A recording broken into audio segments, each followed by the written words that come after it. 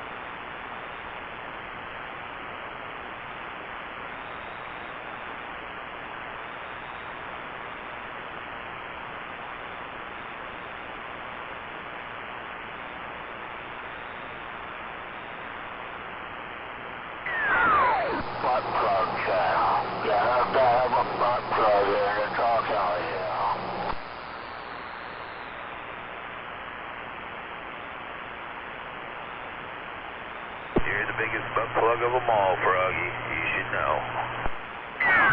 Look at the butt plug here. Butt plug, Cal.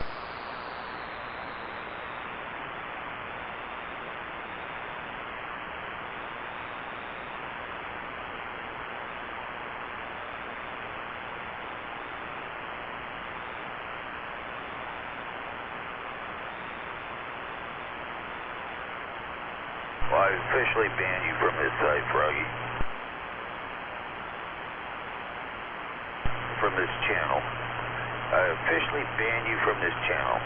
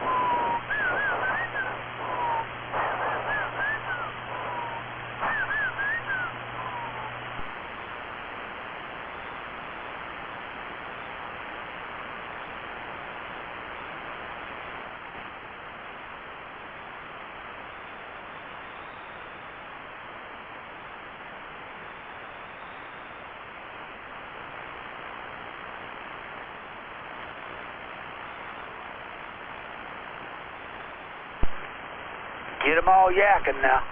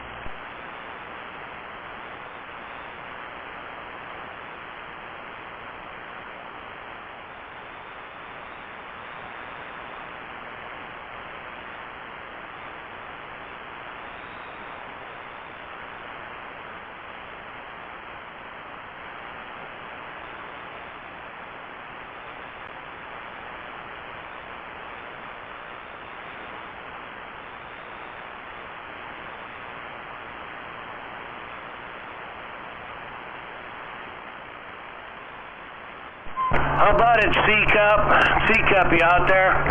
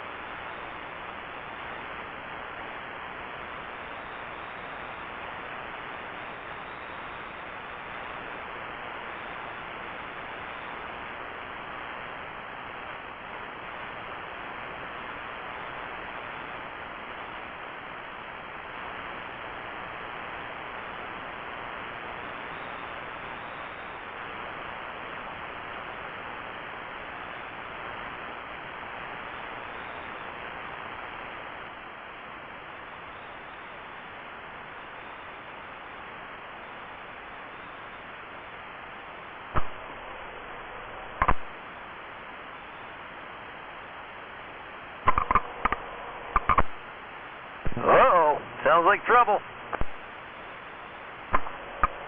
Whoa.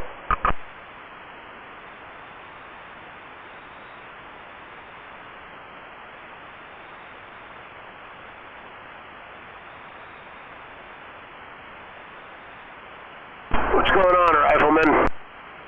It's getting dark down here in the shop. Thank God for the miracle of electricity. Well, that's the problem. Another one of my LED shop lights just burned out, so it's getting dark.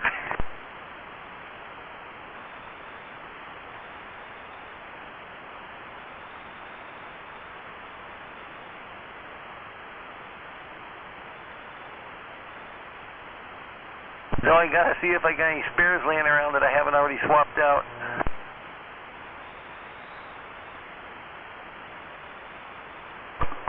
Just key the radio up with the light bulb by your hand there and you'll know if they work or not. We're waving a hand at that sandbagging gonzo.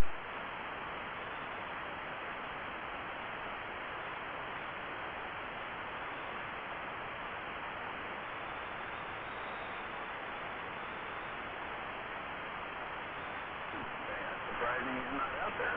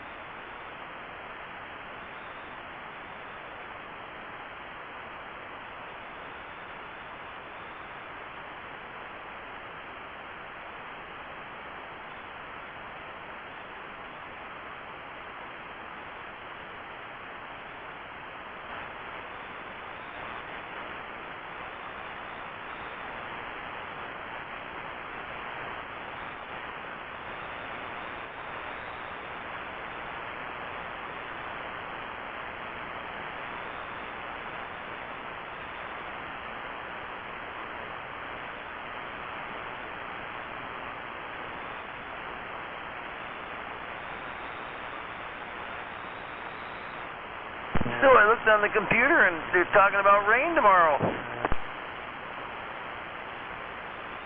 You didn't see him seed in the sky for it? Probably.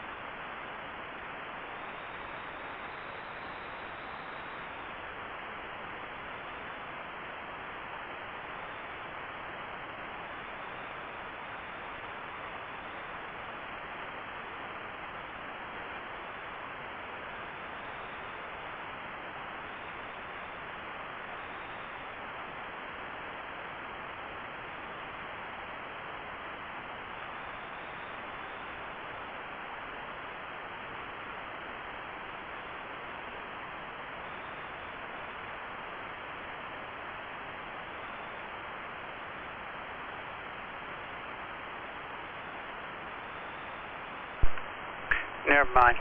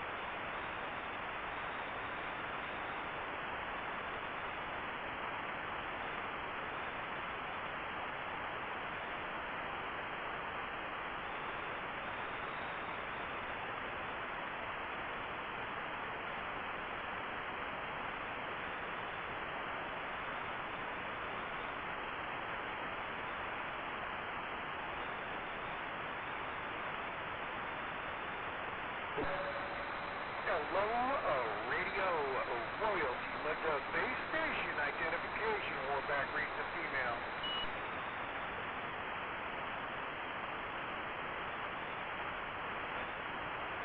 Yeah, I can see you again.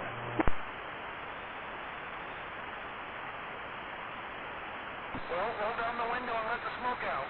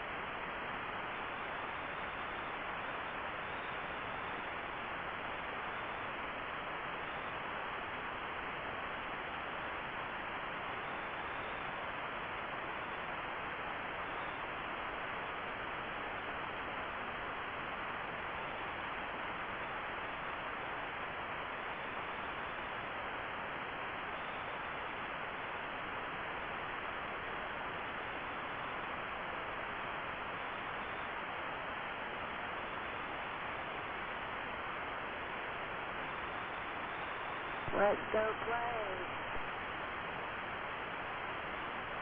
That cooled off 10 degrees real quick. 75 degrees now.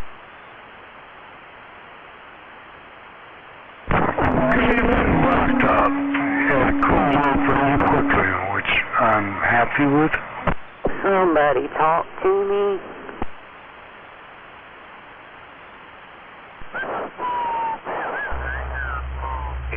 Sounds nice, man. I think the pool's warmer than that. That's it, I'm done. Turn my radio. Turn out the window. It got up to 86 today, so that was nice. Oh, yeah, you bet. No, it's a nice day. Still a hell of a nice evening. Oh, yeah, I'm sitting out back, grilling up some ribs. Nice. Sounds good. I had steak, and yeah, I overdid them a little bit.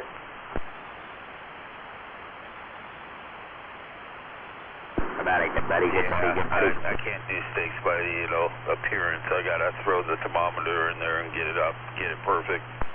Oh, yeah, I hear you. Absolutely. Otherwise, I like seeing that, the grill marks on the steak, but, achieving that, can't overcook it. Yeah, I'd just say that's what happened here.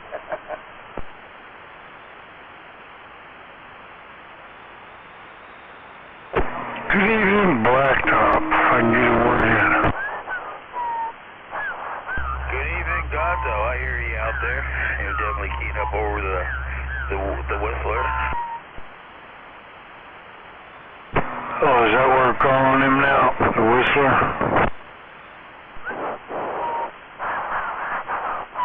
Well, you can call him stupid, dumbass, shit for brains. That's up to you. Whatever you want, man. Just threw in the Whistler.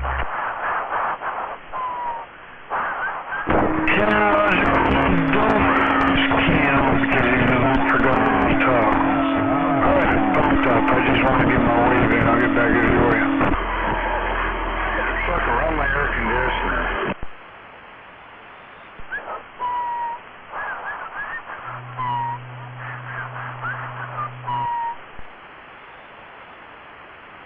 That's pretty pathetic. Dedicate your life to whistling on the CV channel. Bravo. You have achieved stupidity. What is it? Being stupid.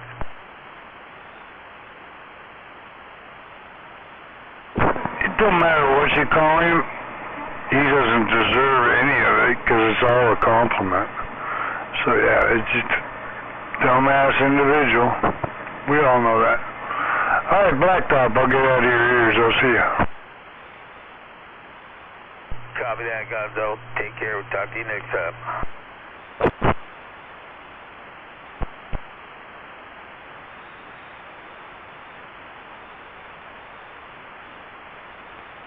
I think about him every time I'm eating Oreo cookies with my milk. I hold the cookie under until the bubbles stop.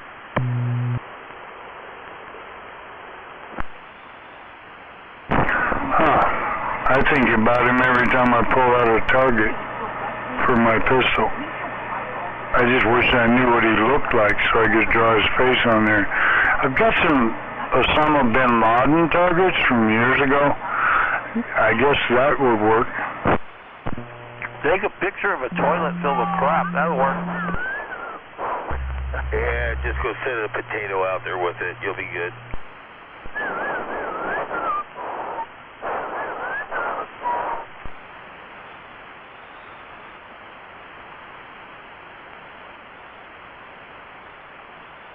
This is what happens when Skip rolls out. Anarchy among the pilgrims.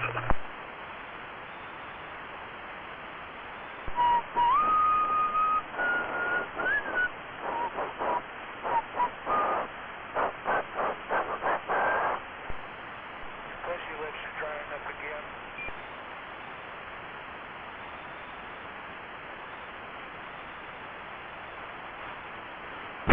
He ought to just save all that whistleblowing for when he's down at the truck shop. cannon bar, so to speak.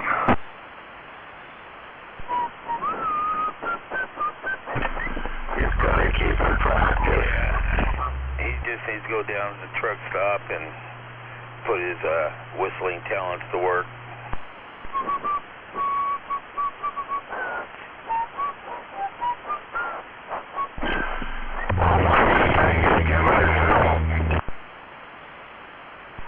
He's definitely persistent.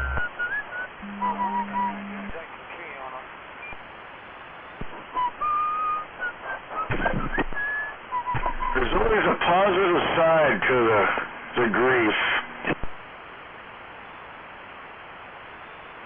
And enlighten us.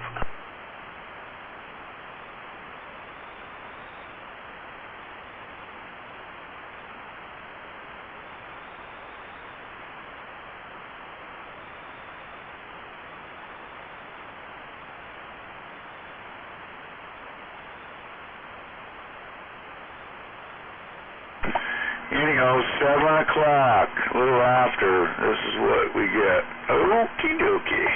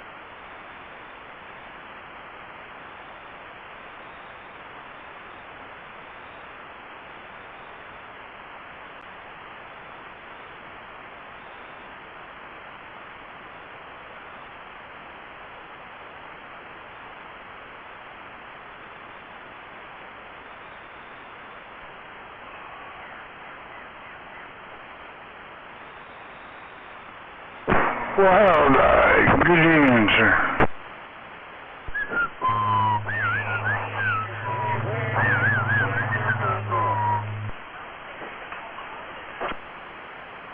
Temple, I'm waving around the household. Damn, it's been a minute. Good evening, you guys.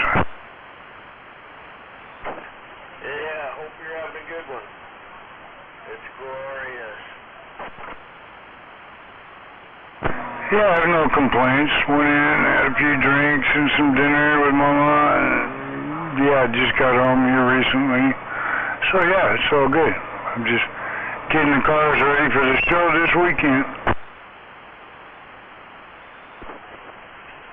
Where's that at? Downtown. Downtown, things will be great. That's right.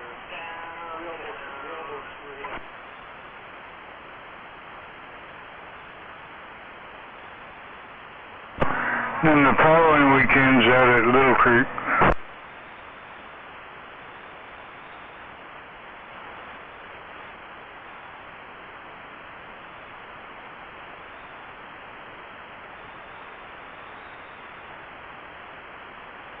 Yeah, Jerry was going to play down there for the burger place, but I guess not.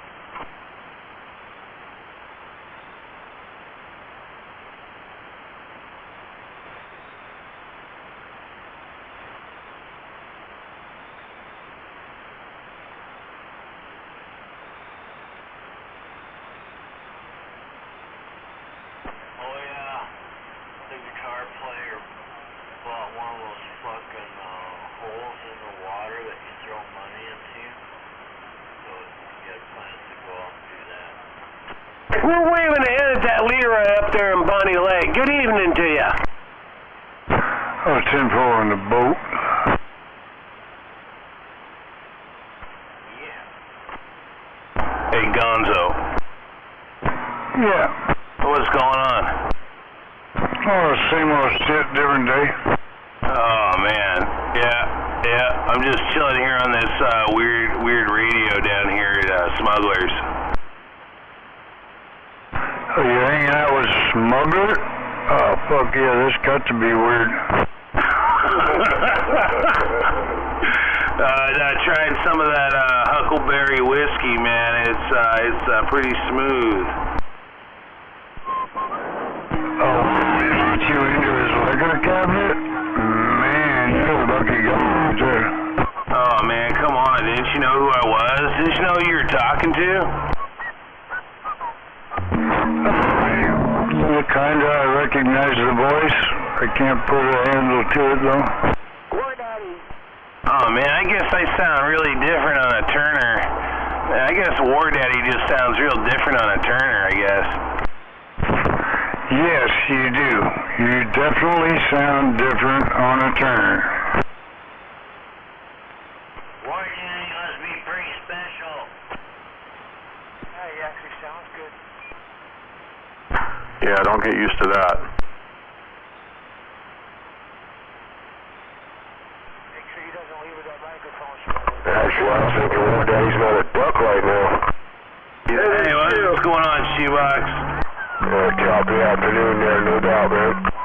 What are you doing, Shoe? I just got off work a little while ago, sitting there smoking a joint. Yeah, you definitely sound different on a Turner. I sound bodacious, just trying to sound bodacious while I'm stepping down here for a minute, you know.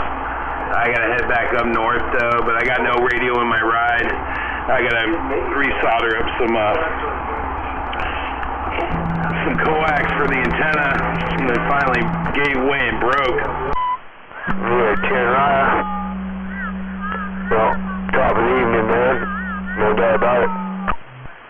Yeah, check. I'll let the station roll. I'm also waving at that Leroy up there, that Bonnie Lake area. War Daddy saying hello. Well, I was waving over at that War Daddy. Yeah, Sky King. Wave.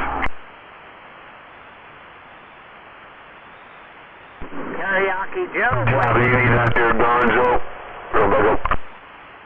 Top of the evening, Mr. Shoebox. Always a pleasure. Quick.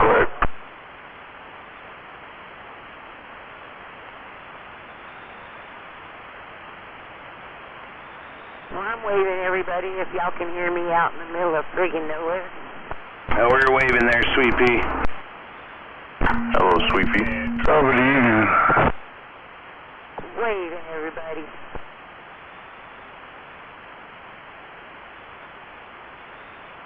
Waving, C-Cup.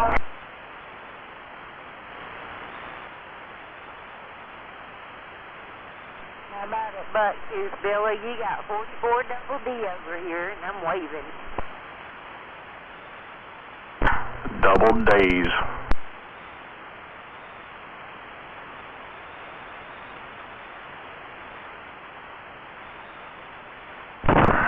Wow, that's not what I saw in those pics. I'm just saying. So you better chill. She throws one of them over her shoulder and the other one she tucks under her armpit. Oh, that was gross. It's just a matter of where you're carrying them, right? They're in there.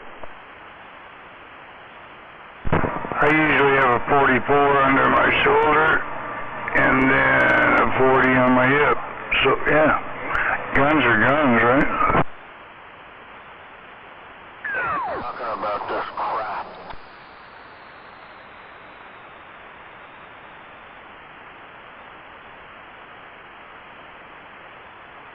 What's going on out there, Gonzo? I'm just enjoying the evening. I gotta go get some water going on my swamp thing out here for the night, but I haven't gotten that far into the evening yet, but I'm fixing to. All the sun's off my swamp thing, so I gotta get some water under it. I was out there in your neck of the woods today, paving. Oh, paving in this heat? Oh my God, that must have been fun as hell. Well, I just drive the truck with the air conditioning, right? Oh, there ain't nothing wrong with that, yeah. I think Smurf, that's what Smurf does. He just stays in the truck. He works for the county up here, and he just stays in the truck with the AC and just kind of points fingers, you know. Yeah, I just haul the asphalt. Their brake. Well, he tries to do that, you know, but he's only got so many shovels he carries with him, and his has got a kickstand. You don't borrow that fucker out. Come on, butt plugs. Let's talk about Trump. Come on, butt plugs. Yeah, we were out there on that Shelton Matlock Road today. Oh, wow, that's a long ways out there, yeah. I used to live out there a few years ago. Yeah, that's a long ways out of your neighborhood. Yeah. Yeah, we were getting the asphalt from Olympia and hauling it out there. From Olympia? Why, when you could get it in Shelton? I don't know. I just haul it. I just do what they tell me. Timber, yeah. Yeah, there's a place right there on Johns Ferry. You would have been a lot closer to haul, but yeah, maybe they got a contract somewhere or something. I don't know. Yeah, a lot of times they have a specific spec asphalt that they have to use also. Oh, Timber. You gotta do what they told you. Fuck you, I won't do what you tell me.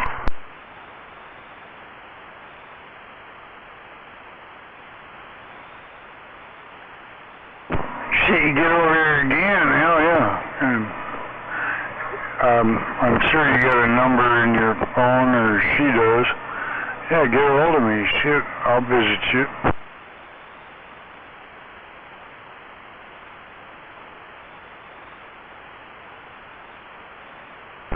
Yeah, we were supposed to do it again tomorrow, but it's gonna rain, I guess. Yeah, I mean, we're talking 20-30% chance of rain tomorrow. Yeah, I don't foresee that interfering with anything you're doing, but hey, you gotta follow the boss, right? Yeah, they were telling us 70% out that way, but yeah, whatever. Yeah, no, all I saw on my app today was 20 to 30%, and yeah, that's why I'm going to get some water on my swamp thing tonight, because I don't foresee any rain. Yeah, I don't see it happening.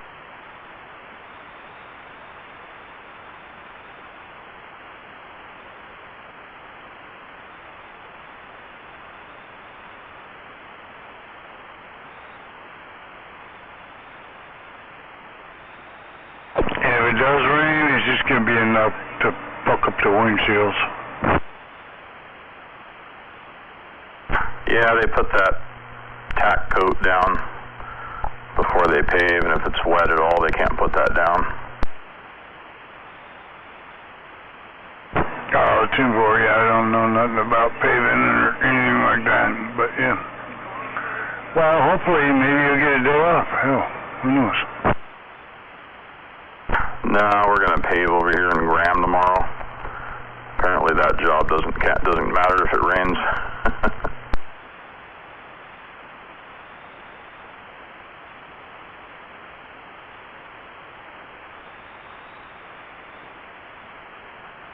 Yeah, a lot of wildlife out there on that Shelton Matlock Road. I saw a little baby fox and fucking, yeah, lots of deer. Oh, yeah, that area is just thick with deer, foxes, yeah, a lot of wildlife out there, yeah.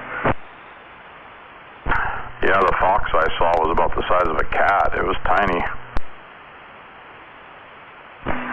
Yeah, I think the babies are out now, because I know when I was building a dive platform down there on the water, yeah, we had a family of foxes down there, which was cool as shit, because I'd get down there in the morning, you know, early morning, and you'd see all the babies out running around, and Mama and Papa up on the log booms and shit. Yeah, it was really fucking cool. Because, you know, You don't see those in the wild very often. I don't think I've ever seen a fox before. Yeah, it was kind of cool. I was on the phone with G-Man when it happened, and I was like, man, I just saw a fox. He was like, man, there's all kinds of stuff out there, huh?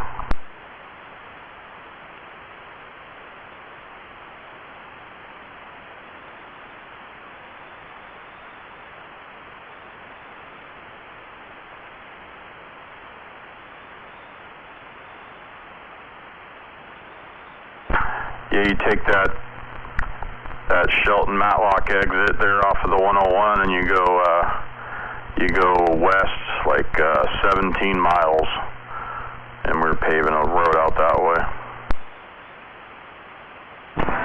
17 miles, so that will be, pretty much dead center Matlock, right around the store.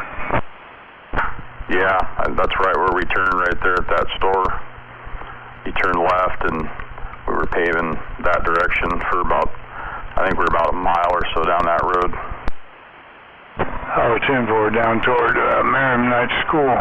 Yeah, I go out there a lot, or I used to go out there a lot. Yeah, I think we paved right up to that school. There was a fire station there on the right, and the school on the left. Yep. Yeah, it spun around right there today at the end of the day. I think we got the whole one side done in 2 days. We're going to do the other side Thursday and Friday, I believe. Yeah, 10-4. Yeah, that's oh man, that's my highway into going toward the ocean. That's the way I go toward the ocean, because it puts it right out there on 108 and down to the ocean. Going through there, you see elk herds, all kinds of fucking wild animals. A lot of log trucks out there. Yeah, a lot of log trucks out there.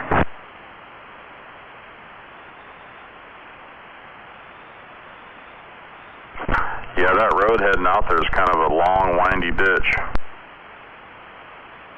Well, actually, once you get on that straightaway that you paved, that's almost the straightaway all the way into, trying to remember the name of it. But yeah, all the way to the highway, that's pretty much a straight stretch all the way through there, other than a couple of curves, of course, over the South Sip and whatnot. Yeah, yep. Yeah, I like that little lake you go by when you're between 101 and that store. There's like a 35-mile-an-hour zone and a pretty nice little lake right there on the right.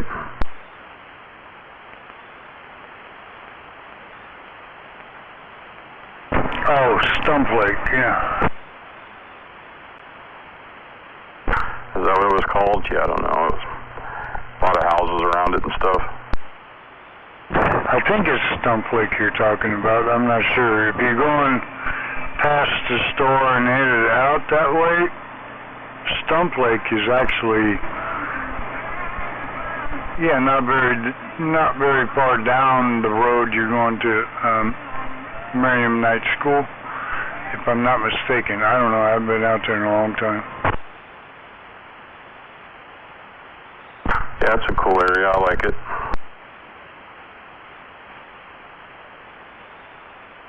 Yeah, the only problem with it is it's still in Washington State. Well, there's always that.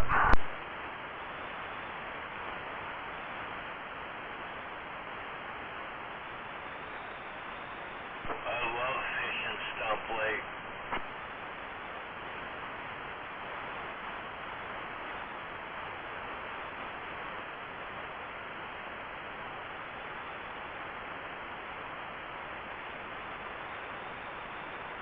Alright, well, I gotta get a hose drug out. I'll be back.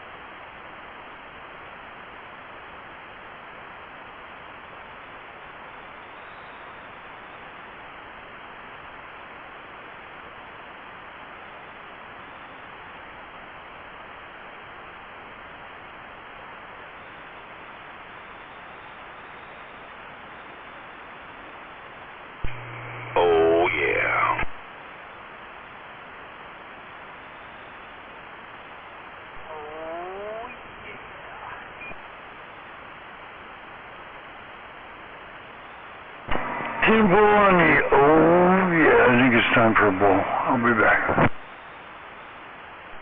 Say that again.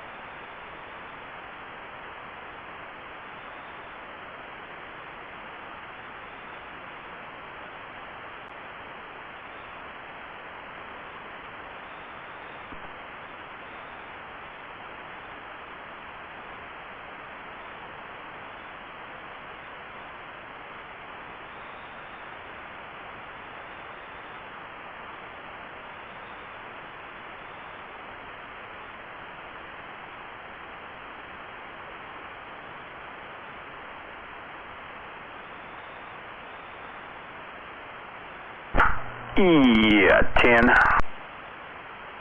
Yeah,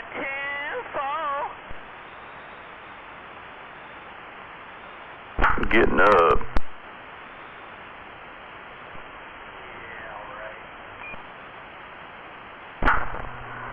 I know you like to get down.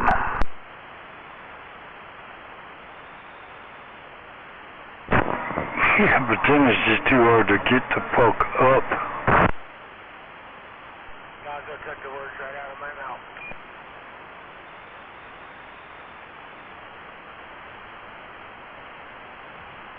It's definitely just get up and stay up. That right there, you know, because when you get down, you gotta get back up again, and sometimes it can be a real struggle. True story.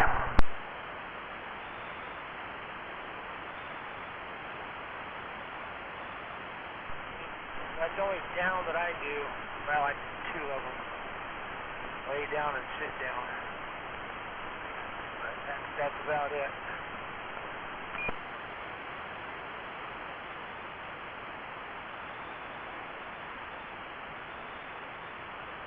Where's all the big radios tonight?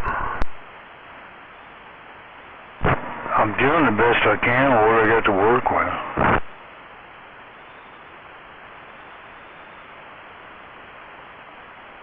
Yeah, go ahead for big radios. Well, I wouldn't call that a big radio, but waving a hand anyways. On the island, good evening, guns are waving. We make do with what we got.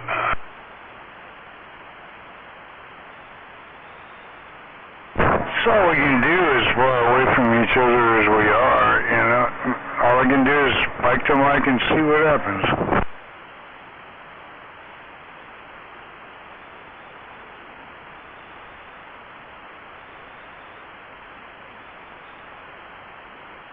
Hell, I'm happy you hit Sheldon. Talk to Gonzo. That's a long ways from where I'm at. Well, you're doing it, you know, 7 swinging 8. So you're doing it well. Just letting you know, Blacktop, sounding choice over here. Hello, Blacktop. Just little old me and my 12 tubes of doom. 12 tubes of Phantom. I'm just a little mud duck trying to get off this island, Brigga. Get on the island in my neighborhood. We've been through this before. Yeah, we got a direct line between you and me, Bisquick. But yeah, you're doing Were you running a 12.2 Phantom? Where are you at, Blacktop, if you don't mind my asking, or representative?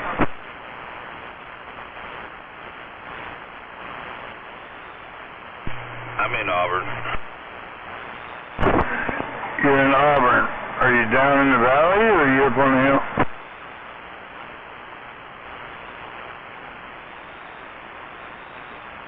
I'm on the West Hill. Yeah, 10-4. Yeah, you're getting her done. You're definitely getting her done over here. I didn't want to get too nosy.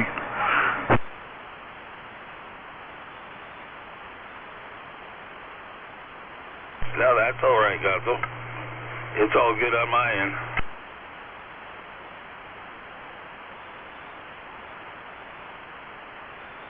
I'm sure eventually we'll put a handshake on each other, but yeah.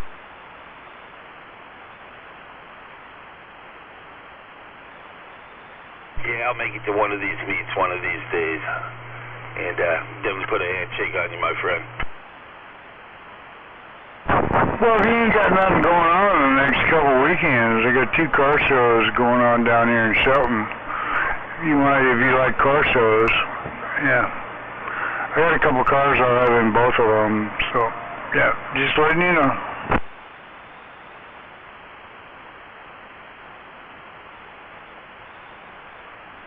Yeah, copy that. My good friend owns Master Blaster Paintball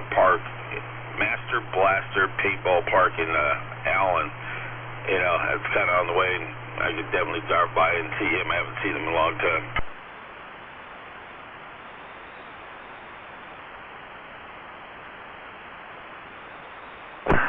Yeah, 10-4. Well,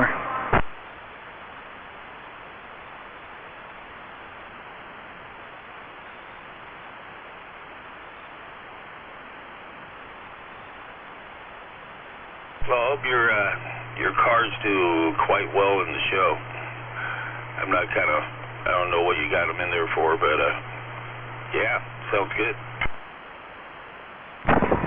Yeah, I don't go looking for trophies. I just got the cars. Yeah, and that's why I got them. Hell, it's well, not a free parking place for the car show, but yeah, no, I got a 72 Nova and a 72 El Camino. Yeah, they're pretty. That's all I can say. I won a door prize one year. I can't remember which show it was, but yeah, that's about it.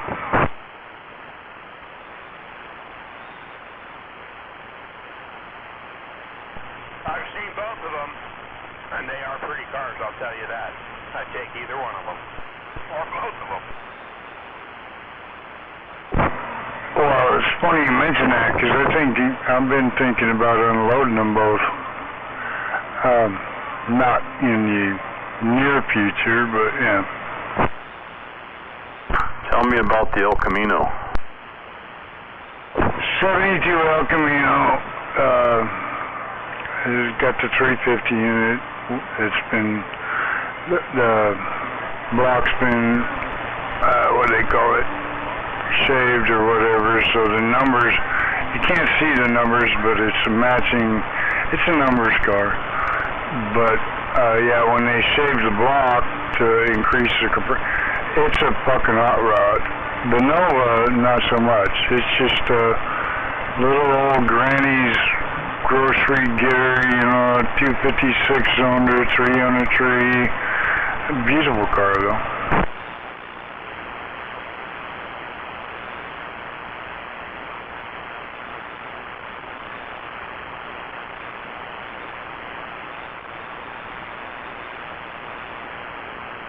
Saw an El Camino on, what was that, Saturday over here?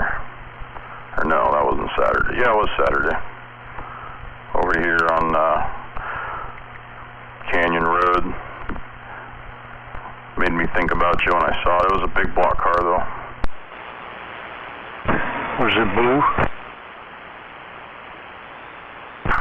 No, it was yellow. Oh, 10-4. Yeah, some line is yellow, black on yellow.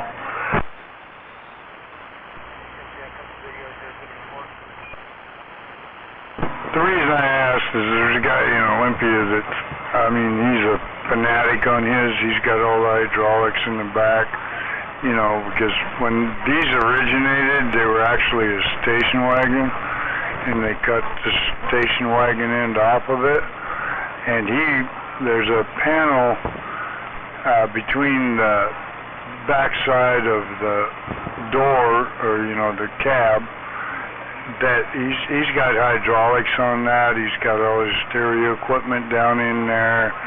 He's got all kinds of hydraulics and just really cool shit on his. But yeah, mine's just bare bones.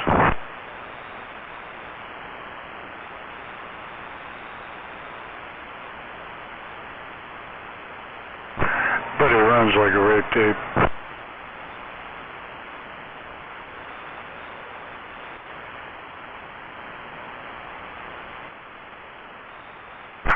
Sounds good.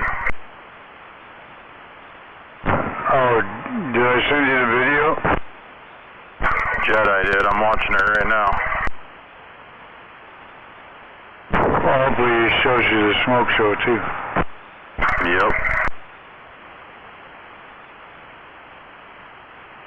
I like that vinyl top.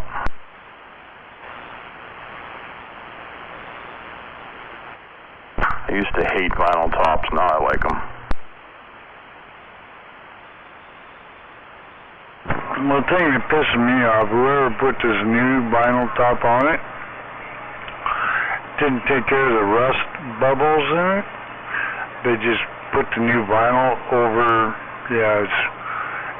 so it's pretty visible. You can see the rust pockets popping up in the vinyl, which really sucks, but it is what it is.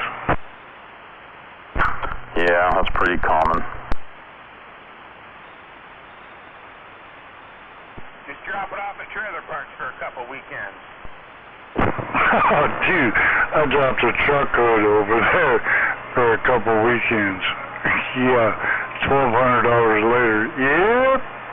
Yeah, I still got that brand new cow inducted hood for my Dodge pickup sitting in the box over here in the corner, because I haven't, it takes two people to hook that up.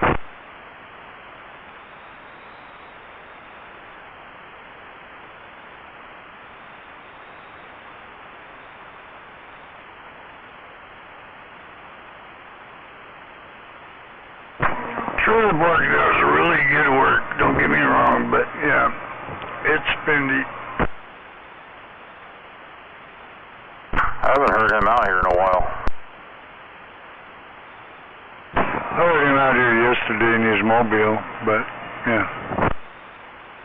And he was down here this last weekend for double taps, 4th of July shindig, but I didn't get over there either, damn it. And shit, I could throw a rock and hit that place.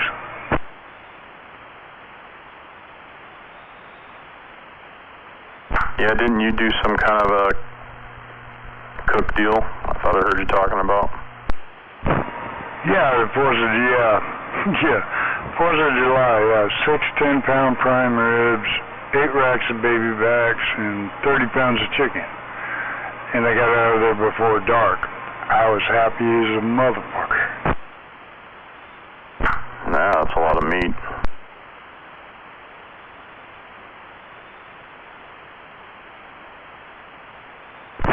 But it all turned out good, and nobody had any complaints. And I've been eating prime rib leftovers for 4 days. I think I've had too much really red meat. So yeah, I need to figure out my diet a little bit better.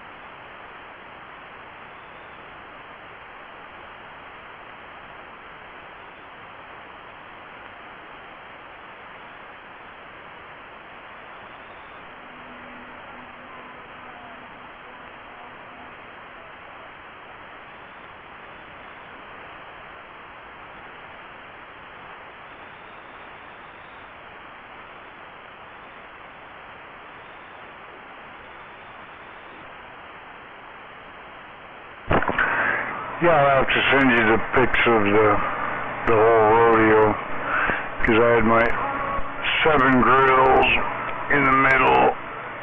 Yeah, I got a lot of those pics. I'll send them to Sweepy.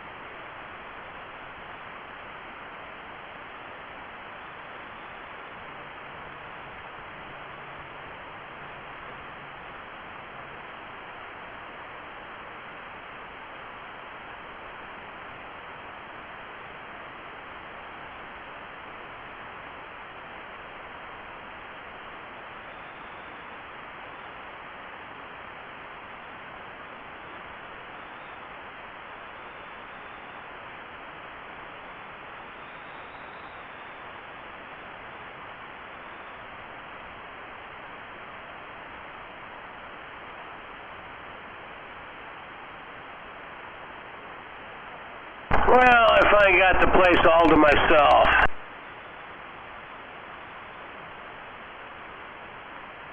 You mean you're unsupervised? I'm unsupervised, an unsupervised adult. Well, I guess. Yeah. You still on your meds? Oh, yeah, I'm on my medication, that's for sure. I forgot to take mine this morning, and I'm not supervised either. Yeah, I just took mine before everybody came over. It's embarrassing taking your medicine in front of your friends there. So I was able to apply my Preparation H suppository laxatives there. Discrete insertion, huh? Yeah, discrete insertion. So yeah, I was able to go ahead and do my Preparation H suppositories.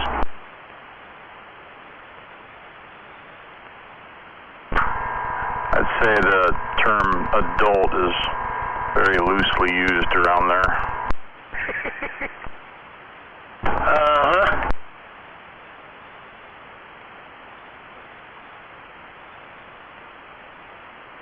Waving there, smuggler. We're waving right back.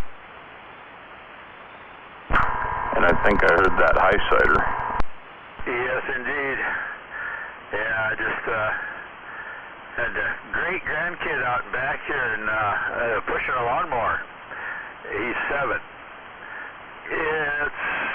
I'm going to have to do something with the handle on that thing. He's going to mow the lawn around here. He's a little short. I've got kind of an emergency going on over here. Roll into it. Uh-oh. Do tell. There are 2 very unwanted guests in my radio room here. Well, can you work up a good fart? There's not too many things I'm afraid of, but I don't like spiders. Oh, they don't eat much. God, what was that song back in the 70s? I can't remember who sung it now. I don't like spiders and snakes. They'll die. Which one there, smuggler? I don't like spiders and snakes? Yeah, that was the name of the song back in the 70s. I can't remember who did it. That's that chick. Oh, damn it. I know it, too. It's right there. No, it was a dude that sung it. He always did kind of like novelty songs. God, I can't think of the name of the fucking guy. Weird Al Yankovic? No, it wasn't Weird Al. This is way before Weird Al. You know, he was stuck in the closet with Vanna White. Oh, yeah? I liked it when he did fucking Amish Paradise and all them guys like Ice-T or whoever it was, all them fucking serious rappers fucking giving him death threats and shit for making fun of him. Oh, yeah. Instead of Gangster's Paradise, he did the Amish Paradise. Yeah, that was a good one. Yeah. I think he did a parody on Gin and Juice, too. I like the Mississippi Squirrel.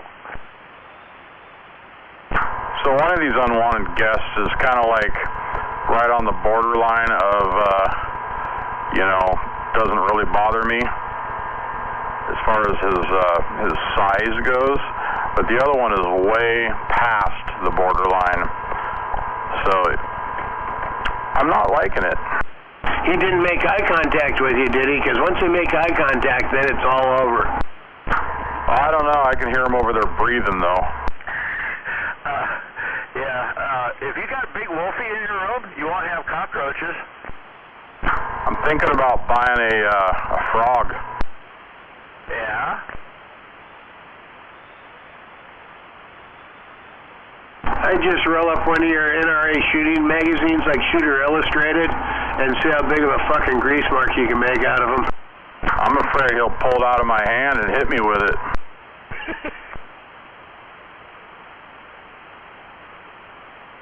Hell, he's got 8 hands. How many does an octopus have? They got 10 or they got 8?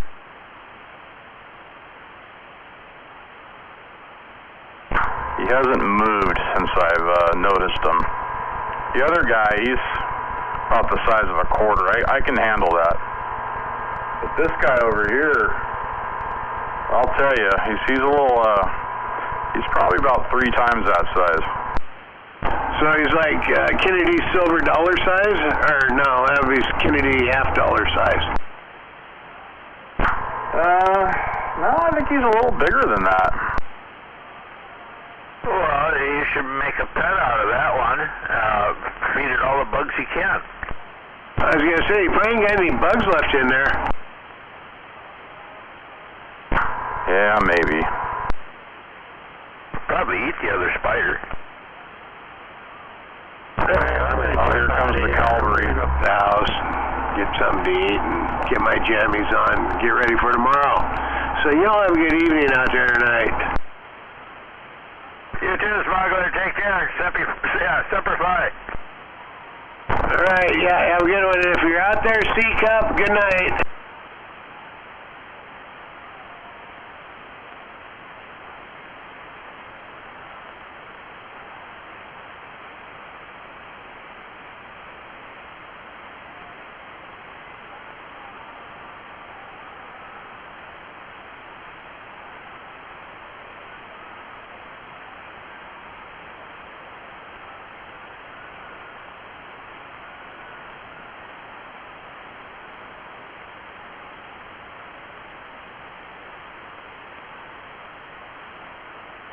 When I was a kid, the house I grew up in our kitchen, we had 3 tall windows in front of our kitchen sink. We had a spider about the size of a quarter that lived there for about 2 years.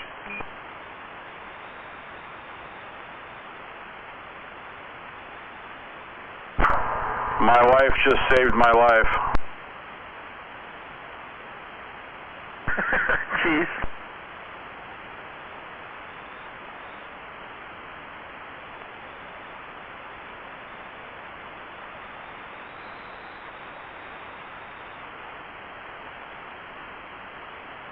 Fucking hate spiders, man. Goddamn.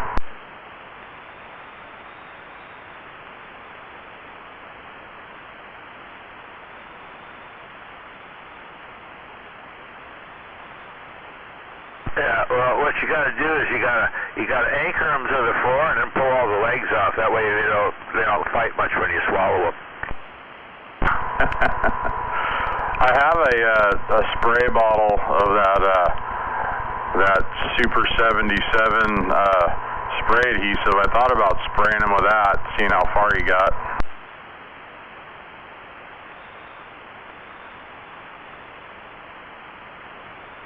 That'd be just plain mean. I didn't want to get that shit all over my new walls in here either.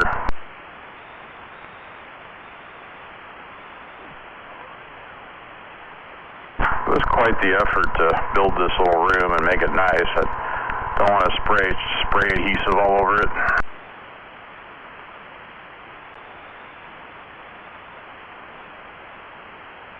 There's a small wolfie in the corner over here of the big window in the garage. And I like to leave the big door open towards the evening there and turn on the light right above that window. A whole bunch of bugs come flying in, and then I close the big door and I shut off the light, and they all collect on that window. And eventually, they work down into that corner where that little wolfie is, and pretty soon I'll have a big wolfie. It's like a farm, a wolfie farm. Yeah, it's probably a female. The females tend to stay put pretty much, and they build a funnel web.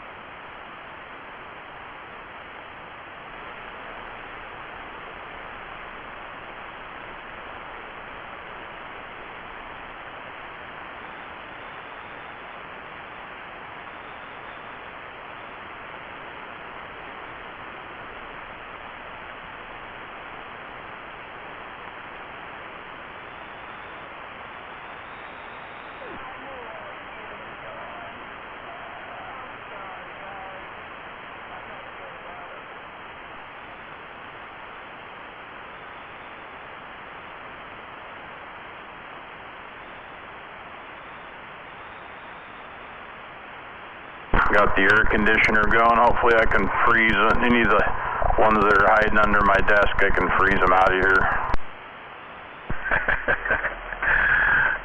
That just means they'll go after you because you'll be a heat source. That's a good point.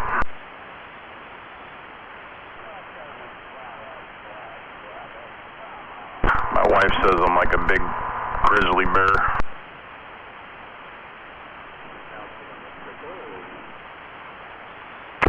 Just spray some Raid in there when you retire at night. I'm gonna set off one of the bombs in here, yeah. And just spray around the, the bottom along the wall. When you go out at night, there won't be anything in there in the morning. I need to get one of them seals for the bottom of my door, because it's about an inch off the floor, Oh yeah, that would probably help. Yeah, it's called a door sweep. Yeah, that.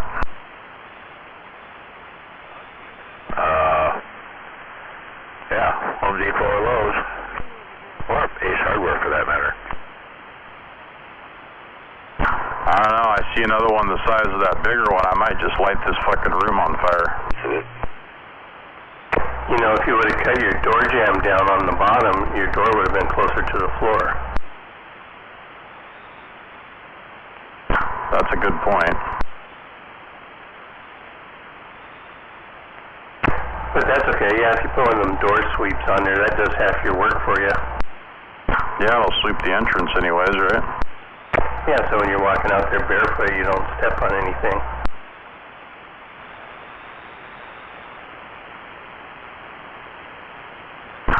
This air conditioner works good. It was nice and cool when I came in here, and then I left the door open, and it heated up pretty quick in here. I just turned it on about 5 minutes ago, and it's about 37 degrees in here now. Sounds kind of nipply. Yeah, it's not bad in here. It's pretty cool. Pretty cool in here too. Oh, that's really cool. That's really cool. It's cool and far out. Hammerhead, good evening. Hello, Hammerhead. Good evening.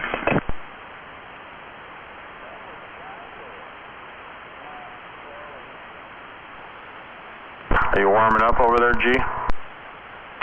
No, it's cool. It's pretty cool in here. That's not what I'm talking about.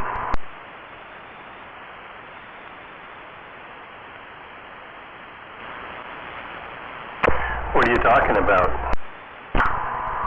3CX. Oh, no, I don't have that going. Well, I want to see it go. I want to hear it.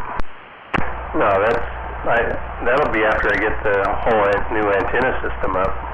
I thought you had it all running the other day. No. Oh, well, what were you talking about? How you had a hard time tuning or something? The little box. Oh, well, yeah, let's hear that one.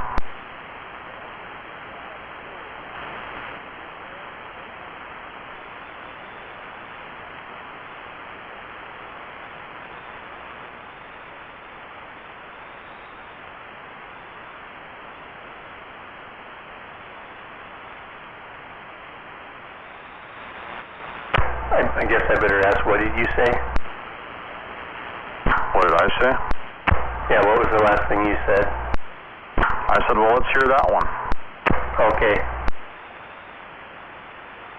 How does it sound? Oh, it's on right now? Yeah, remember the other day you couldn't tell when it was on or off. Oh, that's right. I have already heard that one. That's right. All right, never mind. You're too close. Yeah.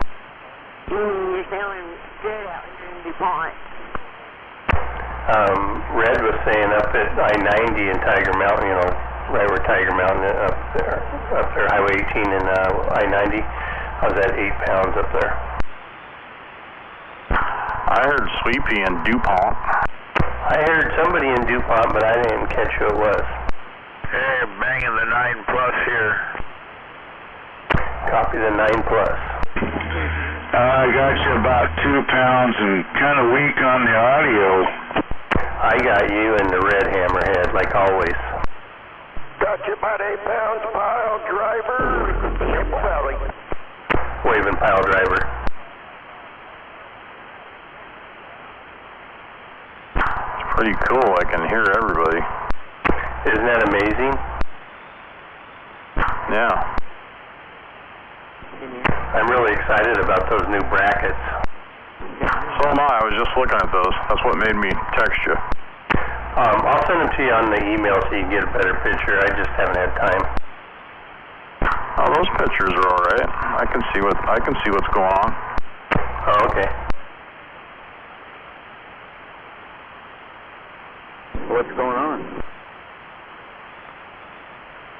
Joe Gun's making us some special brackets. Do they come with the U-bolts, or do we just have to go buy them? I would imagine you have to buy them.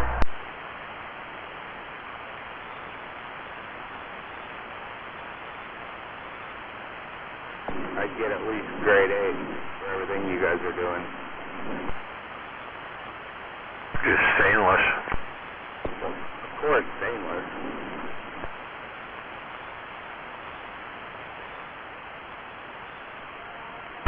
It's amazing what those fuckers are charging us now for that shit. You know the first thing we got to do with those when we get them? Carve our initials in them. Take them over to RC. And have them powder coated. Yeah. Okay, you take yours to RC and I'll take mine to perfection. I want mine hot pink. That tower that he powder coated, man, it's freaking awesome looking. Yeah, that's a nice tower.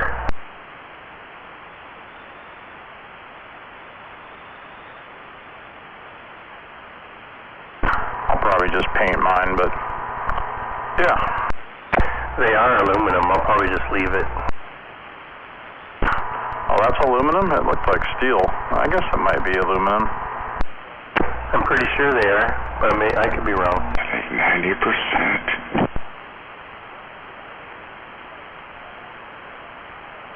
I doubled with you. It was just Hammerhead. That doesn't count. Well, I like listening to Hammerhead.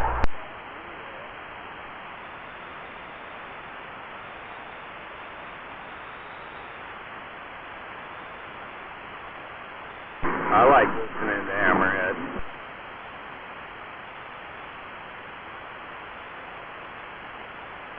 I guess I have a following.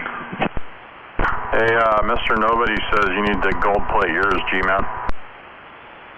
Oh, does he know what we're getting? He's listening to us on the gate, I assume. I love you, Hammerhead. Sweet pea. Raven. So Mr. Nobody, Gage down there, Joe Gunn is making us a bracket where we can pull the T-mount out of the flat beam, you know, where it splits in the middle. Put a new bracket in there that we can, and they got a plate that's welded to the side of it, and we can U-bolt another pipe to that, and put a Omni above the flat element.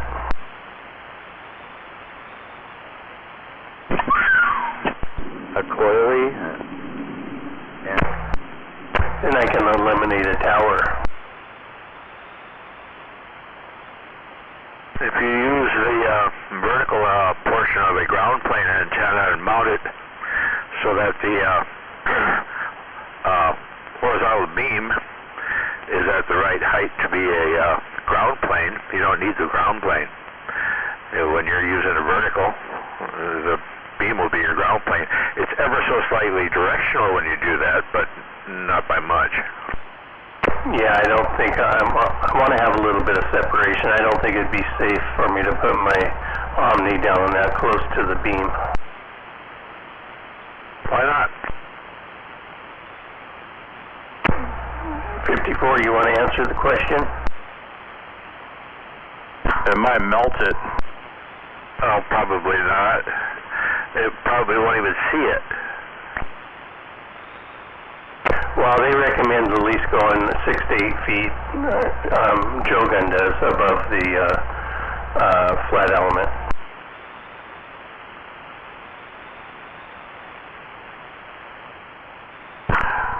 Plus it just gets my Omni up higher. Yeah, I won't even be at the height I'm at now. You know, hopefully it won't make a difference. It won't be very noticeable, I don't think. What is it going to be, about 10 feet lower maybe, tops? Yeah, let's see, it'll be C52, D8. Yeah, it'll be, yeah, 10 feet. What is it right now, 60? No, it's 70 to the bottom. Oh, okay. How tall is that tower with no mast? Was it 50 or 60? I think it's like 52. Okay. You know, that's counting the, it's a 60, you know, it's 3 sections of 20, but then you have your overlap on the 2 sections. So it's probably, you know, 52 to 54. Now, if it's 54, I mean, that's a pretty cool number. Yeah. Ours is 54. I better lower it. That's true, 54. I think I'll cut a foot off my pipe on my other tower. Probably should. Yeah, because that's a good number, too.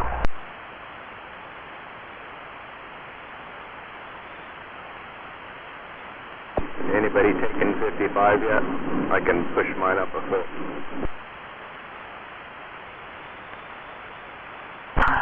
55 is a good number.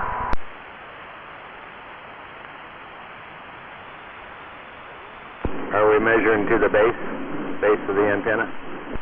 Yeah.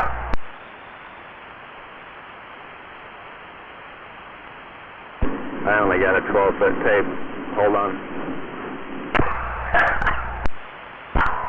I don't have an antenna. My landlord tore it down.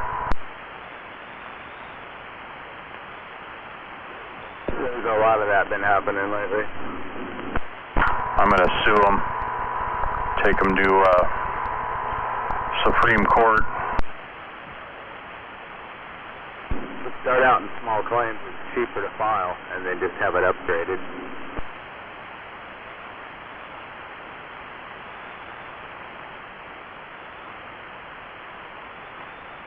So I think I'm going to go with an 8-foot mask on the Omni. Yeah, I probably will go the bare minimum since I don't have that rotor cage.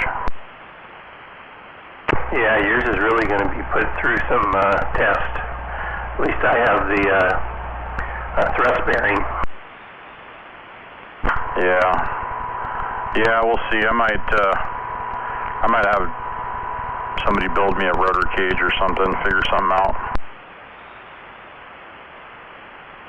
Maybe you should just take this one tower that I'm taking down and buy a hazer. Nah. That'd be sweet. Then you can get up to 70 feet, or, you know, 68 or so. I like my little crank up. I just needs a little tune-up. I like the tower too, but the way the rotor's just on top like that. I mean, I never had any issues with it when I had it, but once you start putting up your beam and put your Omni on top of that, that's going to be putting that rotor to the test. How many cranks does it take to get it up? And then those bolts that they give you, I think they're aluminum bolts, aren't they, for them rotors? No, they're stainless, or I don't know what they are. They're not aluminum, but they're galvanized, whatever they are. I thought I was reading they're aluminum or some type of special screw. I know I didn't read galvanized. They were grade 8. No, I don't think so. Mine were galvanized anyways, but yeah, I don't know. Maybe that 1000 comes with the lightweight model. I got all mine from Kilo. They're all military grade. No, I don't think they're grade A. They're grade 8 plus. They're really like a grade 10. Mine are titanium. I got those holding the back of it on. Mine are unobtainium. Do you have 3/8-inch copper ground stakes? No, my landlord tore all those out. I think that's what happened to Zeus. He said he was moving to Renton, but I was up in Renton the last couple of days and haven't heard him. I think he's still there. I think his landlord took his shit down. You never know. Yeah, he just kind of up and moved pretty quick there. I don't know how preemptive that was, but it seemed like it happened kind of quick. I'm a butt plug in right now. CD Junior, I told y'all. I'm a butt plug in right now. Did you say you had a butt plug in or butt plug hemorrhoid right now? Butt plug in right now. How does that make you feel? Awesome. Does it have one of them big jewels on the end of it when you're bending over? There's a $10,000 diamond on it. Wow. His ass ain't cheap. There's a $10,000 diamond butt plug in right now. I like it. I keep forgetting that this is the butt plug channel. Thanks, Froggy, for reminding me. This is the butt plug. Because Froggy told me, and he knows everything. You just ask him.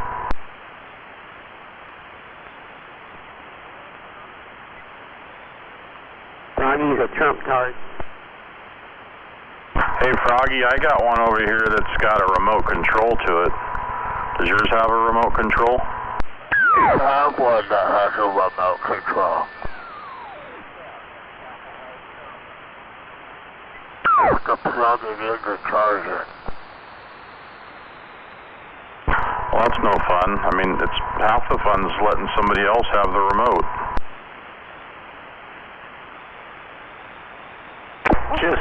Just don't try to charge it when it's still installed. I have a Bluetooth one where I can cover my phone to it, play music through it. It vibrates to the beat. Yep. Hey, Fish, are you getting all this? He's probably pulling his off the charger right now. Yeah, and then he sticks it in his mouth to get it wet and lubed up first.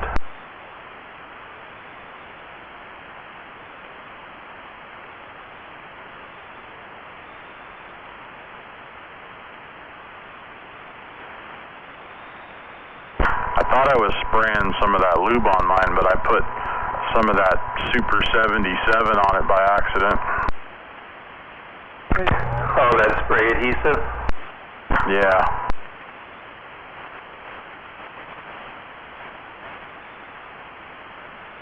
You get your tower up, G-Man? It's been up. I got the rotor mounted to it and did a little bit of, I did the control wire. No antenna on the tower yet.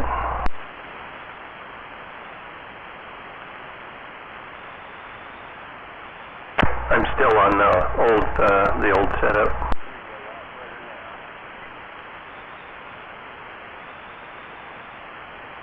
I'm a one-day guy.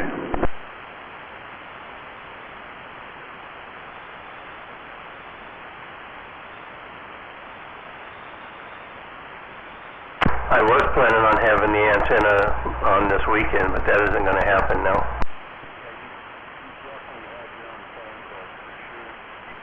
Have to file a work permit. I'm having a new bracket made, so I'm going to split my flat element beam back in two and put a new bracket in the middle, so we can mount omnis on top of it. I thought you weren't going to put it up because you were going to be in court. For? I figured you were testifying for MAD. Oh, does he have a court hearing? Wire fraud and identity theft. Nice. Is he going to get busted for that?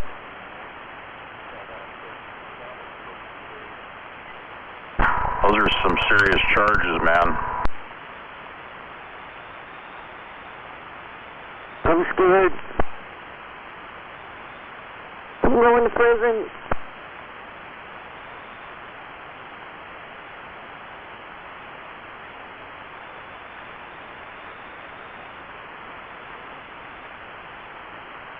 He's a tard.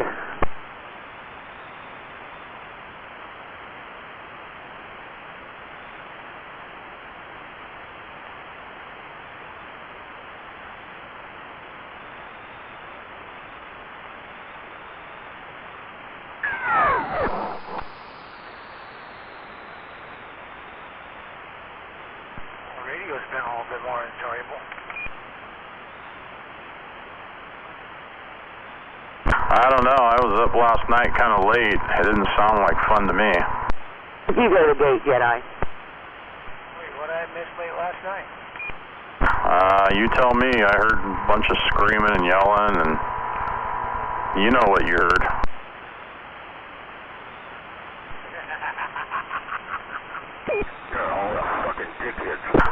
I mean, I turned the gate on for 5 minutes and went, oh, Jesus. I was shaking last night afterwards, man. And, you know, between Sour Patch being gone and MAD being gone, radio's been rather enjoyable. She must really be craving that schwang. Fuck you, Jedi! You make me crazy.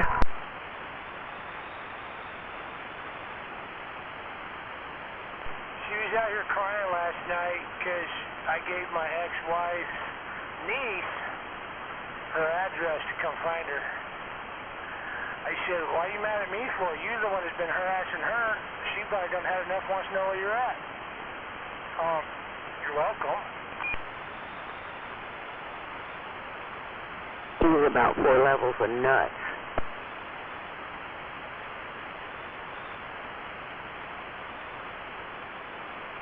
It was an entertaining QSO. I caught, like I said, about 5 minutes of it. I need to go watch the gate.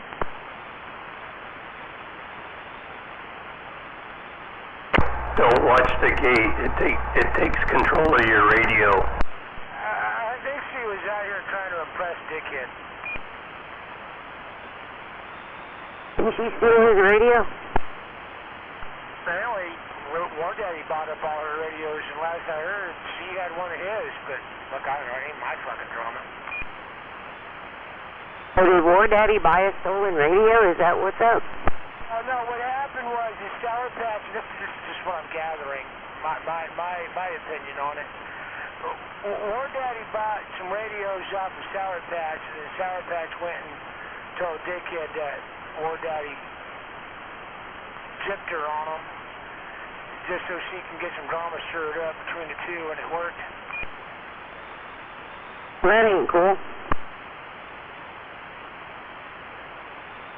That was funny listening to War Daddy and Dickhead whine and cry. I'm like, y'all got kind of gonna stick your feet out now. Come on. I mean, don't listen to me. I don't know what the fuck I'm talking about. That's why I only give radio equipment. I don't sell it. It's a gift. Unless it's stolen.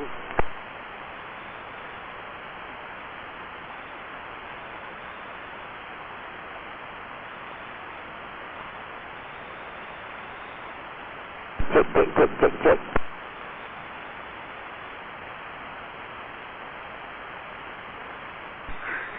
Yeah, out there running this mouth, telling lies again.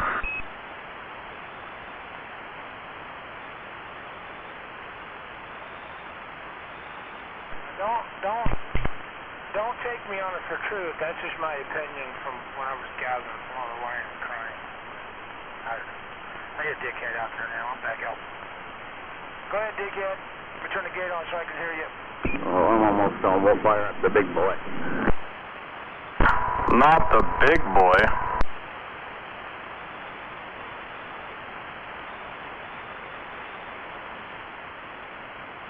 Where'd you go, Fish? Oh, I'm here. You're awful quiet. Waving fish. Waving. Waving fish.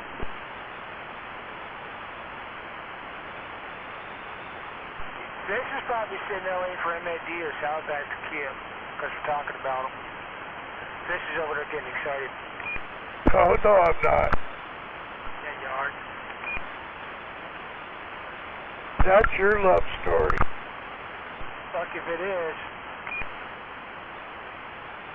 I think he's got you on that one, Jedi.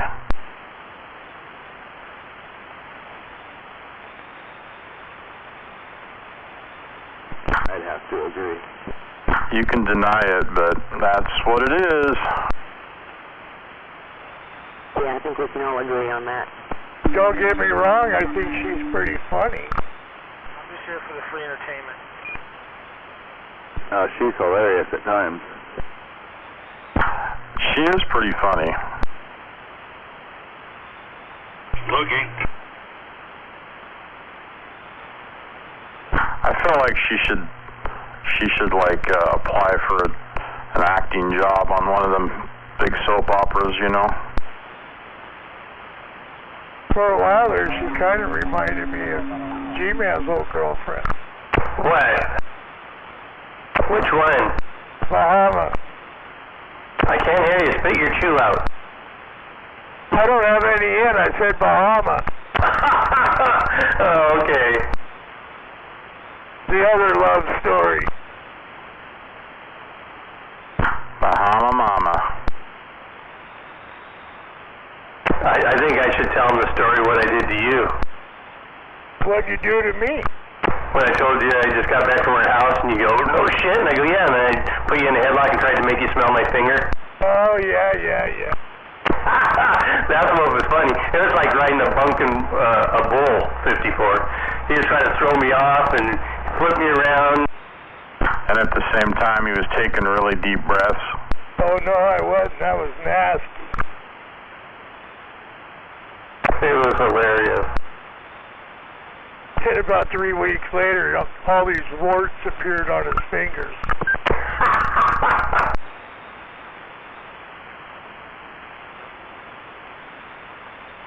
Oh, man.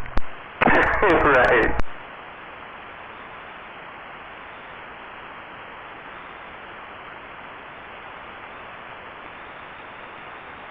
Those aren't warts. Those are love bombs. Hey, I heard Gooey Duck got mad at you for some reason the other day. What was that about? He didn't get mad at me. Yeah, that's what Red was saying. I don't know. Yeah, I guess he was, I don't know, maybe he was listening to the gate or something, and yeah, Gooey Duck called up Red and said he was pissed off at you. My. Nobody gets pissed off at me. I couldn't imagine what you did.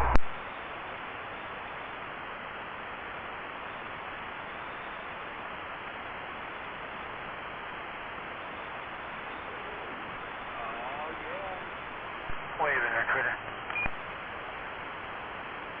What's up there, Jedi? How you doing, bro? I'm doing alright, man. I'm just hanging in and hanging out. Well, not illegally, I hope. I mean... See, Fish, right after you told that story, 188 should have put on his CD on that. This is the home channel. Oh, yeah. Copy that. Does he still have that? I would imagine. You can't get rid of something like that. That's history.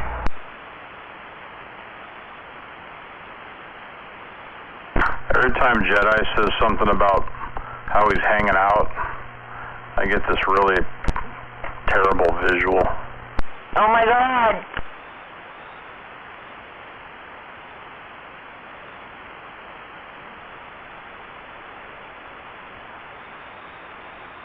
We all do. I just put a wig and some lipstick on it.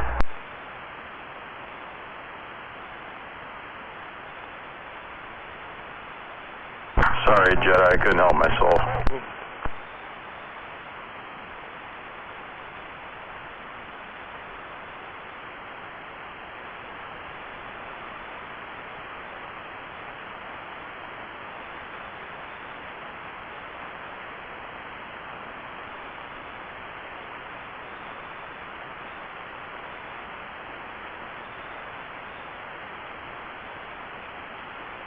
I think we need to get Fish one of these studio mics there. G, what do you think? That might help. What? Something wrong with this? No, it's kind of has that muscly sound. Sounds like you got 3 pounds of chew in your lip. Oh wait, you probably do.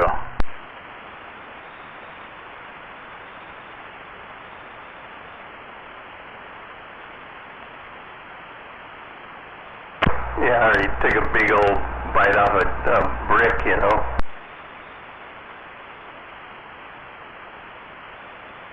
Chewing tobacco. Hey, I was going to mow your lawn the other day, but the gates are locked. I know, that's what Tommy was telling me. Next time you have to let me know, I'll unlock it for you. Was it as bad as yours? I don't know, Dalton, he weed whacked the whole thing. It was pretty high. Yeah, we did mine like 3 weeks ago, so it can't be as tall as yours. Yours was like 2 feet.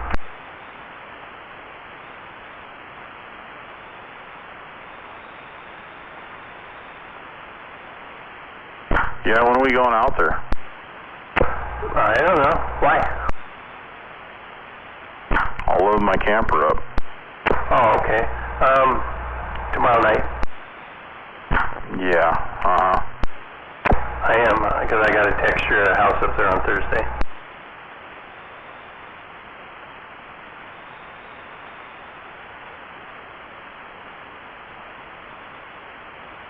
Yo, G-Man. Yeah, come on. Yo, it's, that's quick over here on Vashon. Hey, I got, probably about 1,200 square feet, and it's the lid of my shop, 2x8. What's my cheapest route, fastest, cheapest, way to go about getting it insulated? Roger? What do you want to do, the ceiling? Yeah, right. Okay. Is the shop cleaned out? Yeah, pretty well cleaned out. Yeah, I mean, I can. Yeah, it can be very easy. Yes, I just been doing the walls in here, so all the walls are all insulated and shit, and the lid's the next step. Yeah, we don't do insulation though. Oh, Roger. Yeah, I didn't know if you did or not. I was just checking in there, Roger. Yeah, so it looks like it's 25 sheets, 12-foot sheetrock on the ceiling. Yep. I don't really want to go with sheetrock. I don't know what I'm going to go with on the lid. I scored a bunch of 3/4 AC plywood. I couldn't pass it up, man. I got it through my work for dirt cheap, like dirt cheap. So that's what all the walls are. So it looks pretty fucking fancy in here. So I'm not sure what I'm going to do on the lid yet, but I do need to get it insulated here real quick. And then obviously I got to do bird blocking or drill holes for, you know, and put the wire mesh in, and then do a ridge vent on it too also. Yeah, copy that. So it looks like 38 sheets of plywood. 38 sheets of plywood. Roger. I'm writing that down right now. Yeah, so, yeah, I don't, we don't do insulation. We're just drywall. Roger. And texture.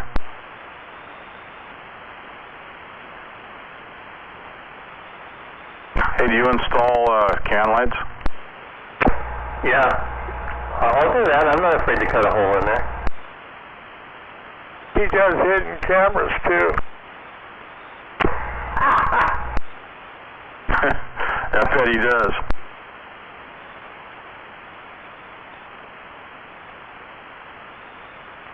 I like watching the hidden cameras when there's a couple in there.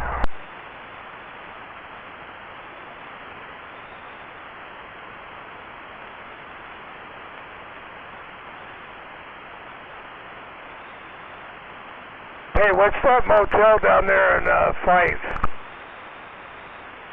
I don't know. It's over there by that Indian Dome smoke shop.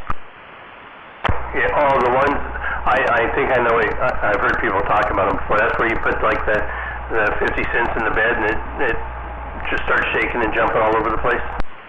No, they ran it by the hour back in the 70s. Our moms wouldn't let us bring girls home, so we'd take them down there. Then we were watching the news one night. I guess they owned a motel in California, and they were filming the rooms and swapping the movies. Oh, okay. So that's not the ones with the the bouncing beds? I don't know nothing about no bouncing bed.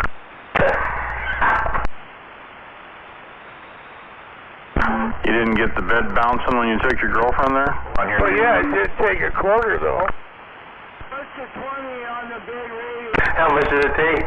Oh, there's a big radio. There's a big strapper right there, daggone, if I've ever... Them dirty girls in my neighborhood were cheap. Is that Papa Smurf I hear jumping up and down? Papa Smurf. I guess not. Last time I seen you. I heard whoever that was talking about a big radio. I thought it might have been Papa Smurf, but I must be mistaken. 10 p.m. yesterday morning when I stopped in there.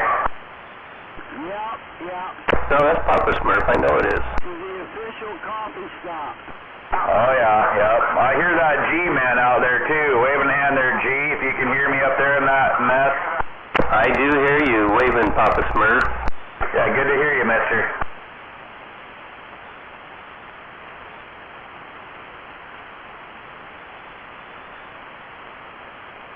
That's crazy. You're crazy. You freaking local.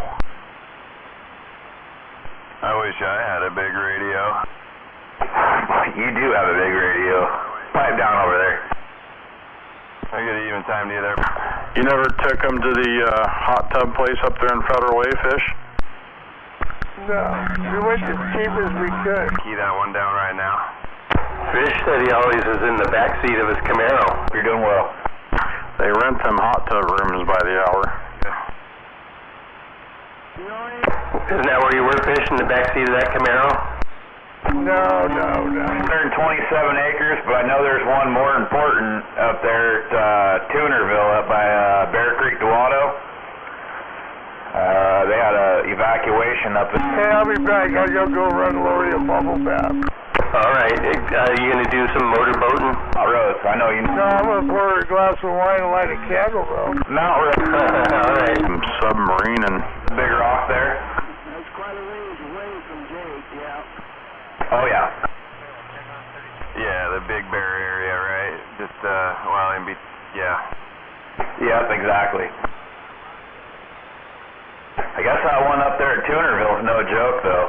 They had I know that guy's pretty loud. emergency management center. Not here. I told everybody to get out. Yeah, I got it on my phone about an hour, maybe more ago, yeah. Where's that at? Same here. I had to turn on the scanner. Well, I tried anyway, but I didn't hear nothing. I've been watching that helicopter going back and forth from the airport, fueling up. Oh, yeah, 'tis the season. Hopefully no one gets hurt. I looked up where that Tunerville Drive was, and, there's quite a few houses back there, dude. There is. I call it Tweakerville, but, yeah, every human matters, I guess. But, yeah, there's a lot of tweakers and shit live up there, but, yeah. Hopefully no one gets hurt and get it put out.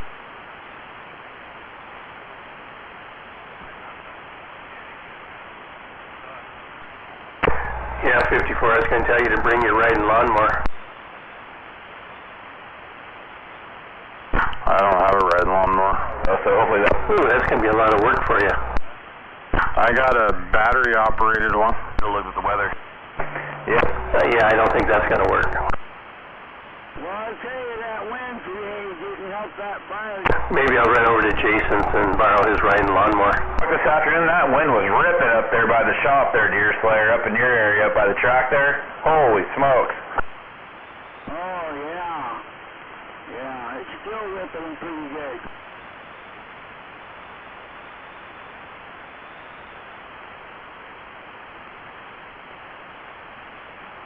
Well, dang it, I got some stuff outside that I need to get moved inside, so maybe I should spend some time doing that tonight. Waving an evening hand. Just off and on showers, thunder showers and stuff tomorrow. That's what I seen on the news here about 5 o'clock or 6 o'clock, whenever on Channel 7 there. But, yeah, if you got stuff outside, you might want to bring it in. Yeah, Tin, we don't need thunderstorms, that's for sure. Absolutely not.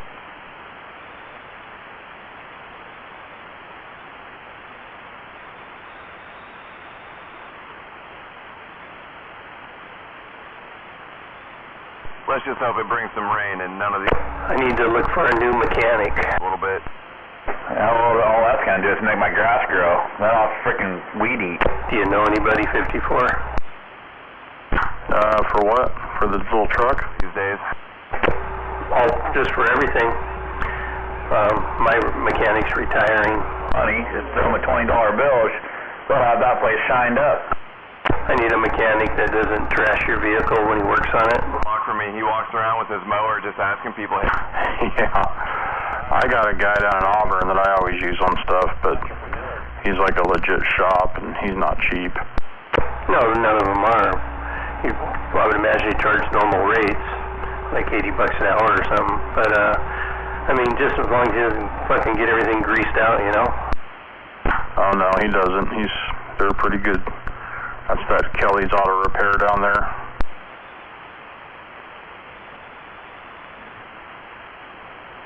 Yeah, I don't know. I don't know either.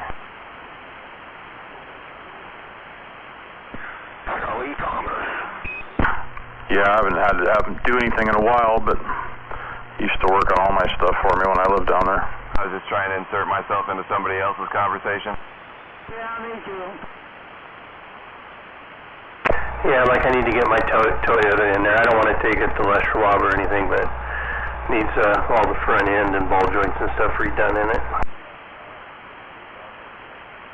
Yep, they do all that. Well, back out to moving stuff in my shed, especially if it's going to rain tomorrow. I'll catch y'all. Well, I'll be sandbagging on the shed radio. If I hear anything interesting, I'll come in here and chime in. Check. Who's doing the sandbagging down there? Hey, Smurfy, who were you talking to? I was talking to Ribs and Deer Slayer. Oh, Deer Slayer? I can't hear him. I think I heard Rib. Yeah, they're both out there. Wave in there, Deer Slayer, if you can hear me. Is Deer Slayer over there at Maytags? Deer Slayer is posted up. He's out by the Ridge racetrack out there. Did you hear G-Man there, Deer Slayer? Yeah, good evening, G-Man. Oh, I heard a little bit of audio coming out of Deer Slayer that time. Audio, radio, hey, if I rev the engine up, it will make more horses. How's about that? Is that better? Evening time to you, G-Man. I know why you can't hear him. Why? Because the gate's controlling your receive. I know, and I think it's been messing with my modulation too. Kilo took control of my radio.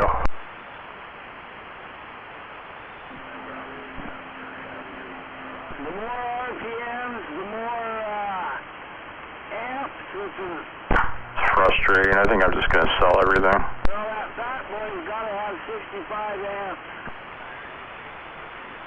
I do hear Deer Slayer talking. I just can't make out what he's saying.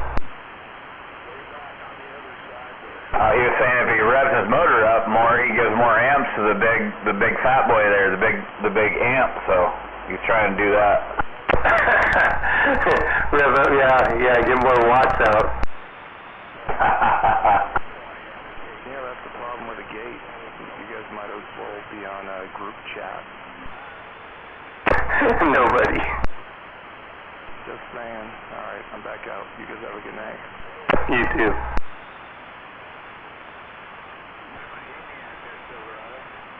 Oh my God. Wait a minute, nobody.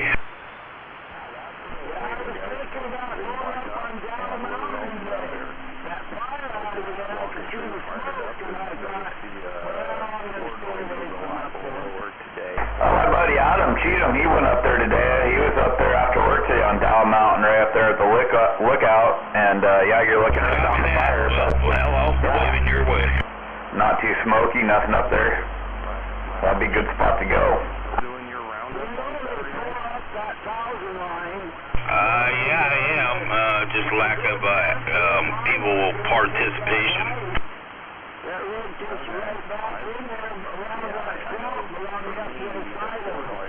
Yep, that's how I get up in there. Yeah, yep, exactly. You go just past that, hang that right, you go in there, you come to a Y, you hang it right, and there's a little paved area, you go around the corner to the left and go up that way. That's how I go.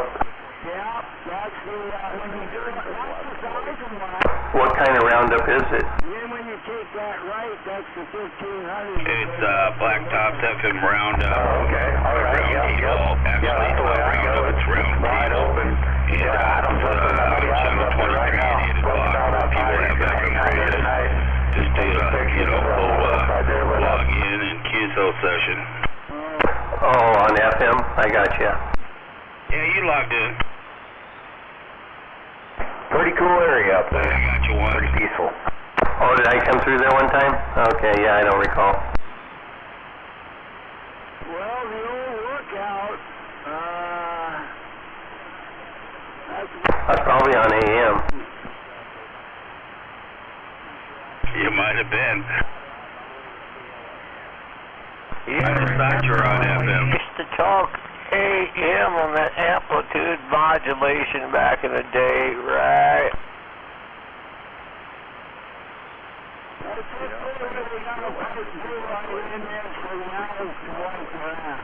You are 100% correct.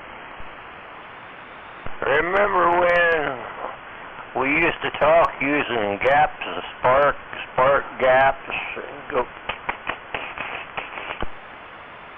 Yeah, well, my wife, who I've been with for, 39 years, she was a Morse code intercept operator, so yeah, she's a Morse person, man.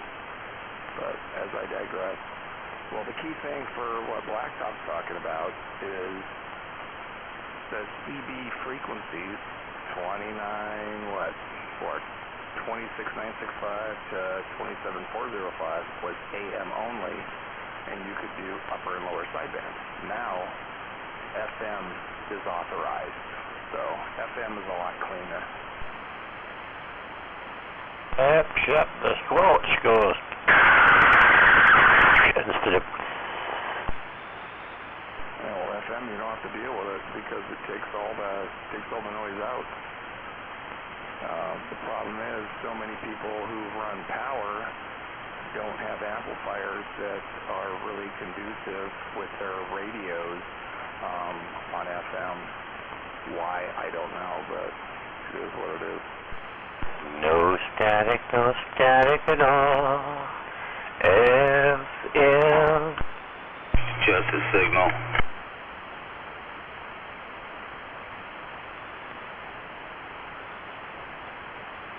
I hear some music out there. Who is that?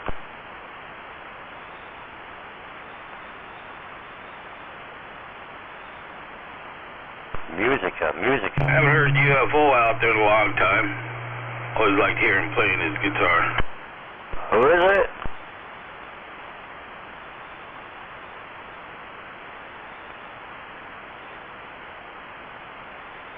I've got a stuck screw. I thought it was a loose screw. No, it's tight. was stuck. Yeah, the loose one fell out and replaced it with one that don't fit. Just stripped in there? Yeah. No, it's in there tight. I think it's a little bit corroded. It's one of the, the thing on the bottom side, the screws. Yeah, I bet he tried to hammer it in like a nail. No, it's screws. Is that high cider? Yeah, it could be. Yeah. My signal's different if it is. Oh, different. How? In a very positive direction. No, not me. Okay, then it's not you. I don't know. I got a stuck screw. It's making me, I need to get in there. I can't get in there. It's got stuck. I still think it's loose, not stuck. I've confused. It's true. Yeah, okay, well, something changed on my end, but no, you're sounding bodacious, or more bodacious than you were before, so just giving you props. That's why I was like, what? Well, I'm trying to think of whether or not I've talked to you since I went up the tree. Probably not. I think the tree has something to do with it, no question. Yeah, I just run A99 up there until I ran out of coax at about 100 feet. I got another chunk of coax. I could continue the climb. I just haven't done it yet. You can't splice coax like that. Result in losses. Right. Like I care about losses when I gain that much going up. How high did you go? I'm at about 100 feet right now. I got another 30 or 40 above that I could go. I just didn't do it that day because I didn't want to stretch the coax any tighter. You big scrapper. Yeah. Anyway, I'll get there eventually. Just came in from weed whacking. Yeah, putting the cable on there instead of that plastic line and welding a bead on the end of it. Oh yeah, that works really good. The only thing is it throws sparks when you hit rocks. I want to put a mesh plastic node on top of Mount Tahoma. I mean, seriously, I don't care if it's a little temporary. I want to put it up there and see what kind of havoc it causes. Mount Tahoma? Yeah, Rainier.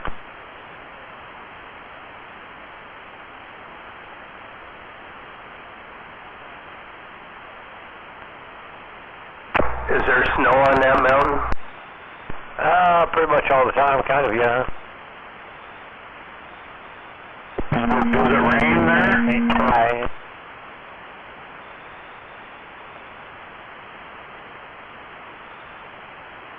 Do they have earthquakes? Yeah. That's probably one of the reasons it got there. Sort of, maybe a little bit, kind of.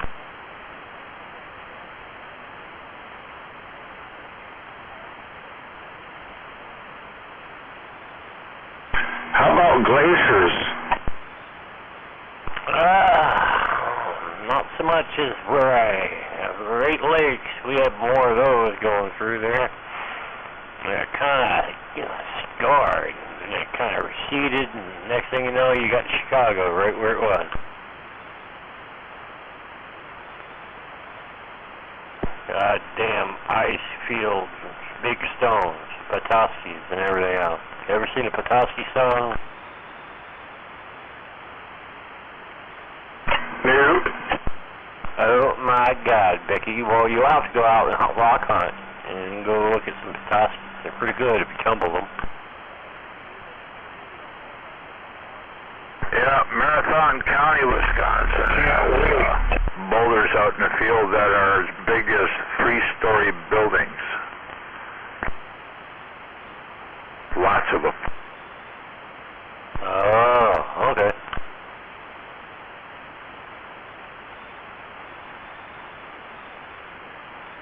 Good.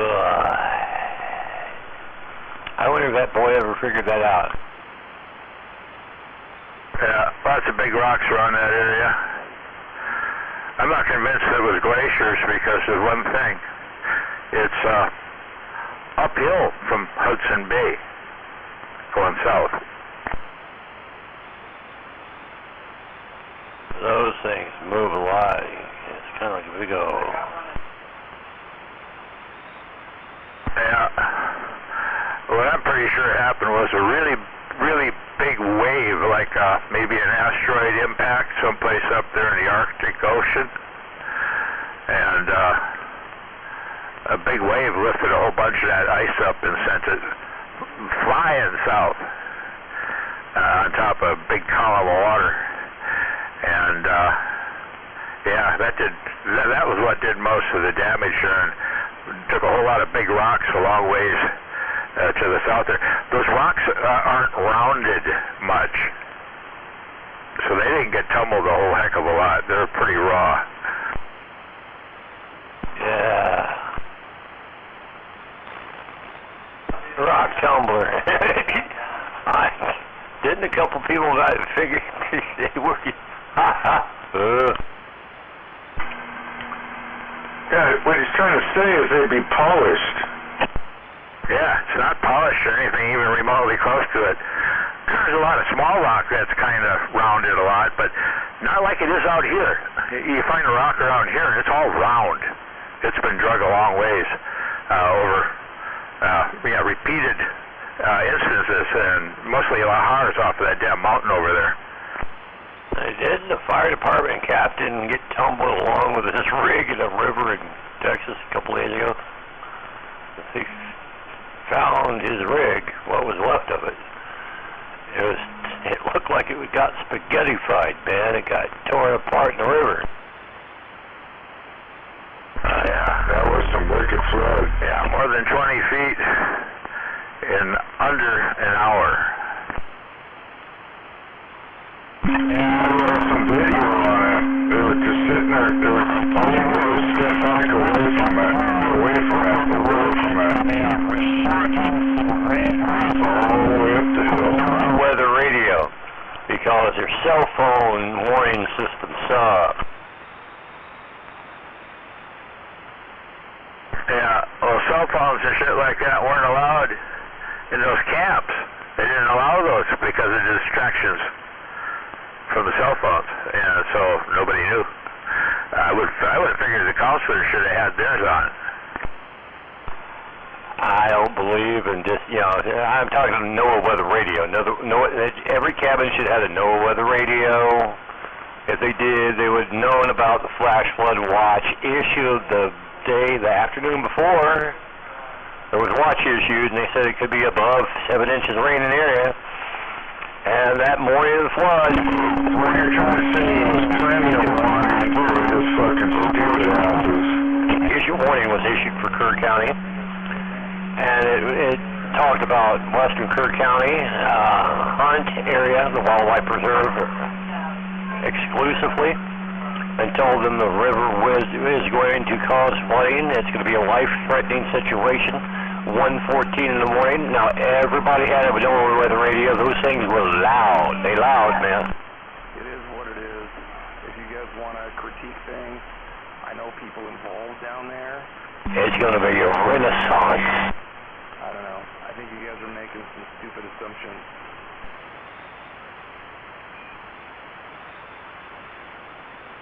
Well, thank you for that clarification.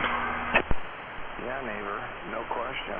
And I had to do the same thing during Katrina, because I had to go down there and pick up the mad spent bodies and all that. And everybody up here in the Northwest was like, oh my God, how could this have happened? Dude, get out of our bubbles, and then we understand that, shit happens.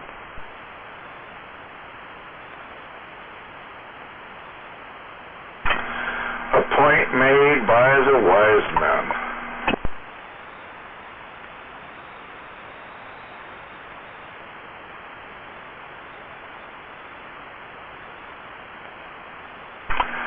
No, that I saw that in Texas, how they were watching it come up. That was pretty crazy. It does it over there in Arizona too in the flood season. They're used to it, but this was an oddball one. Yeah. All along those areas there should be flood-triggered sirens, where if the water got high enough to hit a particular float or something like that, it would trigger that siren automatically. That's how you deal with those places that are prone to flash floods. Like a tsunami warning. Yeah, kinda. Same sort of thing.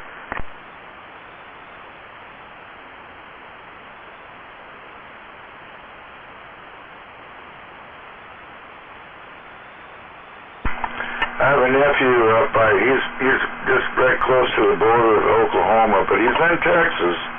He's missing all that shit. Yeah. My two oldest boys are in Marshall, Texas. They don't get much of that either. Matter of fact, the hurricanes kind of skirt that area somehow. The house the one boy bought, built in the 40s, and has never sustained storm damage.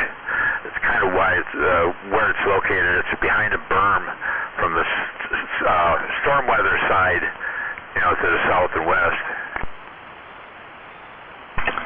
Well, just like my nephew said, it goes, this house has been there for, 25 years and it's never been flooded, never had any issues. It's kind of like it's not in the runway.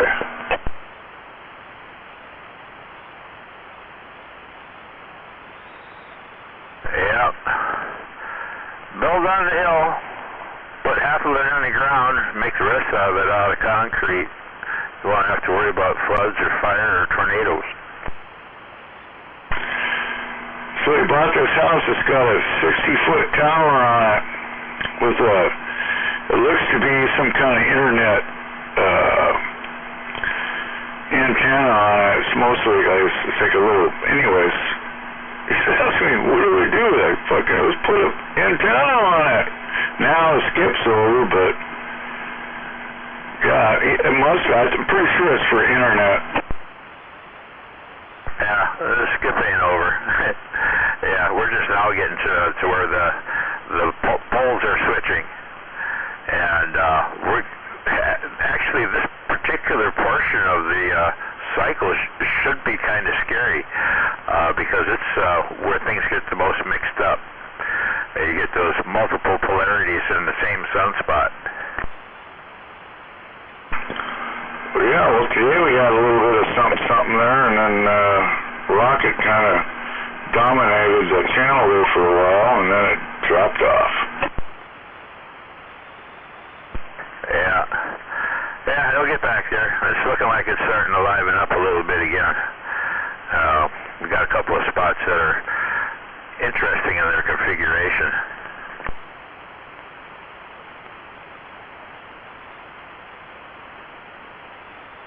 If you look at the color magnetogram on solarham.com and click on the latest and make them get big, you look at the polarities of those sunspots, and you get that weird intermix where you have one polarity bracketed by the opposite on both sides. That's when the magnetic field is starting to switch around. And those kind of sunspots are pretty unstable most of the time. Well, it sounds kind of like me.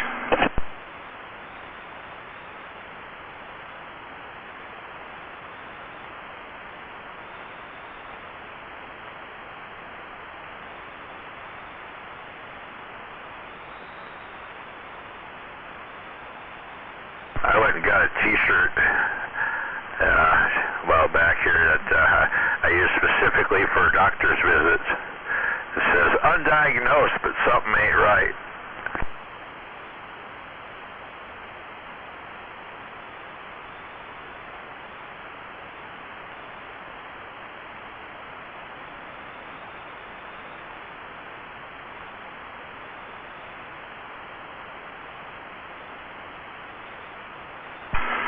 took me a long time to understand what doctor means. Doctor.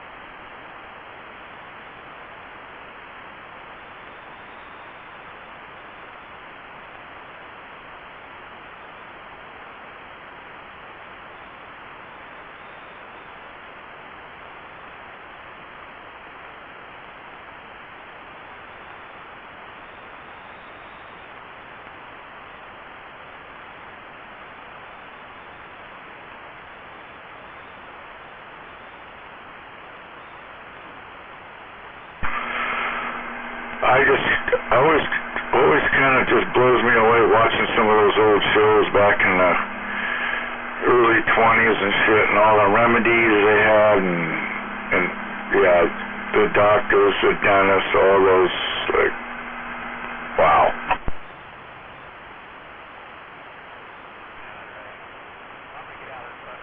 Yeah, that was back in the days when Coca-Cola actually had cocaine in it.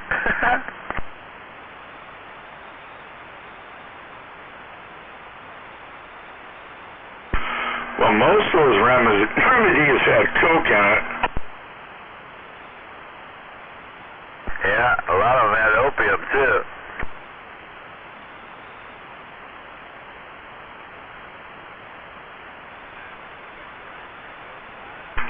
Definitely the drug of choice, opium. Puts you on a different planet.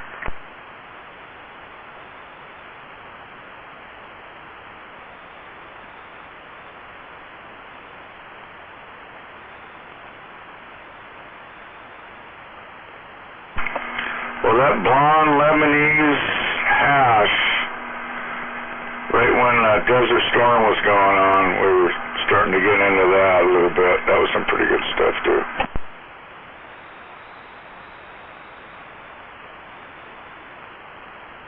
Oh, you know, all this shit to fuck your brain up. We can help.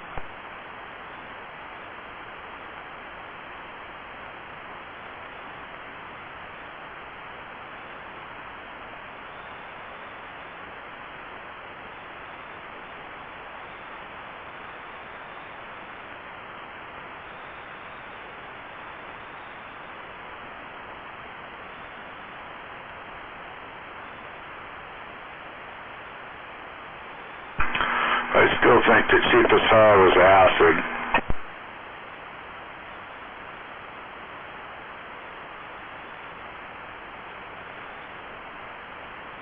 I always thought it was mushrooms, because if you pick enough of them, you got enough for a year.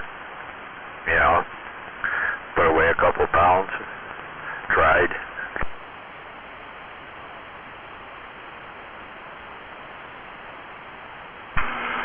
No, after Halloween, we were done with those. We were totally done with them, but yeah, the old Liberty caps. Yep, old Liberty caps. Yeah, it was right along that same period there where there was actually a lot of acid around. The red dragon, blue dragon, purple dragon, and the Mickey Mouse stuff did the same thing, and what was the other one? Oh crap, there's another version of that. Oh, the microdot. Yeah, red, blue, and purple. You've named all of them except for the four-way window paint. Oh, yeah, there's a bunch of that. Yeah, I know where the red dragon and the microdot stuff came from. That fella had a bunch of blue Sandos stashed in the deep freeze, and one of those tablets is good for 20,000 hits.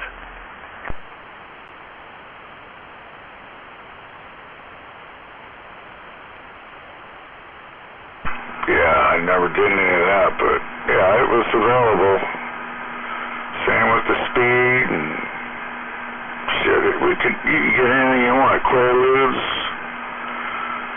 Yeah, it was quite abundant, especially the early 80s. Yeah. Quaaludes were my, those were my thing, that and tequila. I wash my ludes down with tequila. I've been told that I'm like one of the only people that survived 5 of those. And anyway, I was still functioning. I was severely addicted.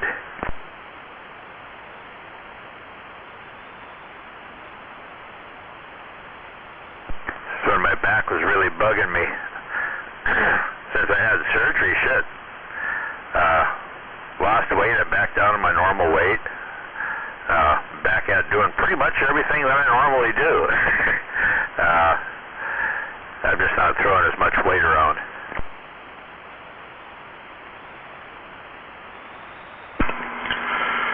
Yeah, luckily it was weekend to weekend parties, running into certain people, and yeah, we never luckily got hooked on them, but hooked on anything really. Yeah, but we tore it up.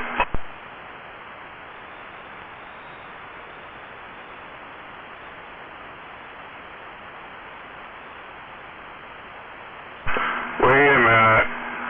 There was one drug I got hooked on. It was that pink pussy.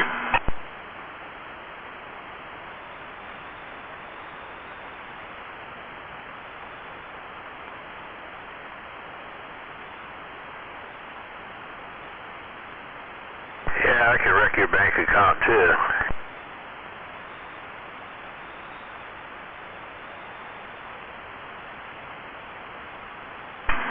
Oh, chasing that shit, I wish I could have a little bit of the money back.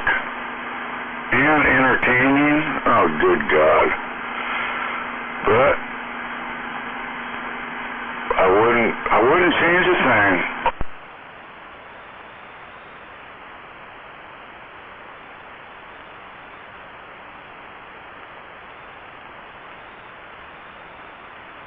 Like I always say, God bless them.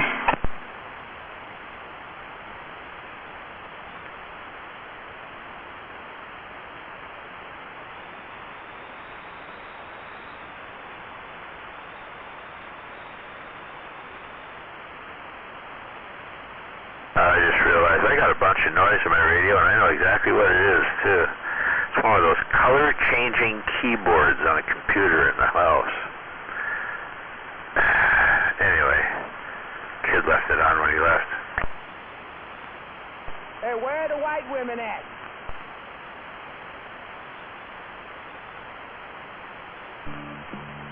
Well, I'm kind of blessed up here. I can't believe how quiet it is.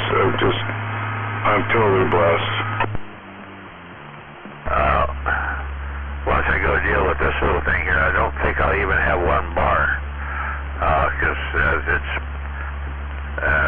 I've eliminated all the noise problems around here. Well, I just keep lowering my antenna down and it gets better and better.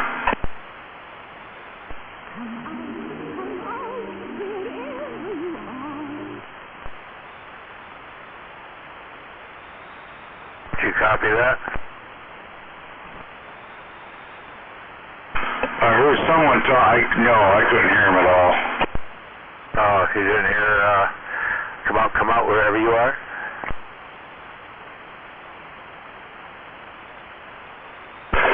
That almost sounded like headphones time for me. I could try.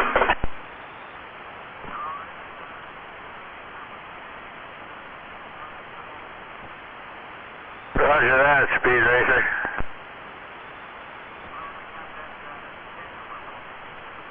Yeah, what'd you get?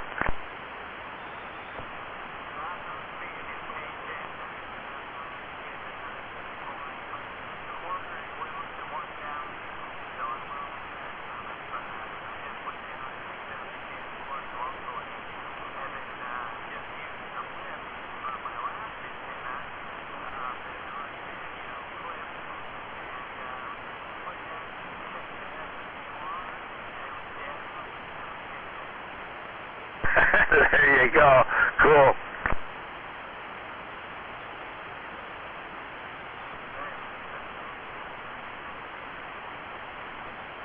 Oh, you bet. Take care going that way.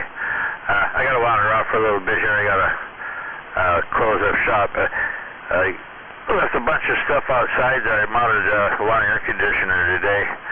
I had to make a window mount for it. Tell Silver Street, Dickhead could hear him on the gate.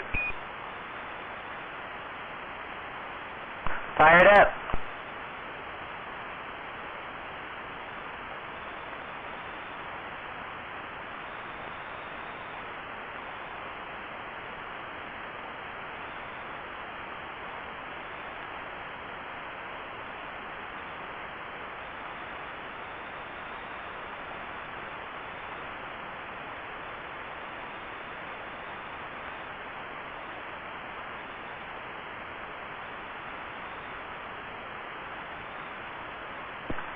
Hey, Silver Street, you hear me?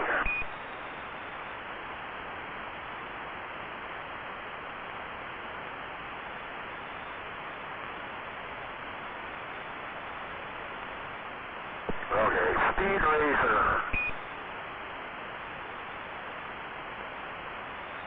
Where are they at?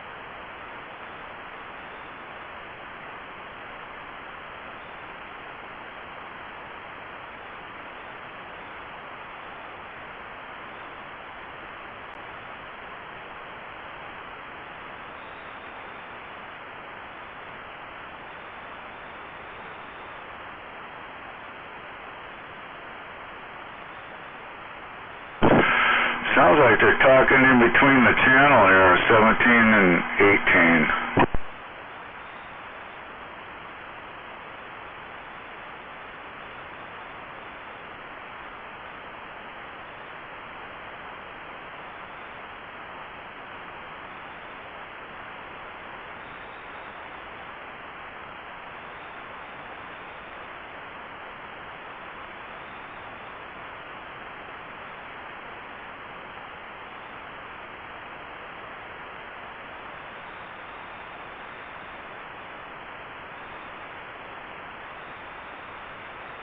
Not a Speed Racer.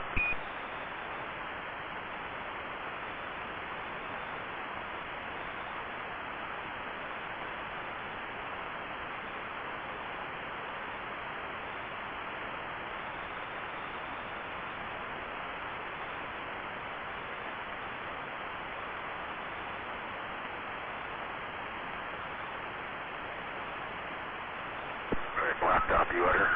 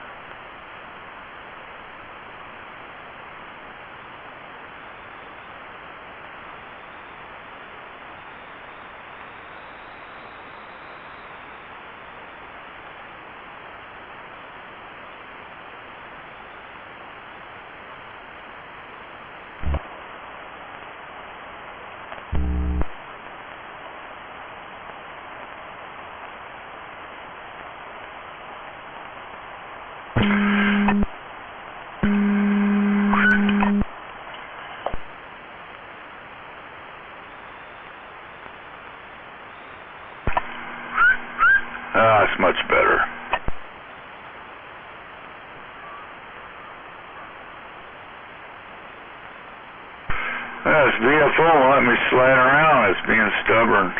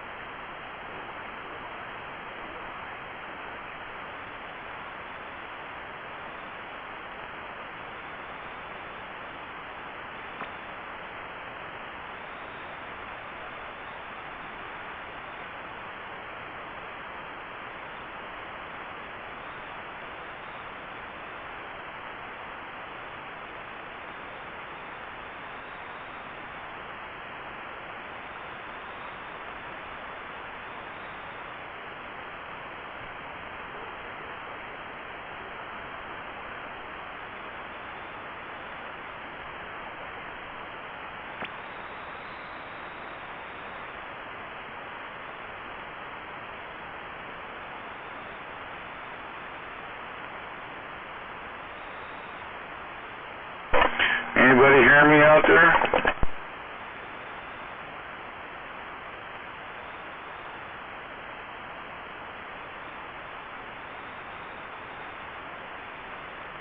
I hear you, Hammerhead. Yeah, I was just wondering. I'm playing around with this VFO anyways. I was seeing if anyone's stopping and sliding in.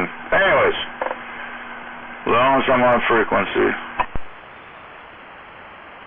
Sometimes a drug abuser's brain is so fried, he doesn't know what kind of danger he's in. That's when the police have to step in and take control.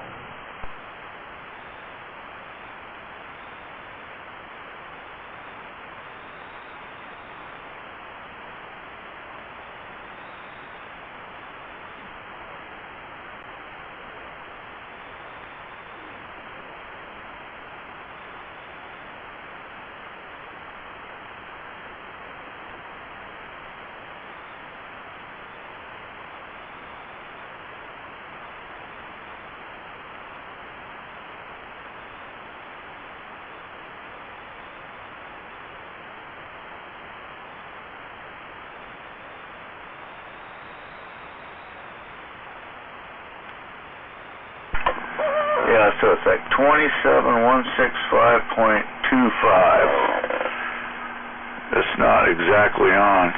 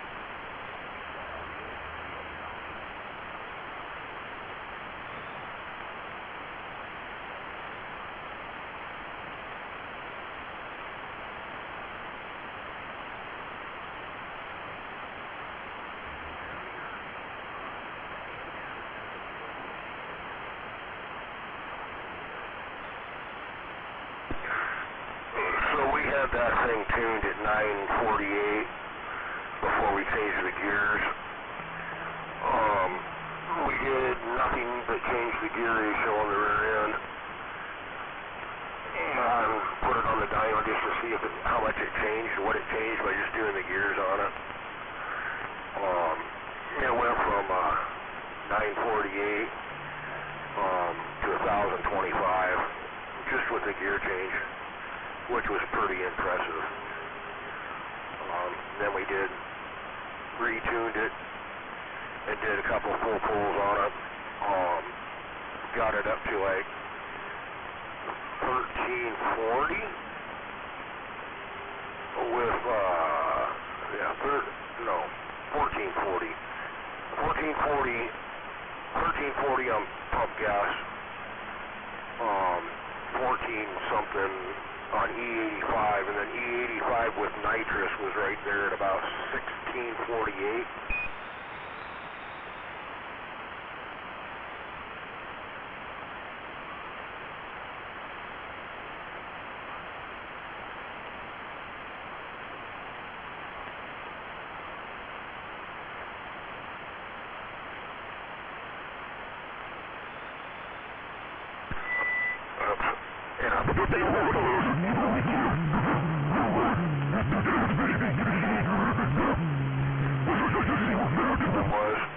And of course we tuned it back because the train ain't going to hang very long doing that, for one, and for two, there's no way that we can put that much horsepower to the ground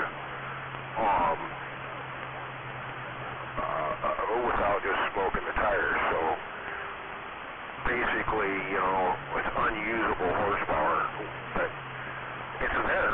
If we can figure out how to make the suspension work, it's there. The power's there to do it.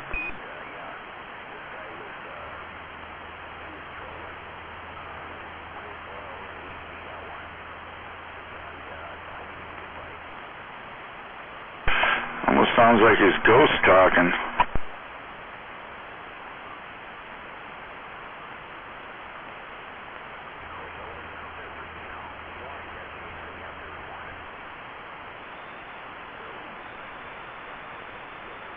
I mean, when you're out there and you're running numbers and change of weather and not being able to get off the line, there's always the option of the nitrous mid to the back end of the track, because your wheel speed's already there, and if you hit the nitrous, it ain't just going to blow the tires off, especially with just 100 shots. So, you know, that's just an extra gimme once in a while if you need it.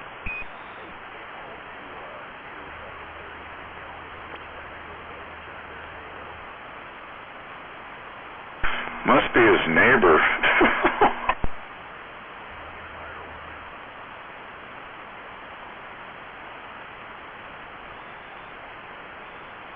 Yep, exactly. Yep, just back into him. It is what it is. But yeah, no, I was very impressed. I was not expecting that. The most I was expecting, maximum was like 14. I was just blown away with what we got.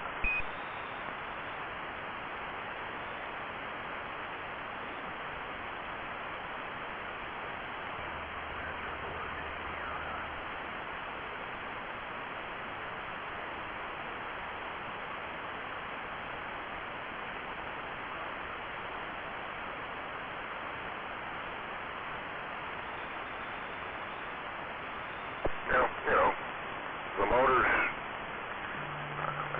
it's a Bill 60 LS, you know, twin turbos. It's there with nitrous injection. I didn't expect to get that much horsepower out of it, but it's there. I was like, wow, it just fucking blew me away. But anyway, yeah. Running it on methanol and nitrous shot, that was fucking impressive.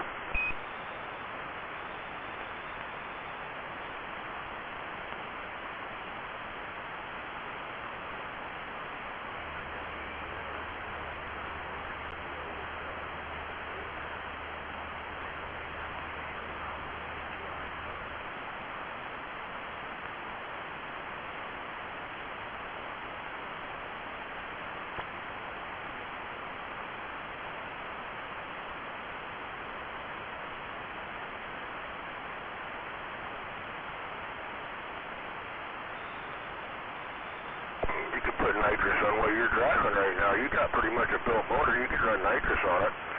But just don't run it hard and block the timing off. It'll take it.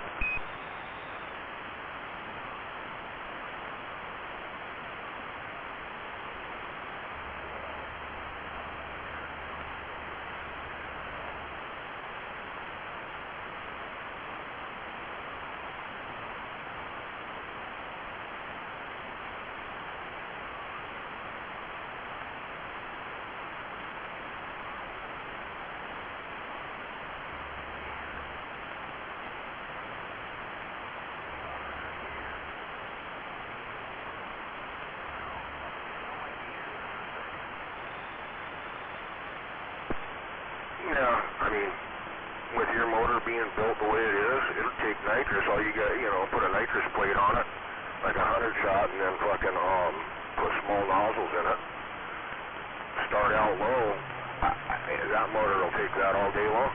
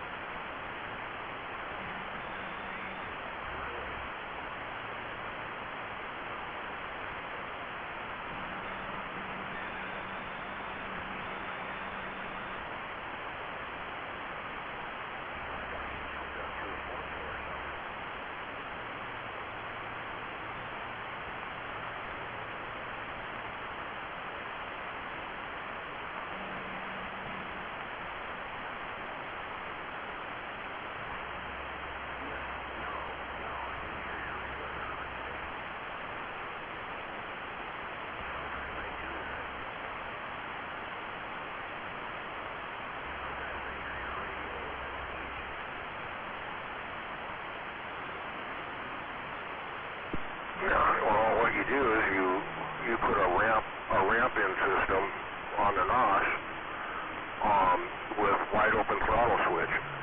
So normal driving around, you would never ever hit the nitrous, even if it was deactivated. And then if you put a ramp system in, even if you do hit full throttle, it waits a second before it starts ramp and slowly ramps the nitrous in. That keeps you out of trouble. Because if you give solid hit right off the bat, full nitrous, that's where you start breaking shit.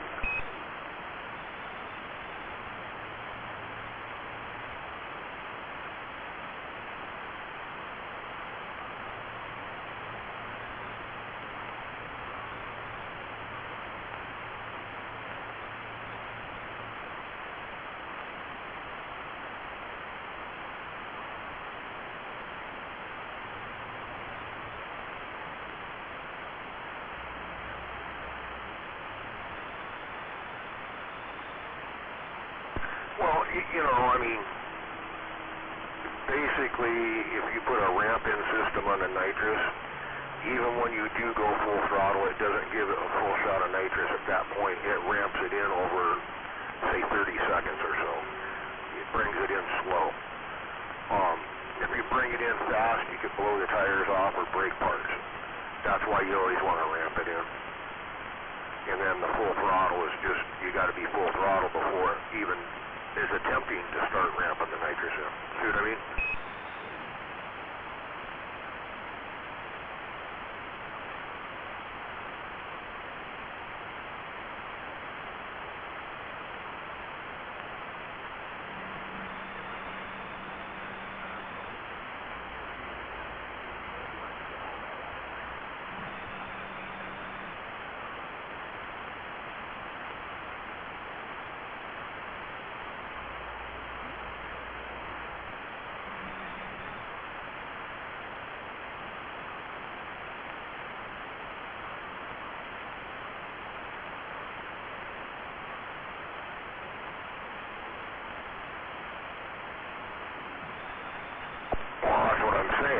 Full throttle switch on it, so you ain't even pushing a button. It's automatically with the throttle of the car.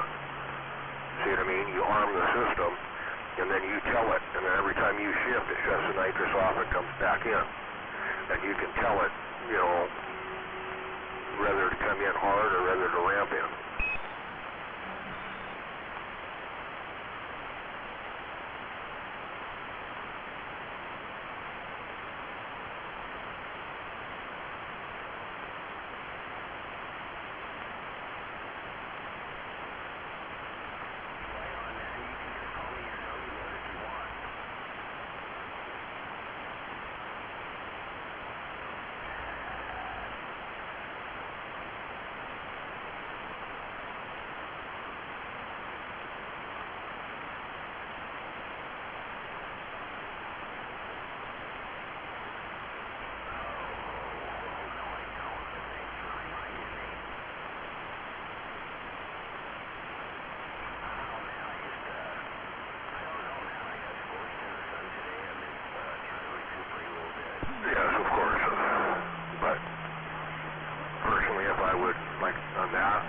I would definitely do a 100 shot, and the reason being is you can change the nozzles down on it and make it like a 25 shot. But then you can always change the nozzles and keep working your way up to where till you don't feel safe. You know what I mean? But you start out low with just a little bit, and that way you can use it, you know, all the time. Drive around normal. Get on the freeway, somebody wants to fuck with you, you stab the throttle, and nitrous ramps in, and off you go.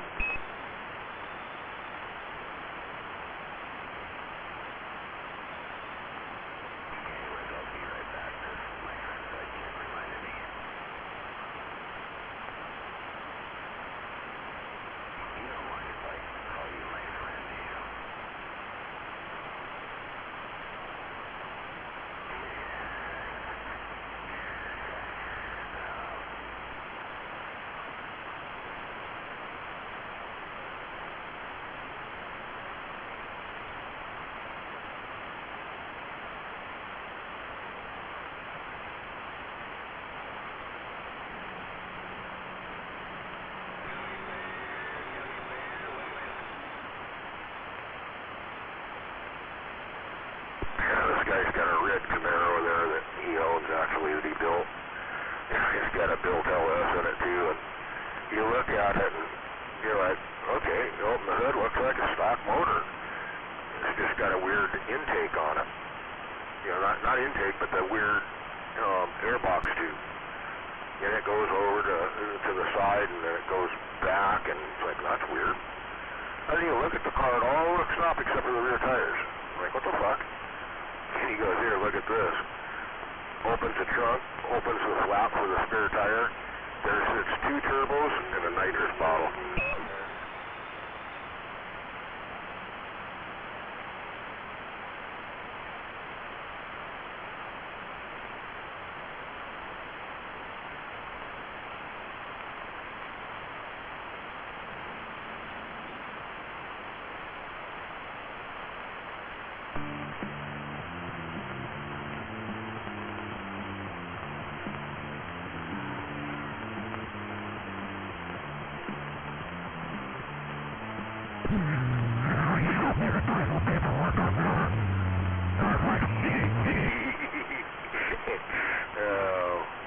I looked right at him and said, there's no way you can put that much horsepower to the fucking tires either.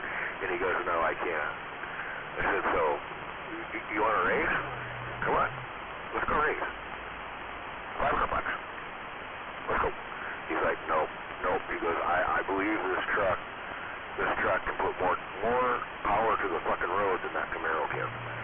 So I'm like, he wouldn't do it.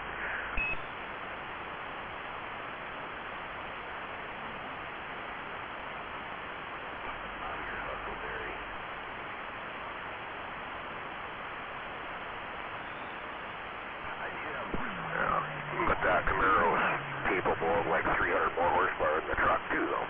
Just saying.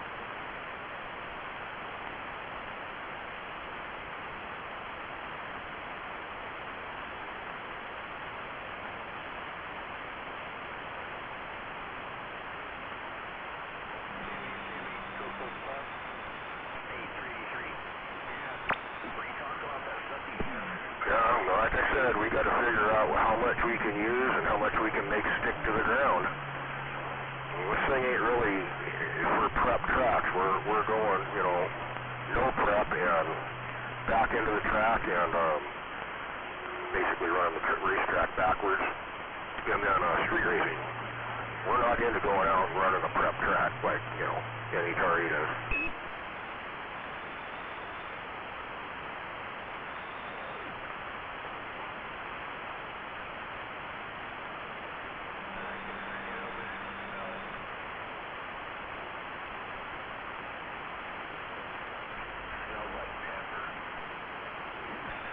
Yeah, we had both vehicles down there. We got them both done tonight.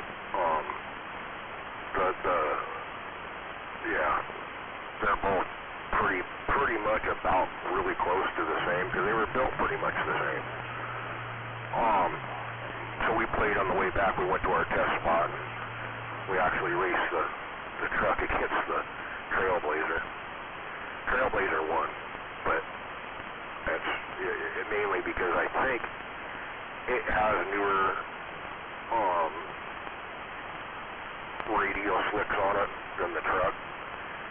And he was driving the truck. I was driving the Trailblazer. The Trailblazer's automatic. I drove the truck down there. He drove it back. And I believe, pretty sure, he said he had problems getting into second gear. I think he missed second gear, to be honest with you.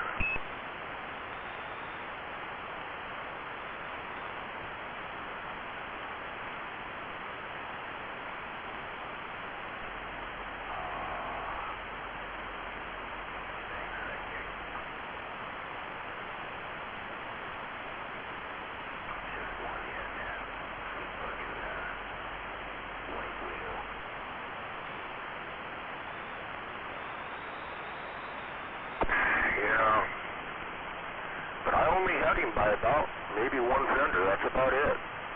He was on it. So, you know, I mean, I don't know.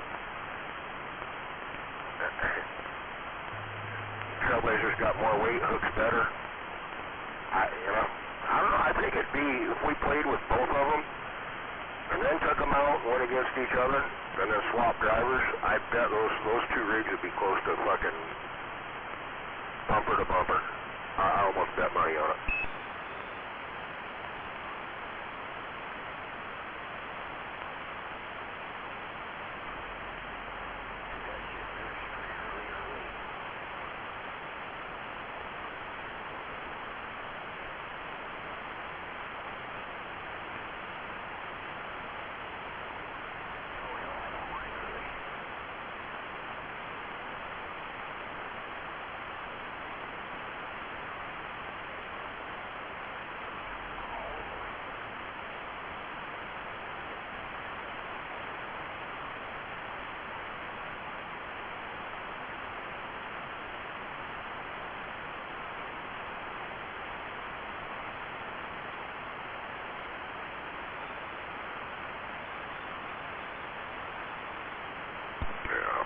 Well, that truck is his daily driver.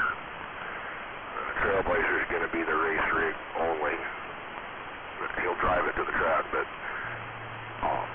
now both his cars, you know. But I was involved in the build from the beginning when they were just flames sitting there, flame off, you know.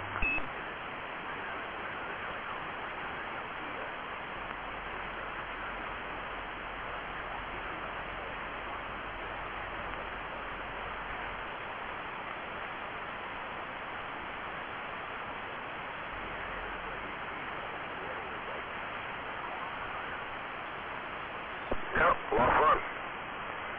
But yeah, no, he never raced anything fast before this. You know, he had sand rail. He had an LS sand rail with nitrous, but you know, he's never raced, street raced or anything. I mean, other than stock stuff. But he's never been anything with any power until we did these builds. And yeah, he's loving life right now. He's still got to get used to driving them and knowing how to look at the surface and go, okay, I need this tune for this surface. That's a lot of talent all on its own. Because when you come off a trailer for the first hit, because when you're out street racing and doing what we do, we'll go to some spot where nobody's been before and go, okay, block off the road, and we'll race a quarter mile. And nobody's been there before. But you got to be able to judge the road, what's down for pavement, and whether your car's going to hook on it.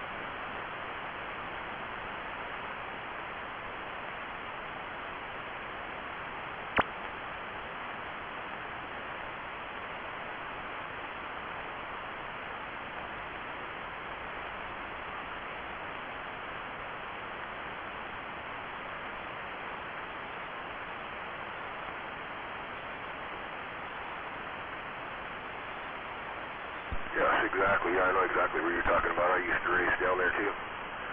But yeah, it's a different world now. And especially, you know, you go out there and you're gonna race somebody, and there's usually a group, maybe 6 or 8 cars, and then we get out of there. That way, you know, if you're the first car on the fucking hit, well, you know, who knows? But if you get two cars that hit it, then you got some rubber down, you got a better surface. The surface changes after each car hits, gets better. You know what I mean?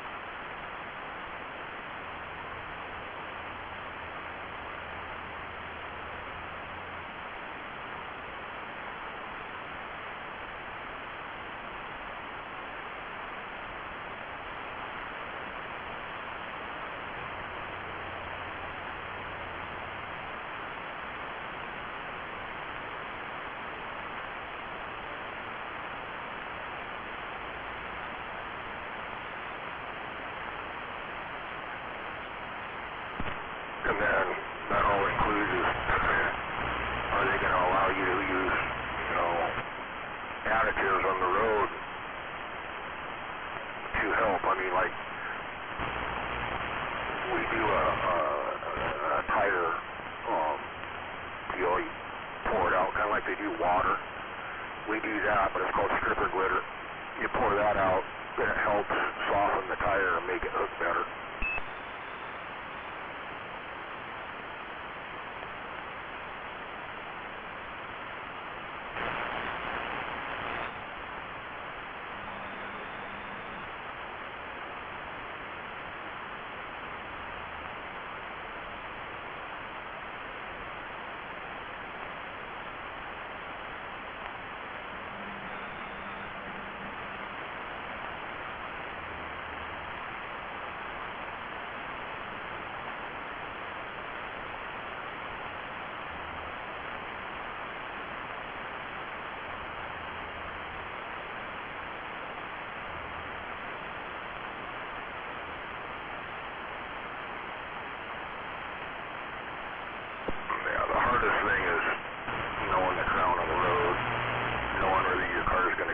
Because I guaranteed either one of these cars are pulling the front wheels off the ground, at least one, if not both. So if you ain't the car ain't pushing straight, you're fucked.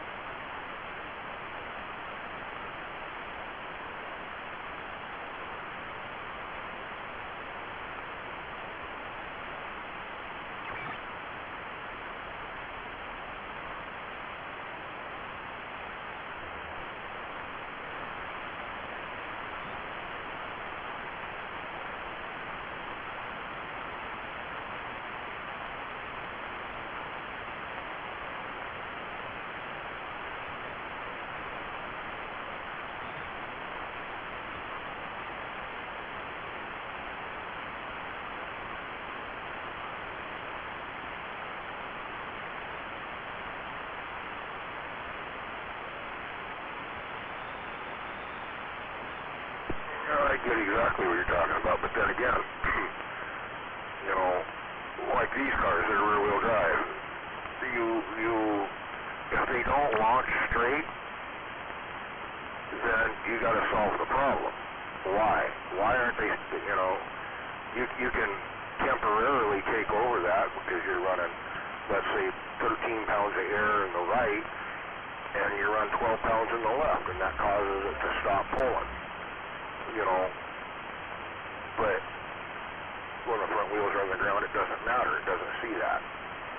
So same thing with the front wheel drive car. You can control it somewhat by the air pressure of your tires.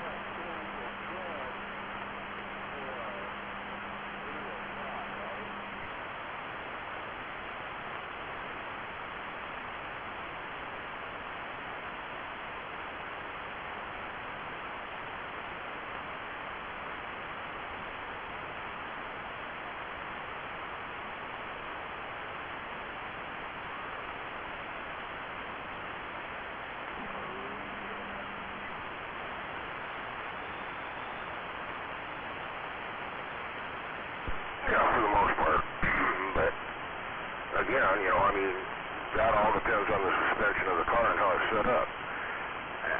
We talked about this the other night with like the Mustangs, you know, the State Patrol when they first Mustangs got out and the State Patrol got them, they had to send them to a special school to learn how to drive them cars because most cars, I think the only car that was actually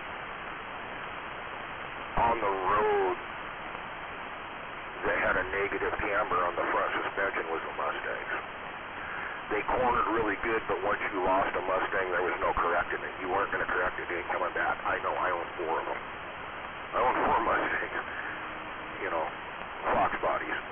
There's no correcting them. You can't. They run a negative camber on the front suspension on them, and you cannot correct them. You can't drive them out of it. Now, Camaro, Corvette, they lose the ass in, they start coming around, you steer into it, and you drive them out of it. You will not do that with a Mustang. It's not happening.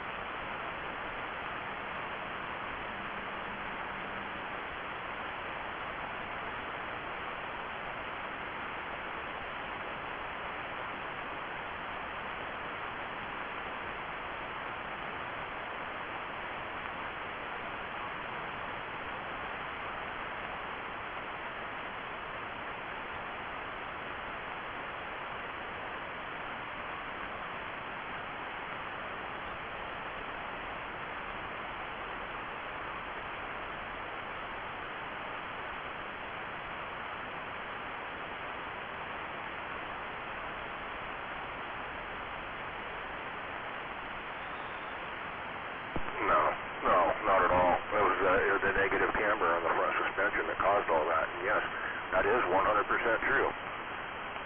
You have to know how to drive a Mustang. You didn't see, you seen all them Mustang and all that shit and them kids wrecking them and stuff, but you very rarely seen a Camaro or anything like that do that. And that was because of the negative camber that all of the Mustangs had. That's why they cornered so good. That they drove really good, they cornered really good. But once you lost them, they're gone. Best thing you can do is just let go of the steering wheel, let go of the fucking throttle, don't touch the brakes, let it come to a stop. That's the best thing you can do.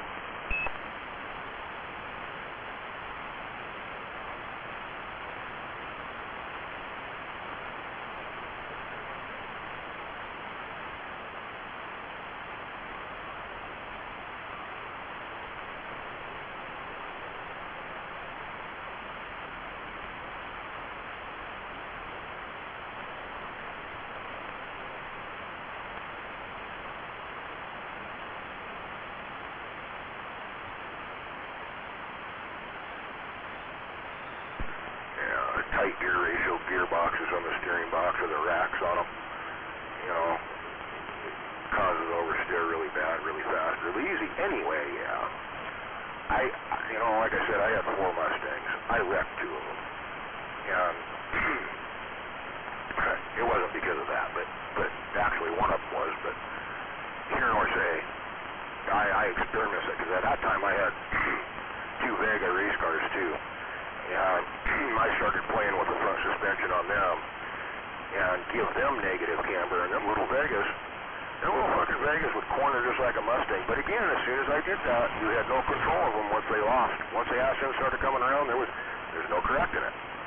So here in Orsay, they went back to the zero camber or positive camber, and they didn't corner as good. But at least when you lost the ass end, you can drive it out of it.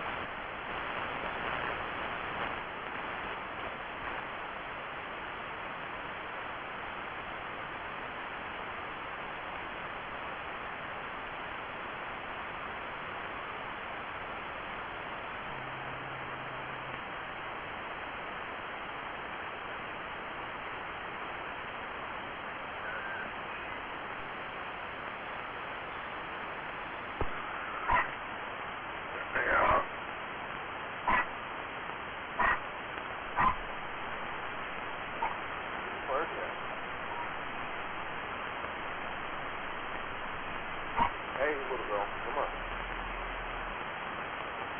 She's going nuts for some reason, I don't know why.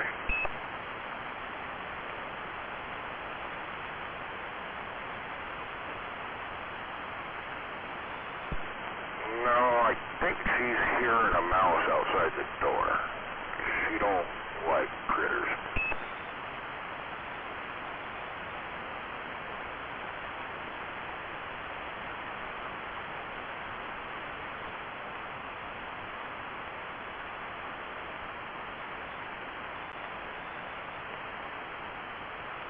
Where'd you go?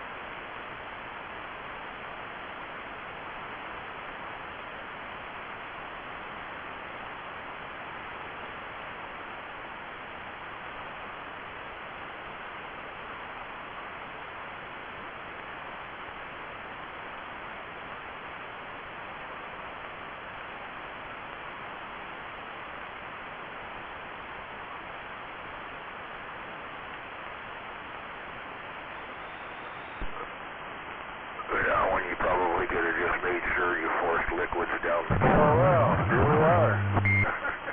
That sucks, man. I know, I've been there.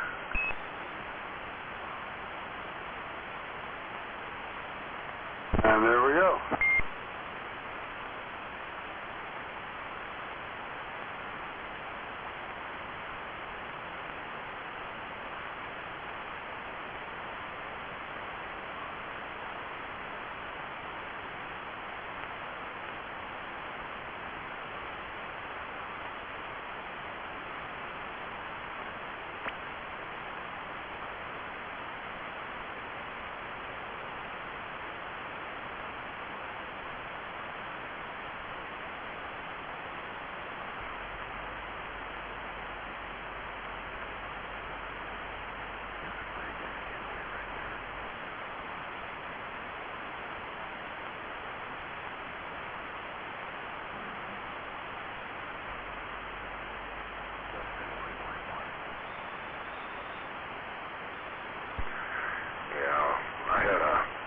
My daughter's puppy, I got her.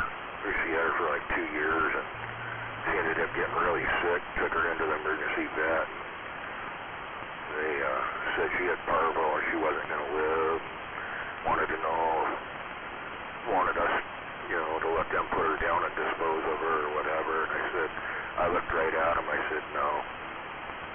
This dog's coming home, and she's going to die in my daughter's arms. Anyway, we brought her home, and I did my thing. Did internet shit and looked and said, okay, well, one of the things they give them is amoxicillin, human. So I did that, and that dog liked Gatorade, so I made sure there was plenty of fresh Gatorade around. She drank Gatorade, forced her to take amoxicillin. That dog's still alive today.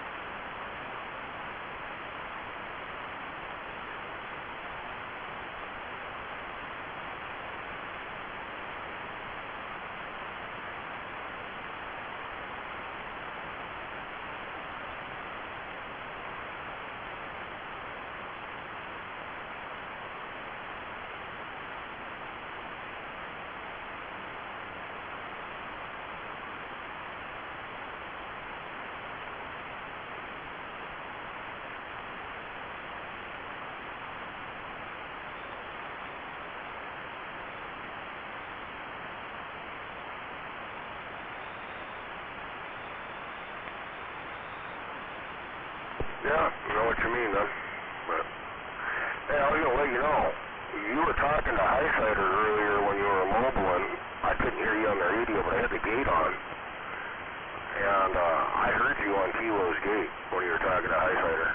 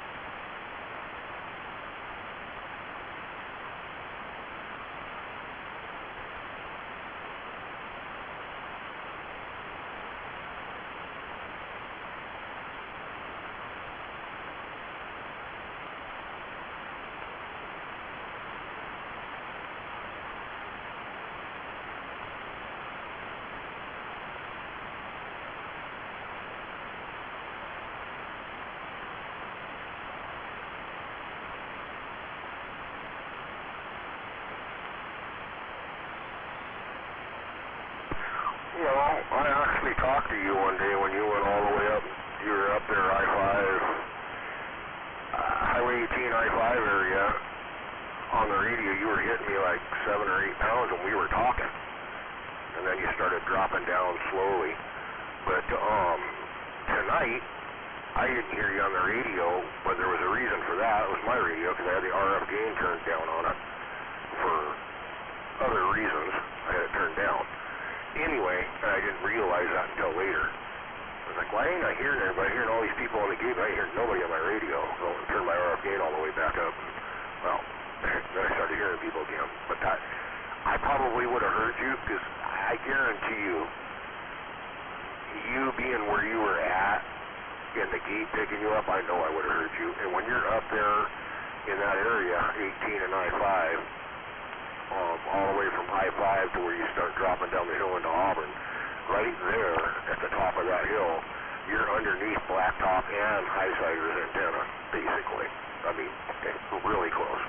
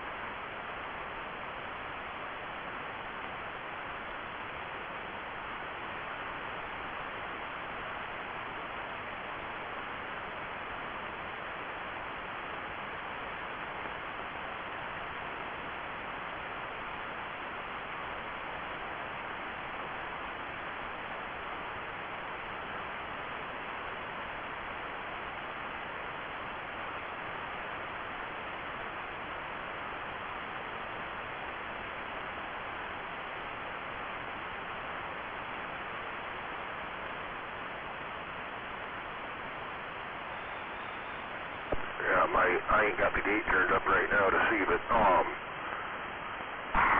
Highsider can talk to you all the way down there, and I'm sure Blacktop can too. The problem, the difference between Highsider and Blacktop is Blacktop's got a 6 to 7 pound static level.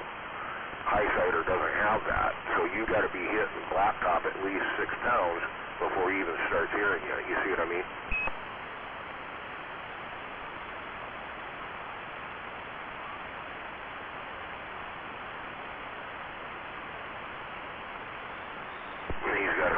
It could be a transformer, power transformer going to the houses. It could be, there's a lot of things that can cause it, but being as consistent and non-stop, I would lead towards something that's like a transformer. It's on all the time. Some people get static that comes and goes, like 151 down there.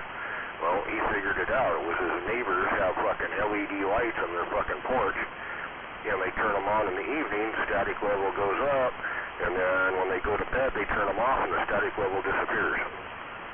Finally figured it out. It was the LED lights doing it.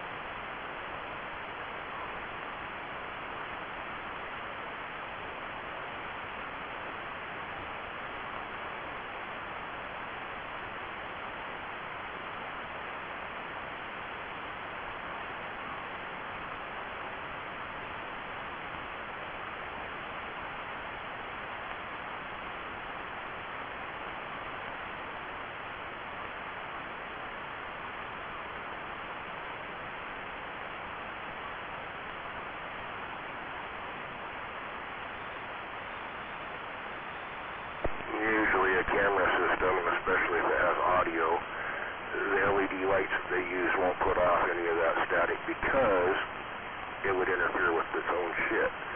So, it's just like me up here. At my house, I don't have no static. But, like the other night, I don't know if you heard me out here, I was complaining about it. I was like, God damn it. Because I left my guys down there, and I had them welding up the cold air intake for this turbo system on this Trailblazer. And I said, you know, I trained him how to TIG weld, and I'm like, you can go ahead and TIG weld. It's not that important. Just try and make it look good. And he does pretty good TIG welding. I'm like, I'm tired. I don't want to do it. He goes, okay. So he, you know, the machine I taught him on was a Miller. The Lincoln's a newer machine and a lot nicer. But I taught him on the Miller, and he goes, I want to run the Miller because it's, you know, that's what I learned on. And I said, that's what?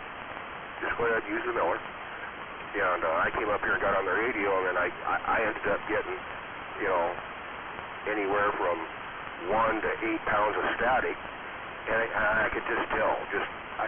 I could tell exactly where he was welding, what he was welding, how the weld looked just by the static level on my radio.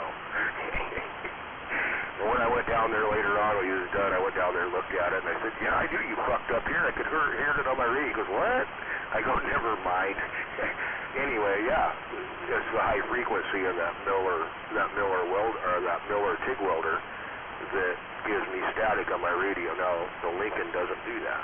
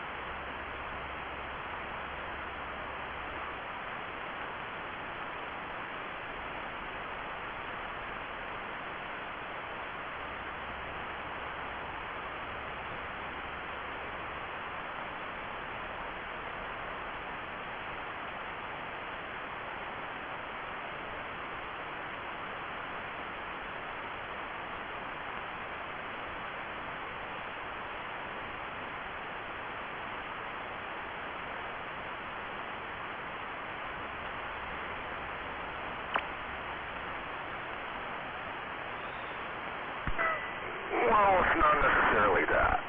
It's the residency of the antenna. And a lot of things are involved in the residency of the antenna. That's why I always say, and pretty much everybody will agree with me, a 102-inch whip, 102-inch stainless steel whip will talk better than any mobile antenna out there. There is nothing better than that. I will always claim that. Reason being is a 102-inch whip is a quarter wave.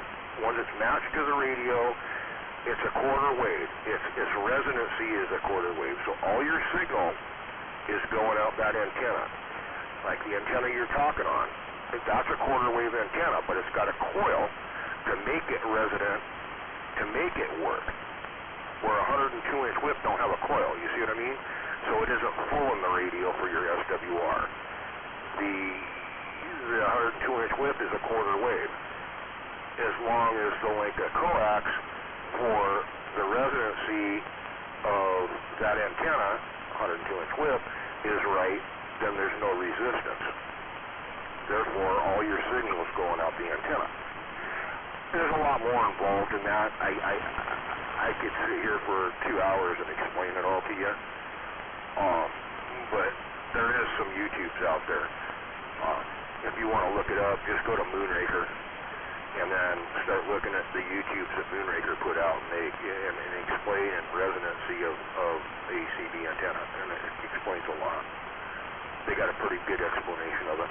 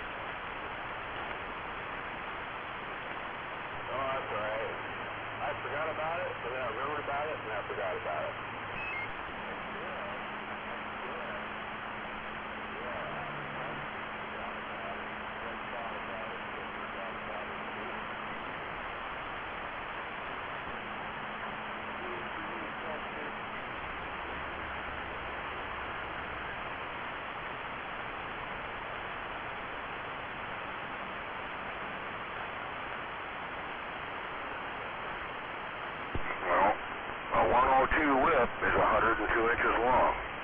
And they usually run a spring on the bottom of them to keep them from breaking the threads off the bottom of the 102-inch whip. But that being said, I've never seen another antenna longer than that driving down the road. For one, especially if you put it on a pickup, because like my truck, my work truck, standard Chev 4-wheel drive, with that mounted to the top of the cab, 102-inch whip, it hit trees all the time. So, you know, it is what it is. But, yeah, I don't know. I did notice I was looking on Granger tonight, and something I was looking at, because I want to get one too. They have down at Granger the D104 M6 microphones. One of the best mobile microphones ever fucking made. They have them down there, like $46.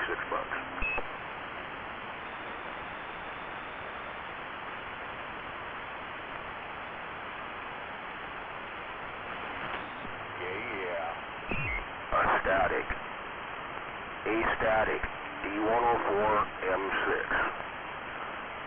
They have the teardrop ones, but this one's going to be a D104 M6B, and it just looks like a little square box.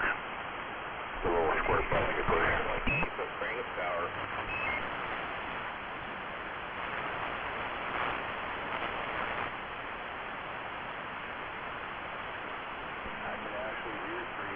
I know, and here's the deal.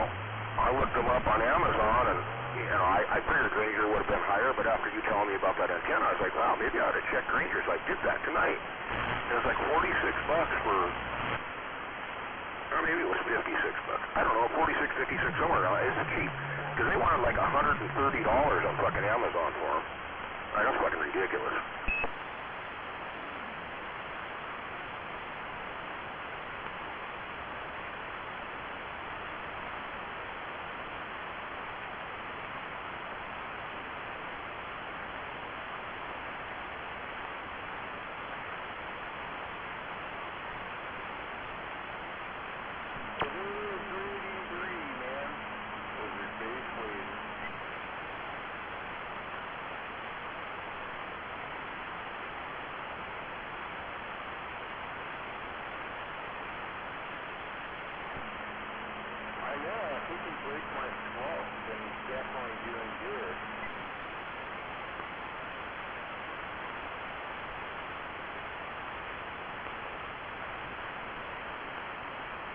I looked up your antenna on Amazon. It runs from $69 to $89. That's just where it's at. And you're buying it down there for what you said you're buying it. I don't want to say that because everybody go down there and buy them. But anyway, it's a deal. And so is that microphone. So, I was thinking of you. I go, well, before we go cutting the audio limiter out of that fucking radio, I mean, it'd be okay to turn it up because you can always turn it back down. But once you cut the audio limiter, you got to fucking solder it back in. But here's what I say. I have always been a fan of the D104 M6, one of the best handheld microphones there ever was. When I ran my bass back in the day, when I was the loudest radio probably in Washington, more than likely, it was on a D104 M6. I had the Lollipop D104s, the old school ones. I had base station mics, I had them, I had the Turners, I had the Turner Expander 500, Turner Plus 3s, the Turner M Plus 2 handhelds. The D104 M6, as far as I'm concerned, was the best mic I ever owned. And then the next best to that was the EC 2018 Echo mic. But those are hard to find now.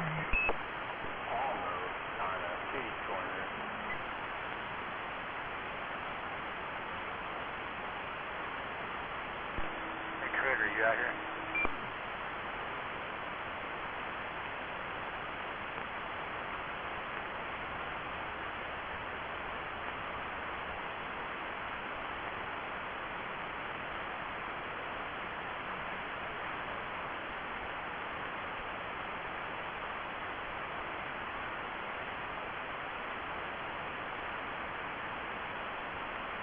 Now 33 just needs to air condition, induct the cold air right onto that amp.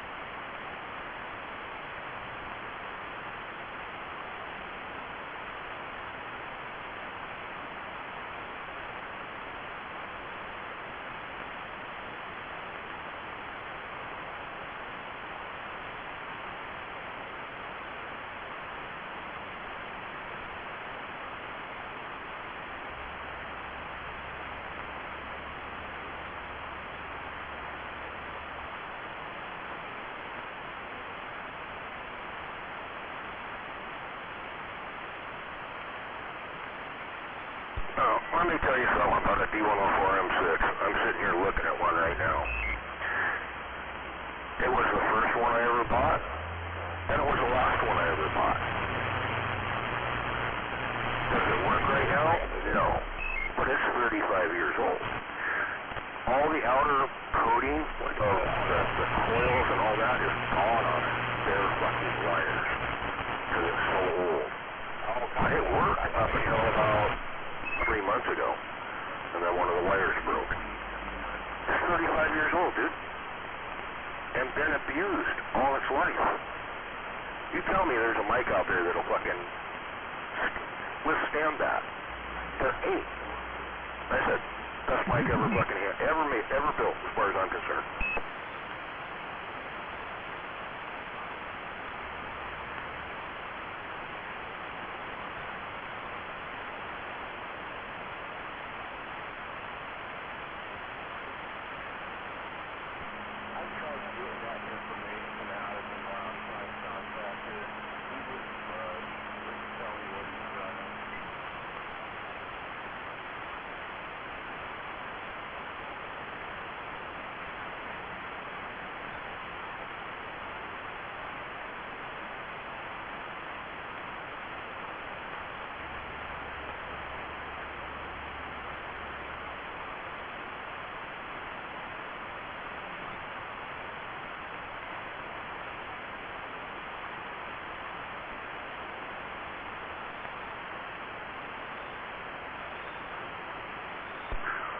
And I have a static teardrop mic that I just bought here, 3 weeks ago, non-amplified.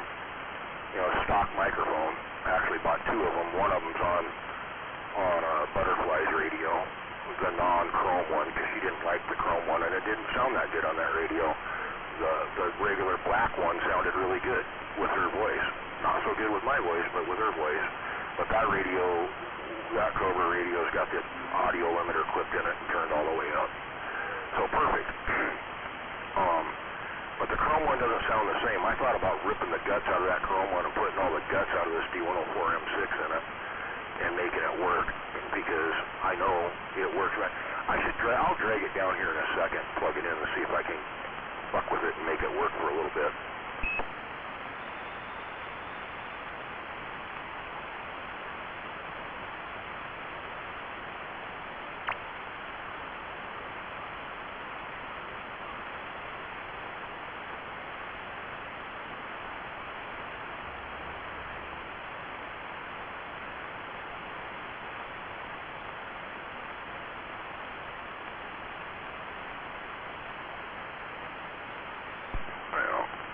This radio's got the audio turned up, but this is a stock microphone too.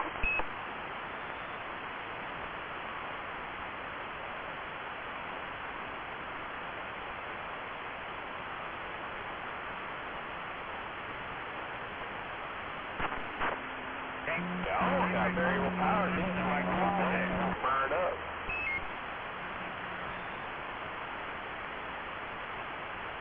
Just set up about 12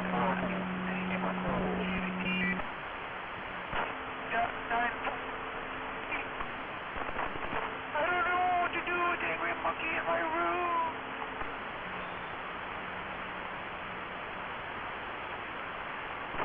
He tells me things. I don't know what to do.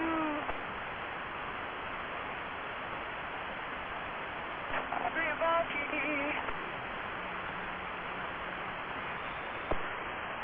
Okay, make sure my audio meter's working. I got the mic in my hand. I'm going to have to play with it for a second. So, give me a second here. You're going to probably hear some squealing. If I can get it to key up. I know where the brake is in the wire, but I can hold it just right.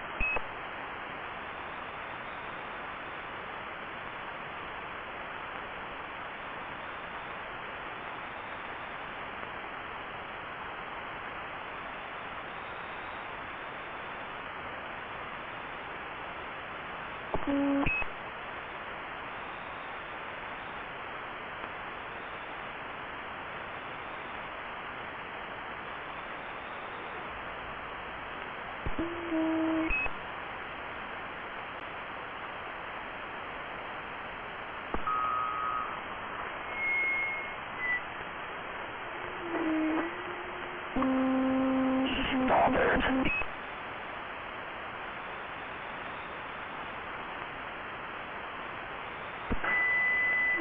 Quit.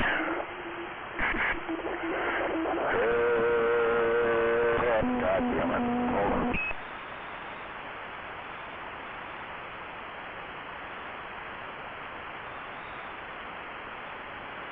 Wrong tool for the job.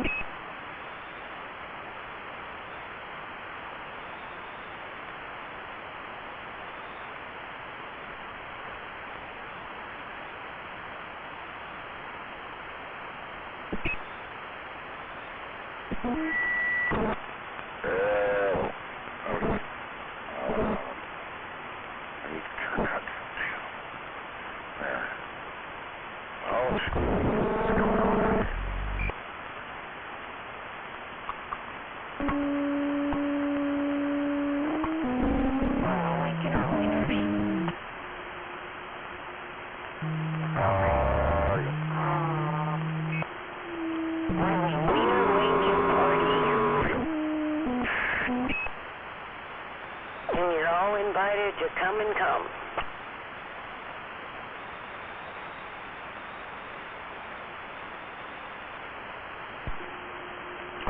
Yep. Well, this is it. I should be 104 M6, but...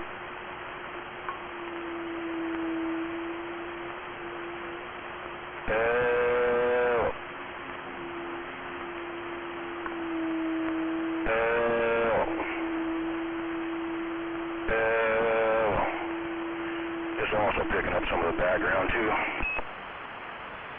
It sounded good, just that little bit of a hum in the background.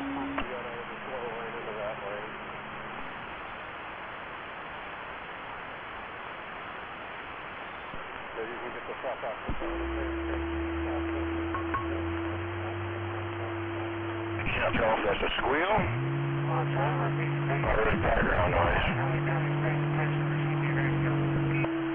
That's a squeal, I believe.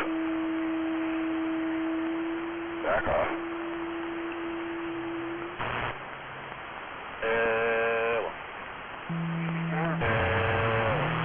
Now, mind you, I'm an arm's length away from this microphone.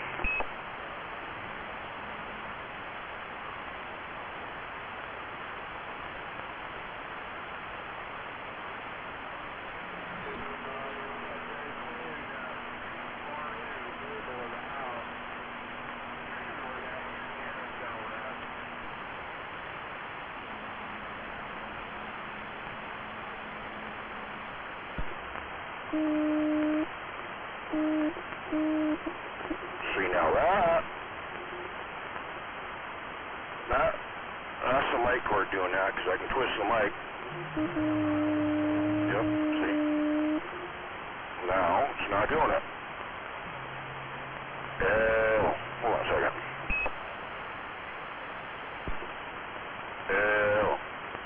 Okay, now it's not doing it.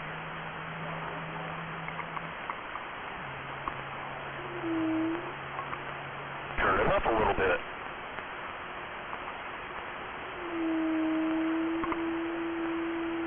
Turn it up a little bit more.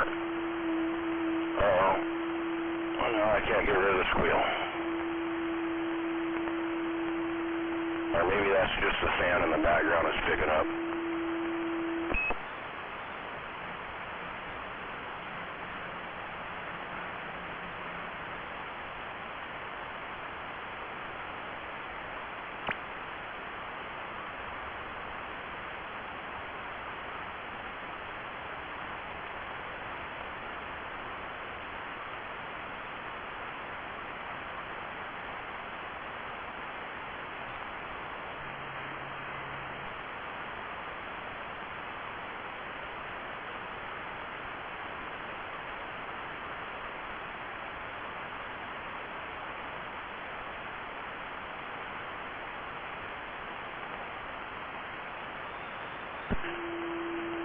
Right, so you see this as an arm's length away, roughly. Probably hear the gate in the background. But now, when you hear the tone of this mic and how I sound, now I'm going to go back to the stock mic, and you'll hear the difference.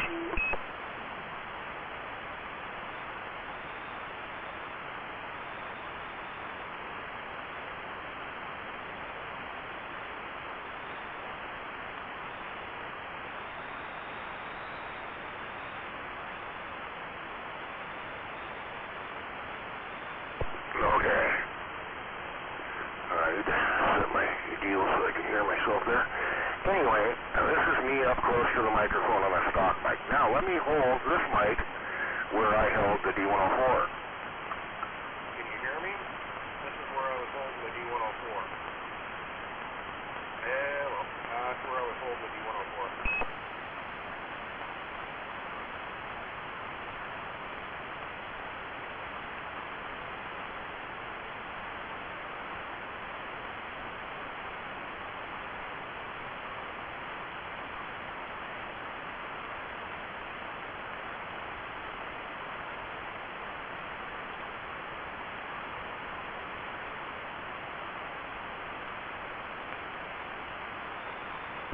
Exactly. So that's why I like the D104. I mean, I wished I could have got up on it like I am with this mic right now, but I couldn't because of the mic cord. I had to have it held in one certain spot because it's got broken wires in the mic cord. Like I said, you know how you got a mic cord that's got all the black coating on it? Well, this thing don't have no black coating on it. This bare wires hanging out there all the way down the cord. The black coating's so old that it just cracked off.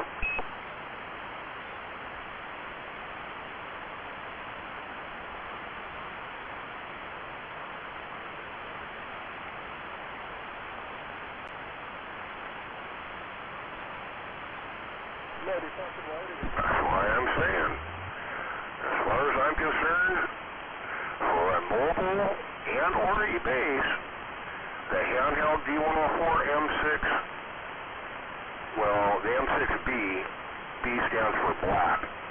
Mine, this mic was the D104 M6C, which is chrome. So my D104 handheld has actually got a chrome face on it. It's the same fucking mic.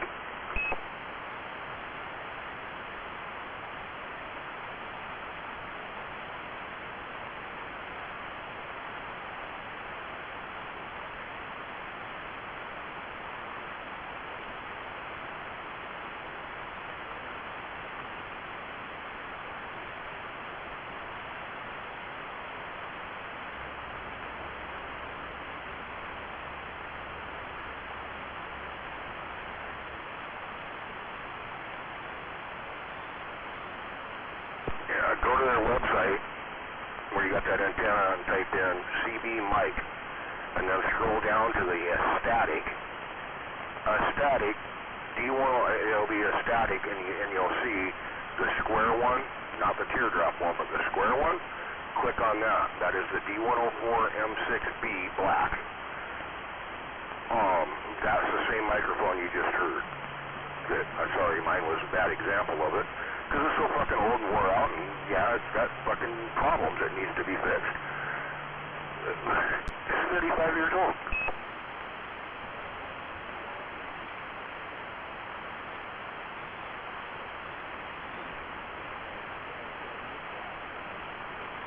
And still works.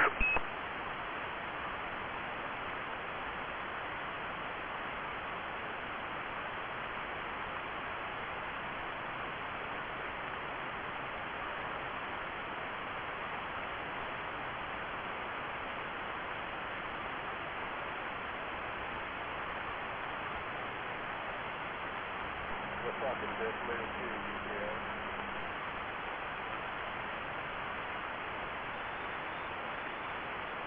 Yeah, now they don't have the D104, the old school D104s, they don't show those, the base mics on there, but that's the mic you should get. When you get done looking at that and checking it out, then Google a TUG D104. The element, that's a ceramic element in these mics. They also have a crystal element. The crystal element is even more sensitive, but crystal element won't take the vibration of being in a car. Trust me, I tried.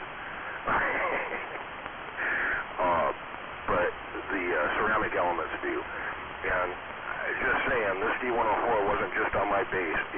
It went with me. When I left my base station at the time, I would put it in my car and I would beat on it in the car all the time. Come back home, take it out of the car, put it on the base and beat on it on the base.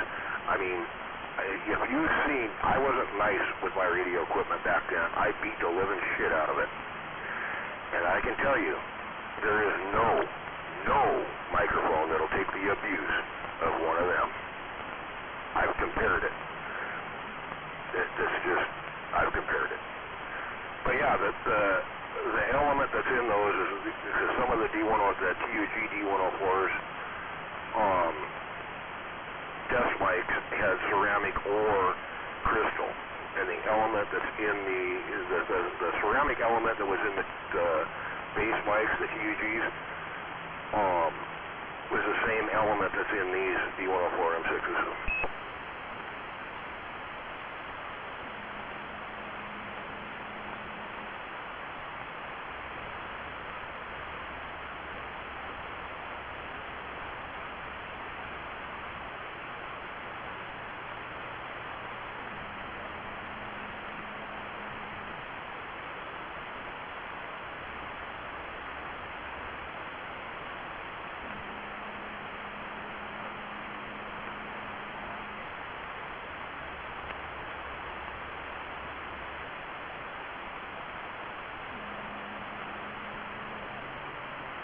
TUG tug, like tugboat, TUG D104.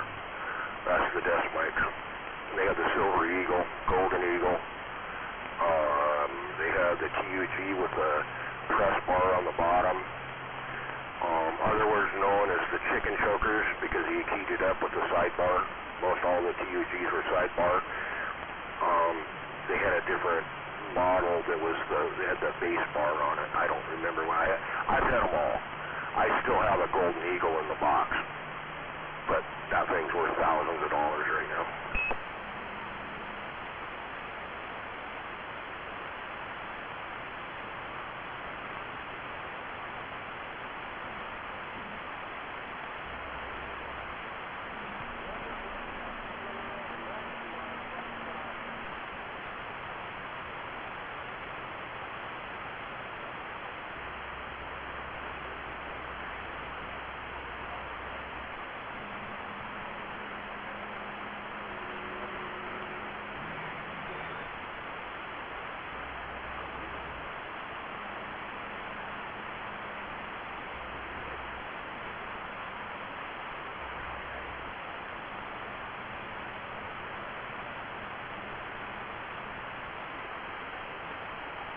Right, and I had one of them, but I can tell you that little TUG, or not the D104 M6B, that handheld mic, works the same, as good as one of them desk mics. And I learned with my bass, with everybody that fucking, my bass was in my living room, and everybody would run my radio. And I learned, fuck those desk mics. Put a handheld on it, and it keeps from burning shit up. If you let other people use it and don't know what they're doing, the mic gets locked down, and, there's a lot of stories behind that. When you're having some pretty big parties and shit's going on that shouldn't be out there on the radio, stuff that's going on that shouldn't be out there on the radio, and somebody was on the radio and locked the mic down and you don't know it, it's not what you want everybody to hear out there, and that's happened to me many times.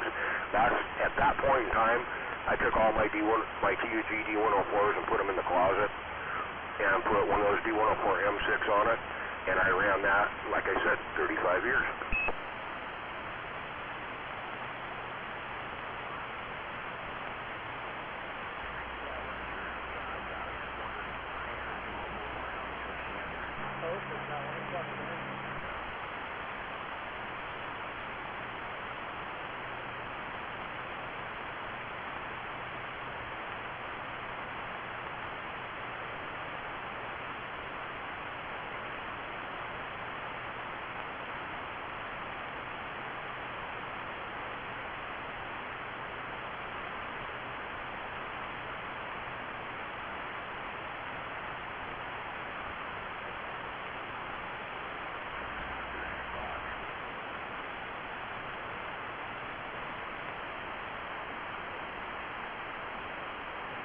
Well, back then I used to know a lot of strippers, and they used to come and party at my house. Let's just leave it at that.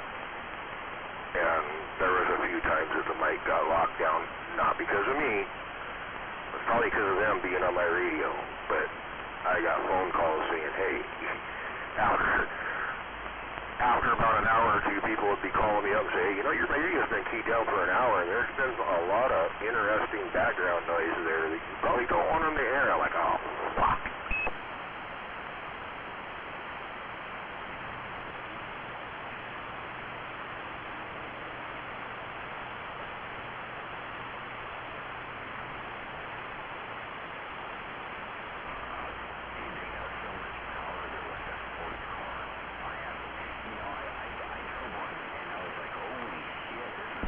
Back when I was young, dumb, and full of cum and unloading on the girls. Just saying.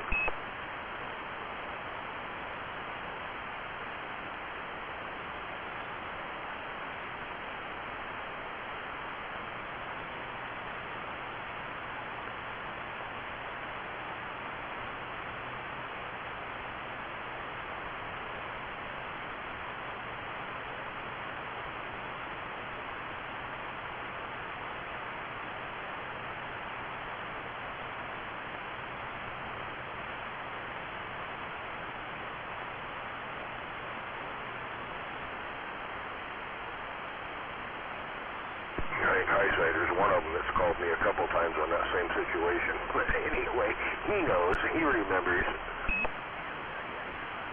I think he was the one that recommended me getting one of the handheld D104s just because of that. And I'm glad I did.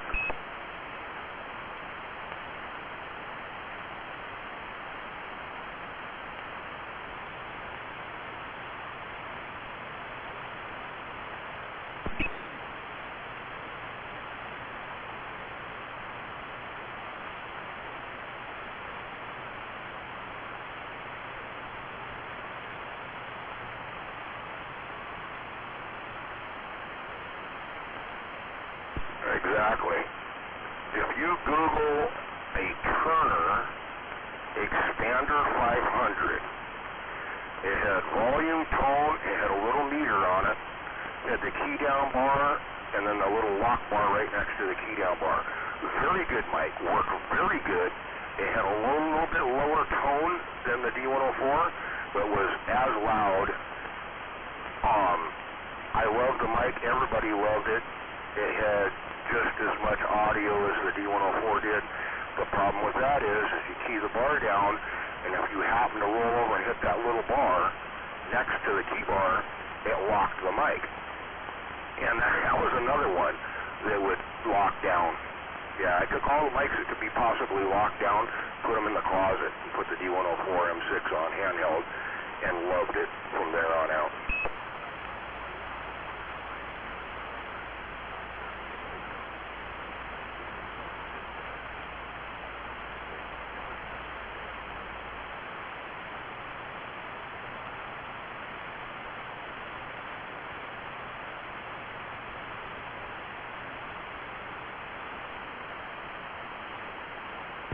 Well, you know, they're spring-loaded to return up. The lock bar on my Turner Expander 500, the spring hooked to a little plastic part underneath, and that little plastic part broke off. So every time you keyed the mic down, you go to let up on it, the key bar would try and return back up, but the lock bar would automatically fall down and lock the mic. So you had to go over there manually click the lock bar up, which unkeyed it. That's why I didn't run that fucking mic that often. And unless I was the only one there, and then I learned from experience, don't run that mic when I've been drinking.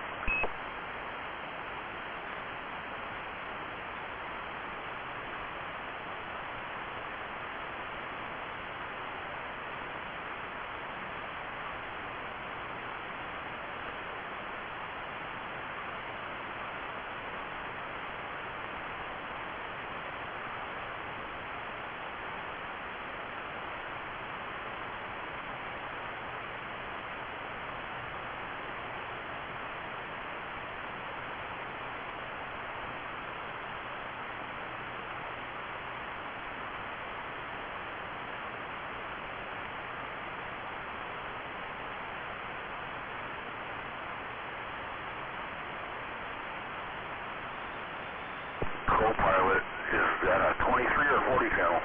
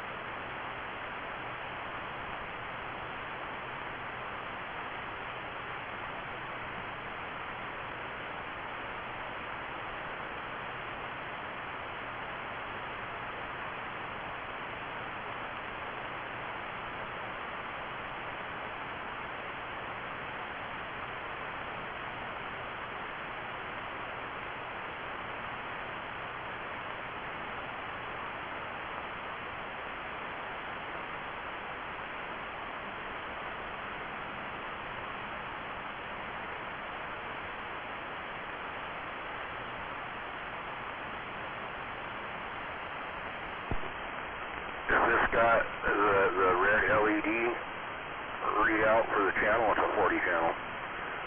They didn't have a 23 channel LED readout. Anyway, whatever they want for that with that mic and stuff, that's actually a really nice radio setup. I have that exact same radio in my closet, and it's a good fucking radio.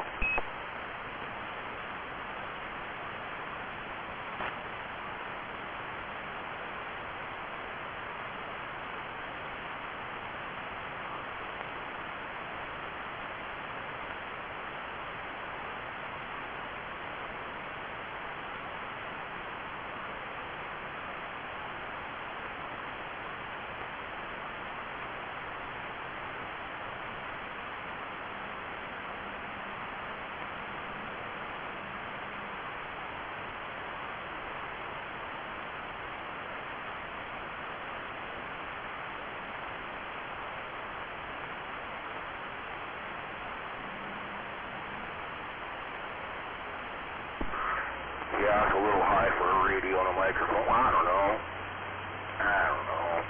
That 40 channel, you'd have to look at it and see if that co-pilot is a sideband rig or not. If it's a sideband, 40 channel sideband radio with that microphone, that's actually a pretty good buy. That's okay. That's decent.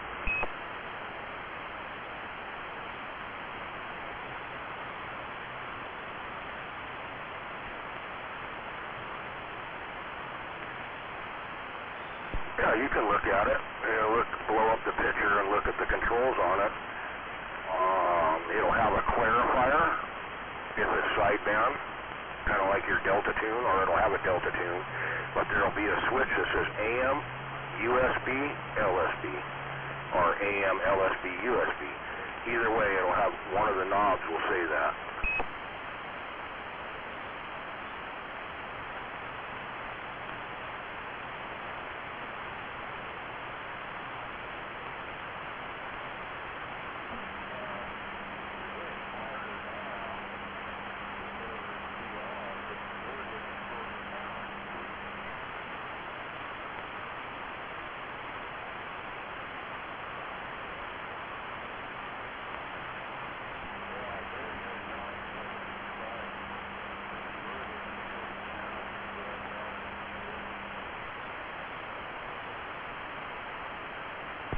Nothing that says AM and USB, LSB.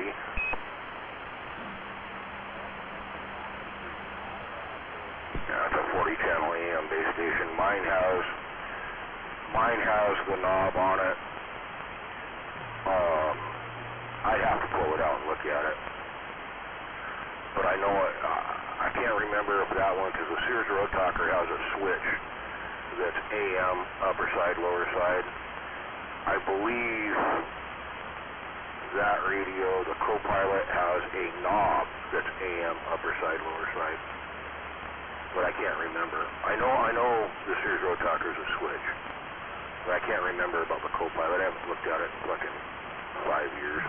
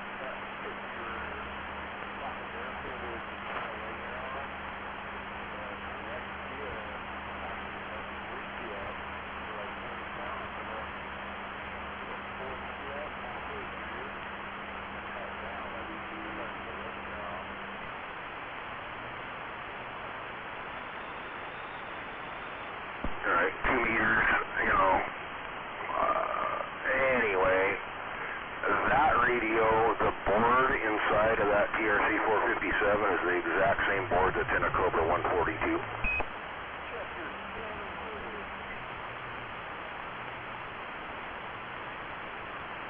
And the Cobra 142 base station and the Cobra 146 have the exact same board in them. The 146 is the mobile version of the 142. And the 148 is the same as the Cobra 2000. A lot of people don't know that. The internals of the radios are exactly the same.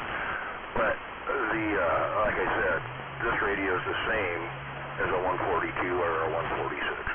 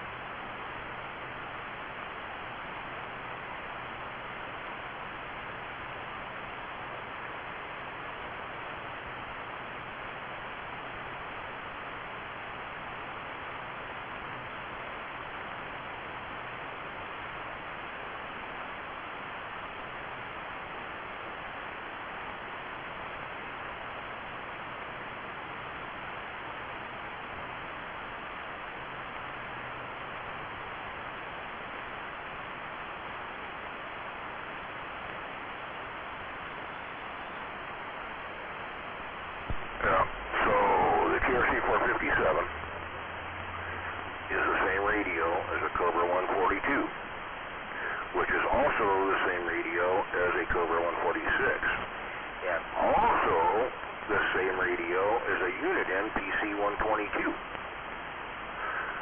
And how that goes with the Cobra 2000, the Cobra 148, and the Uniden PC-244 are all the same radio.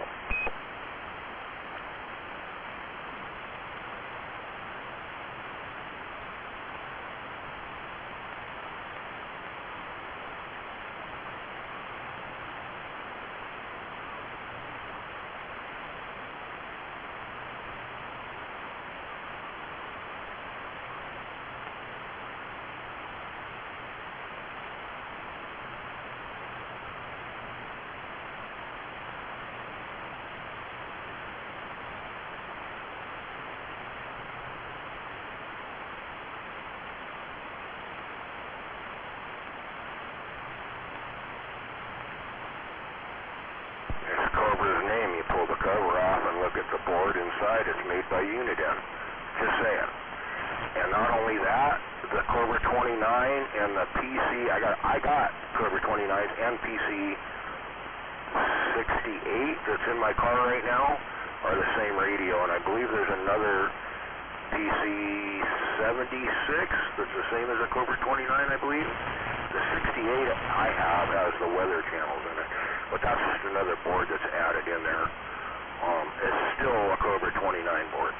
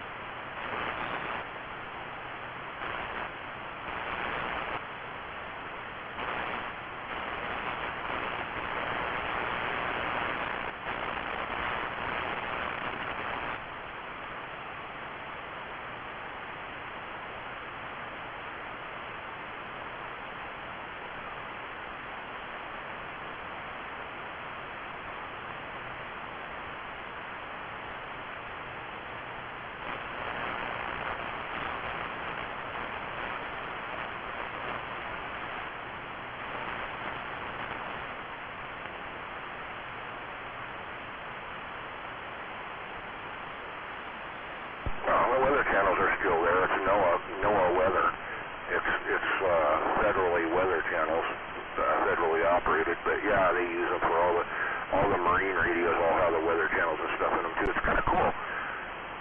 You know, fuck, I don't know how to say it, but it's the weather channels. They're still there.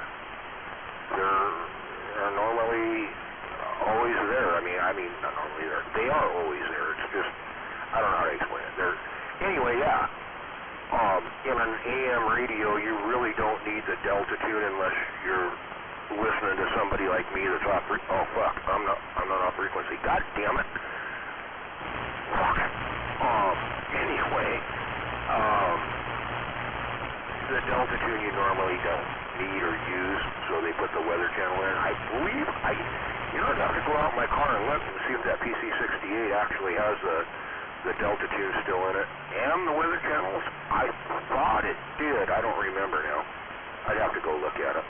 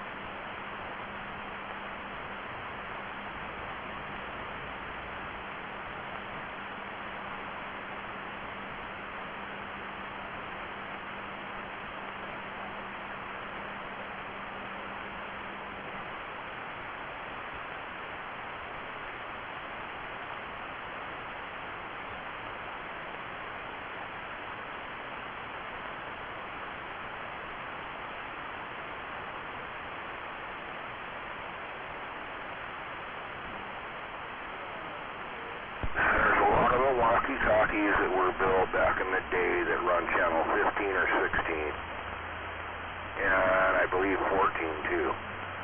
I have to get back with Highsider because I don't remember, but there's a lot of walkie-talkies that talk on the Citizens band.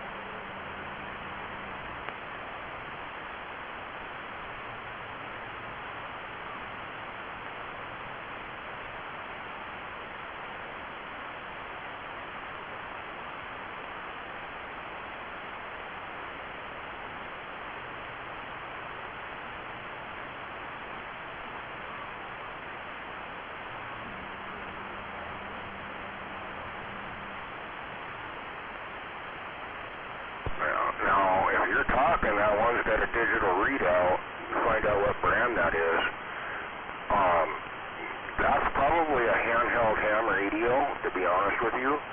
It's been modified to operate on the Citizens Band, and you can actually buy an adapter to adapt that over to put a regular antenna on it, and it would talk probably just as well as the radio you're talking on right now.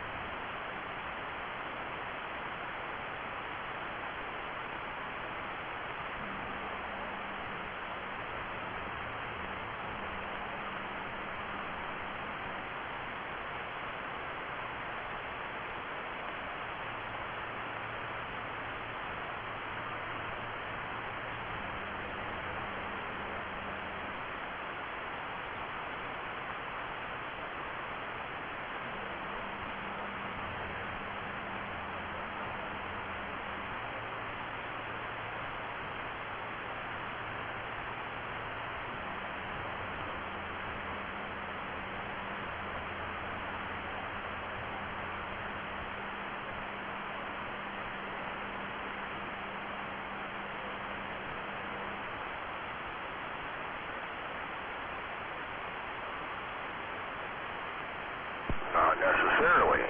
And let me explain to you right now. You want to keep that radio. And throw all those radios in when we meet up. I'll go through and show you what they are. Now, when you said it went to the weird numbers, 20, whatever, the channel that we're talking on right now is channel 17. Everybody knows that, right? But it's actually not. The frequency that we're talking on is 27.165.0.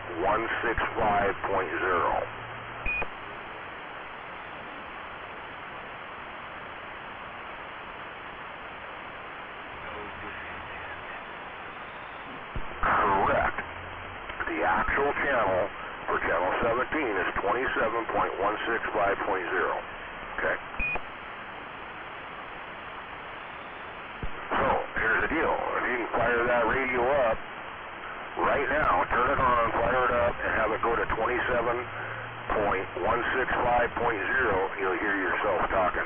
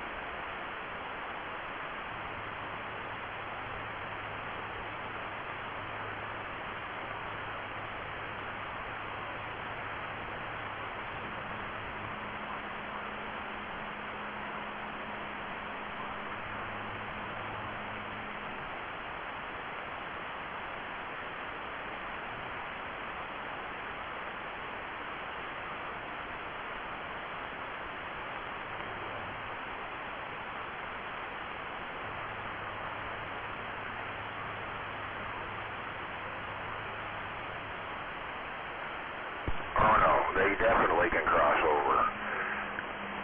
And I'm, you know,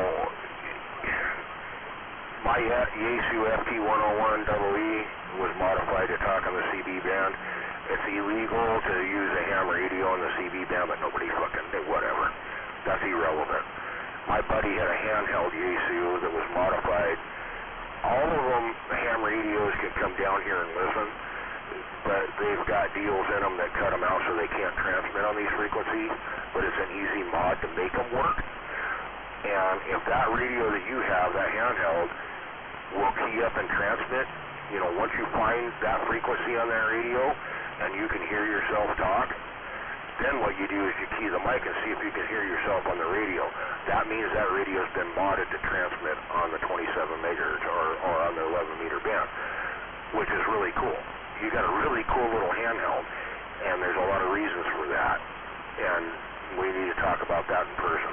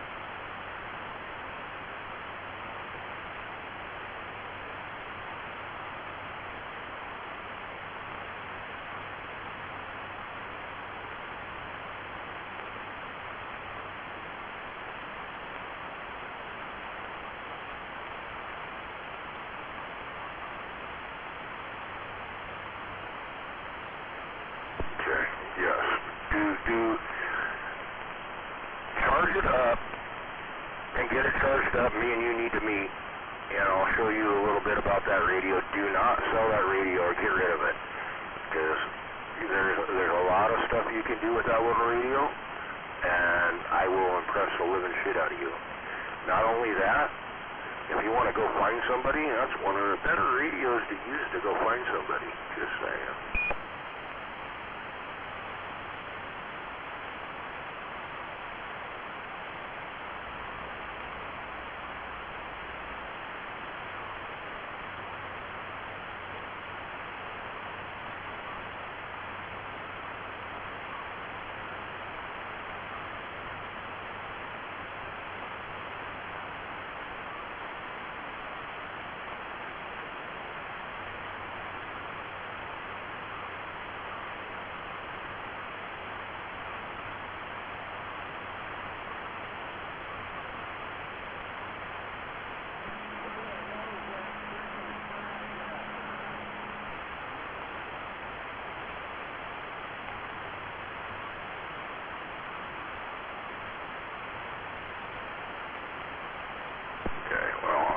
I am a ham operator. Well, I got my ham license. And for you, it would be nothing for you to get your tech license. That's super fucking easy, dude. And then some of those bands you can actually use. You can talk on them. But and it's not that hard to get your tech license. It's super easy. I'm a general, so it is what it is. Yeah, but you don't see me up there in the ham bands talking because I'm Mr. Dickhead. I got an attitude. And you don't want to be having an attitude up there in the ham bands. So the main reason for me getting my ham license years ago was because you couldn't buy ham radio equipment without a ham license. And that's why I got it. Do I talk on the ham bands? No, I don't.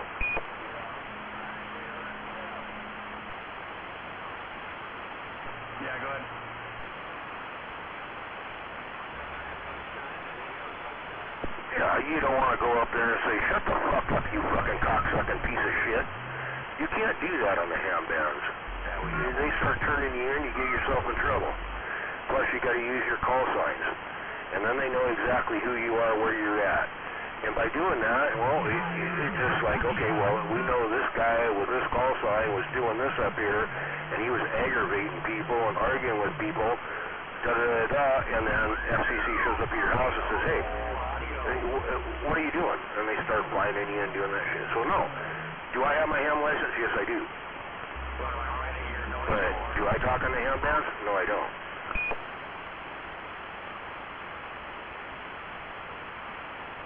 I think man might be taking you out too. Cigarette. Yeah, I can hear Minuteman in the background.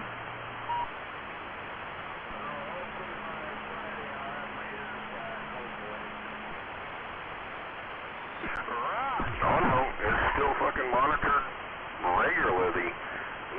Look at War Daddy. He got busted, I don't know, what was it, 5 years ago, 6 years ago? Got fined 10 grand. And that was War Daddy. Kind of funny.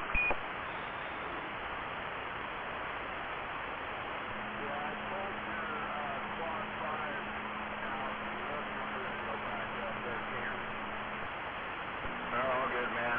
I'll have to come by and grab it. Yeah, it might be a little too much for your baby driver. I gotta correct myself. I'm sorry, War Daddy, it was not you. Sorry, War Daddy, it was not you. I am correcting myself. It was M-A-D. M-A-D. Fuck, I can't believe I just said that. I don't think War Daddy's a ham operator. But I know M-A-D is, and M-A-D was the one that got busted for 10 grand. Robert Speary.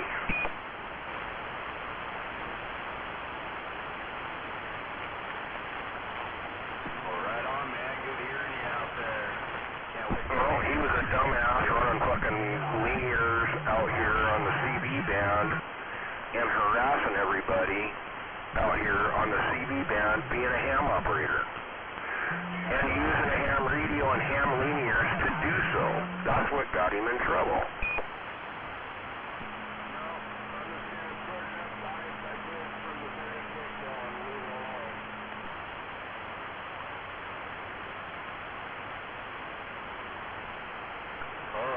And you can triangulate anybody within 10 minutes. I mean, if you're good at it, 10 minutes, they got you. They know where you're at. It's just like you. I know the general vicinity where you're at. And if I really wanted to hunt you, I'd grab all my equipment, put it in my car, and within 10 minutes I'll know exactly where you're sitting.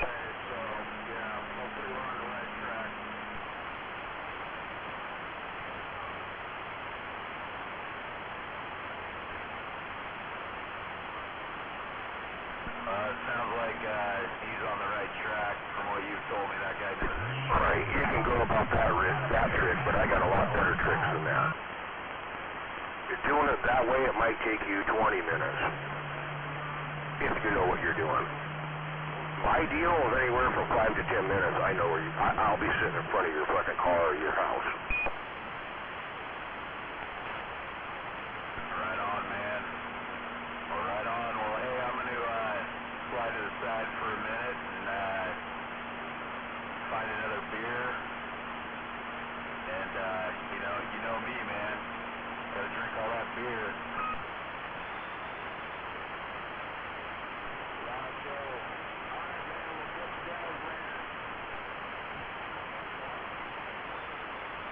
And just think, we're just fucking dumbass CB operators and can do that. You imagine what the Federal Communications fucking has.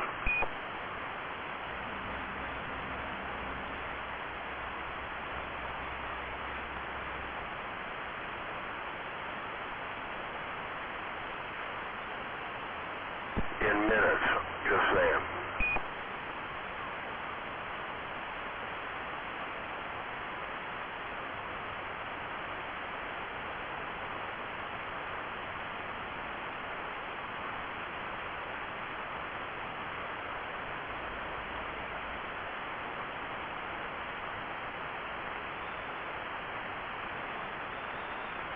But today, are they concerned with that? No. Not on the 11 meter band, not on the CD. They ain't concerned with it unless they get a lot of complaints. It is what it is. You know, I'm sure I'm on their radar. But again, I haven't did anything fucking bad enough to fucking account for them to come fucking hunt me down. For what I'm running right now, I'm going to say flat out, I'm 100% illegal. The amp that I'm running is all fucking illegal.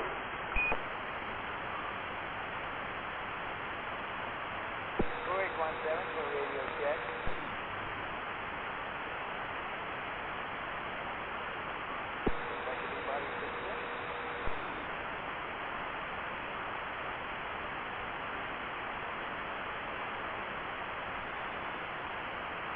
Well, and again, back in the day, I was running anywhere from 5 to 10,000 watts. The deal of it was clean. It didn't bleed all the way into the ham bands and fuck with the ham bands and all that shit. It was a clean radio.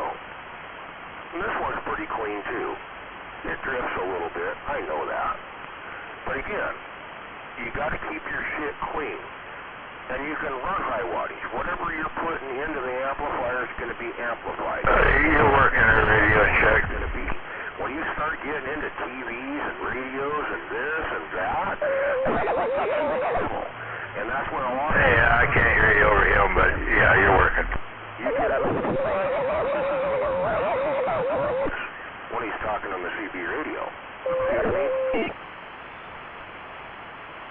Anyway, you're working. Thank you much.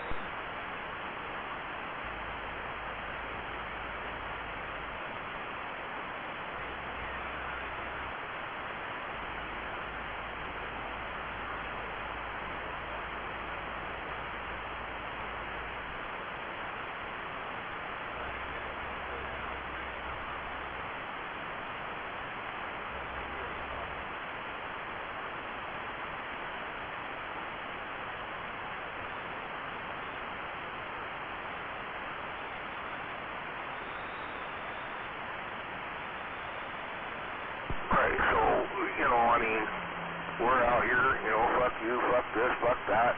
You're a piece of shit, da-da-da. They don't give a fuck about none of that. They could care less. But now, wait a minute. Wait a minute. You're bleeding into your neighbor's fucking, you're running a big amplifier, and you're bleeding into the fucking baby monitor with some church girl listening to see if her baby's crying or not, and she hears, fuck you, fuck this, fuck that, and then your neighbor's TV, and then the other neighbor's toaster's fucking talking to him, and, you know, his microwave turns on. You know, when you start doing that shit, and they start calling the Federal Communications, your ass is fucking done. Yeah, little kids with braces going, Mommy, Mommy, there's voices in my head telling me to do bad things.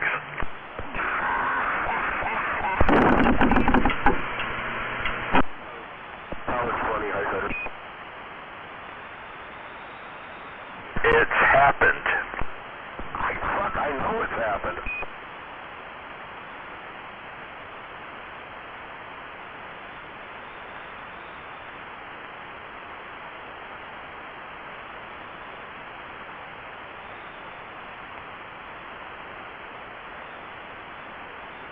Yeah, you gotta remember the original radio receiver was a nearly 360-degree circle of wire with a gap on one side. So I gotta ask you, I forgot what channel, Highsider. What channel was the old walkie-talkies on? Was it 15 or 16? 14. It was 14? I knew it was one of them, 14, 15, 16. I thought it was 15. No, 14. I got like 5 of them. Okay. So the old school walkie-talkies transmitted on channel 14. Those are kind of cool walkie-talkies to have. Yep, they're used on construction sites a lot. Yeah, and traffic control, you know, with the flaggers. Still to this day? Yeah, more of them are using FRS, but yeah, there's still once in a while you run across them that are still using Channel 14 Radio Shack walkie-talkies, the little gray ones, single channel. No shit, huh? I didn't know that. Of course, I'm at a radio, just recently I've got a radio in my car, but I don't drive around with it on Channel 14. Oh, and then there's this character over here by me that has one of those emergency locator beacons that happens to center up on Channel 14. Old school. Goes through a whole series of tones and beeps and stuff. And I haven't managed to catch him home yet. Or actually, it's a shop that's next to a house, but he's not there most of the time. And this thing goes off every once in a while. It's fairly loud where I'm at. Really? Yeah, it's one of those deals that you would find in, let's see. They use them in cars, government vehicles specifically, way back in the day, for emergency location. You know, if a vehicle is stolen, they can find it pretty quick.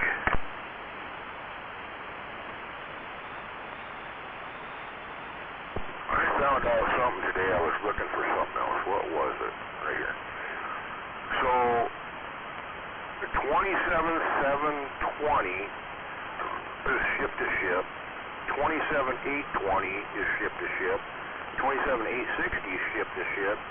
27.880 is distress safety.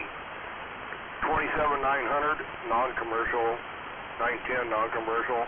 940, 27940 non-commercial. 960 non-commercial. And 27980 surf life saving.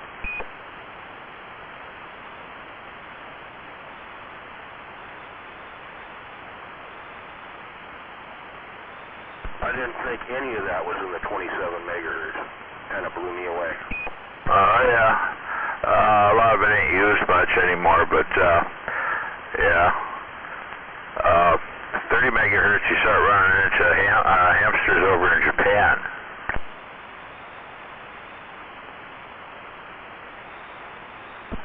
Yeah, but all that I just read off, the ship-to-shore shit, that is federal ship-to-shore radio. And I honestly didn't know that. I've been up on them frequencies talking with people short-term, but been there, you know, 151 is one of them playing around and going up there with him, and yeah, weird. Anyway, Speed Racer, you still there?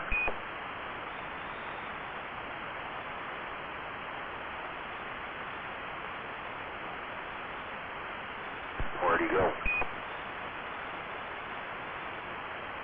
Might be watering a wisteria. Probably out there watering them dandelion plants, trying to make them grow. Makes for really bad tasting dandelion wine.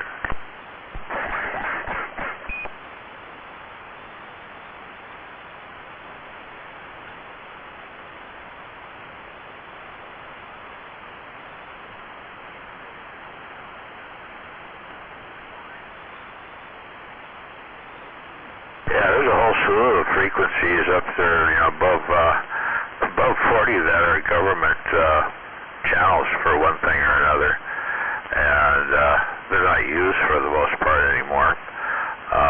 I'm not sure exactly why, possibly because there's a gazillion freaking CBs that can go there.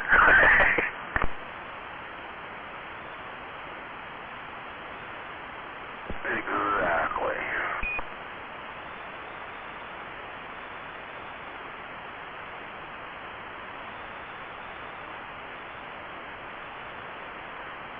Yeah, a lot of communications these days is done on higher frequencies because it's digital. digital doesn't work real well at our frequencies. Yeah, I mean, you can do it sort of, but it's not. Static is faster. Yeah, it's. You can do DTMF. You know, they do. What do you call it? QSO cards. Using DTMF, that's kind of cool. There was a radio that I was going to ask you about. Fuck, I forget what it was. It's a handheld walkie-talkie that runs off a repeater, but they ain't saying you got a ham license. You got to have a ham license to fucking operate it. You can talk around the world. Da da da da. Everybody. I mean, I was like, what the fuck is this? Not having to have a license to use a repeater? That's not something that I know of. That's new. It's actually more like a phone subscription. It uses the cell phone stuff to do that. Yeah, that's what I got. Because I started trying to look up what frequency it was transmitting on what repeaters, and I couldn't get anything on that. I couldn't get any specs on it or what frequency it was transmitting on. But it did say that they were using cell phone towers, and I was like, oh, okay. So they're using the same frequencies as a cell phone tower to transmit walkie-talkies through, basically.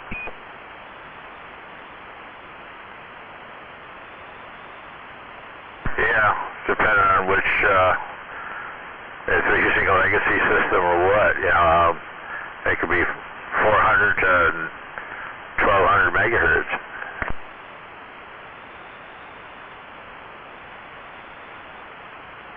I don't know. I don't remember exactly where the top of the cell phone frequencies end anymore.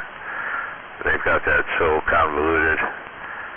And, yeah, a lot of people don't realize what the 5G network is all about. It's not 5 gigahertz. It's 5th generation.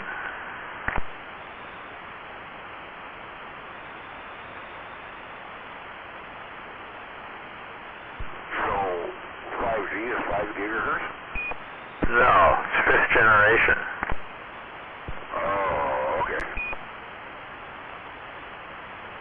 They just find different algorithms to use to make the digital quality better or whatever.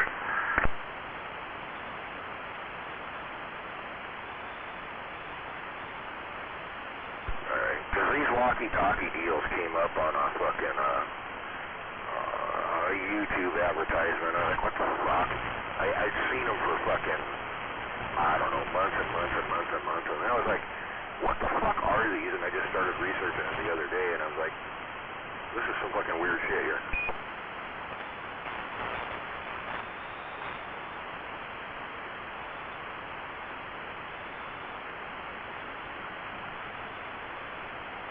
I was like, are the FCC fucking opening up more frequencies for us, or what? Nope. There's a little chunk of 200 megahertz that's kind of interesting.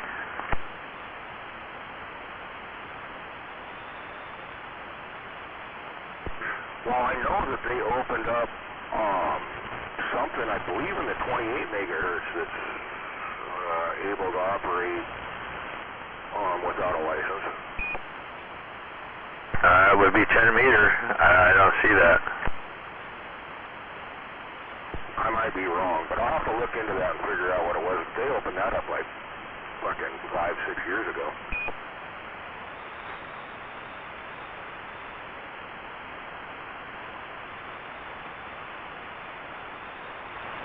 Yeah, I can't see that being at 10 meters.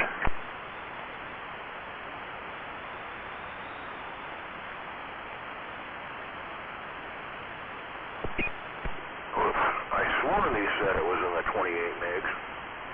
I might be wrong.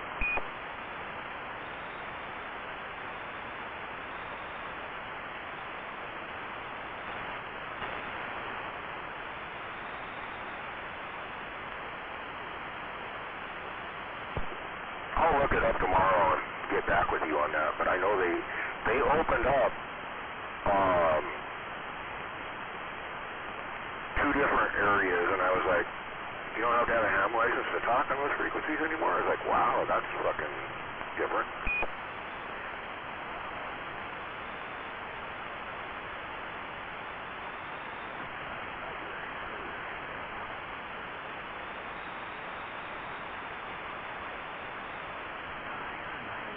As if I would use them. I thought maybe they did it for the truck drivers because of all the bullshit that I caused on Channel 17.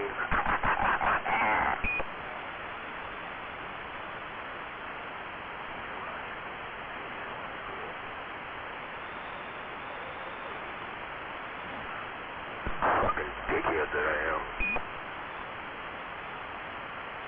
Was, not am, was.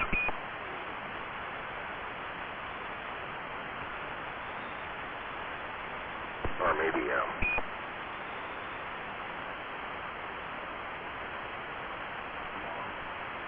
T-Tracer, where'd you go?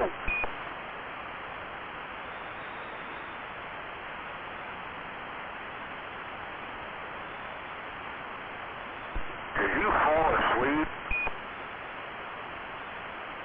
Yeah, he went to shit and the hogs ate him.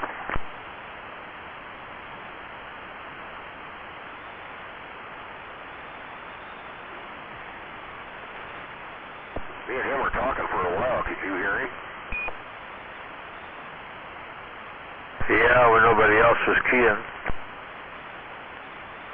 Okay. Well, at least he was being heard. Yeah, he doesn't do too bad from where he's at. I don't know. He's in a spot. I don't know. He buries my needle here or wherever he's at. Wherever he's at, he's in a good spot for me.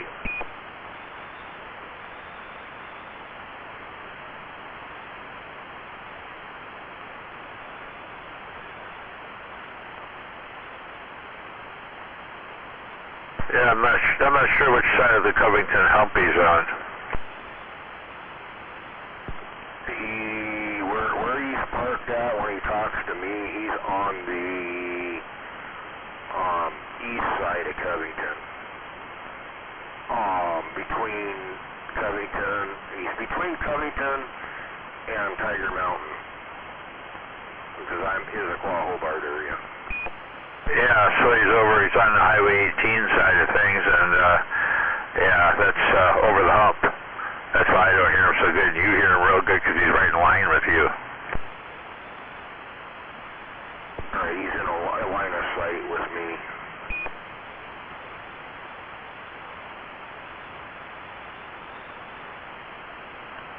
I was thinking if he parked over there by SIR, he should be able to hit me and you really good.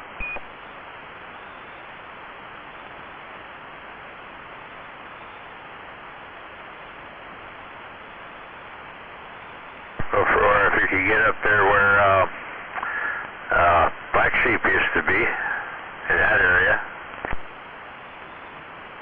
Was it what, Ravensdale? No, right above SIR. What's above SIR? Well, there's Covington, Ravensdale. I mean, there's SIR. You go out of the backside of SIR, it goes into Covington. And then you turn right, it goes up to Ravensdale. If you keep going, it goes to Maple Valley. And then Hobart, Issaquah, where I'm at. And then north is, I don't know, Renton. You know, Issaquah, Renton area. Okay. If you get off at 256 off of 18, you go east a little ways. And there's a left-hand turn that takes you up over the overpass, over the top of 18, and out towards Black Diamond. And it goes up past the tree farm. At the top of the hill past the tree farm is where Black Sheep was. You go over the top of that hill and it drops down the other side, and that's where SIR is, on the other side of 18.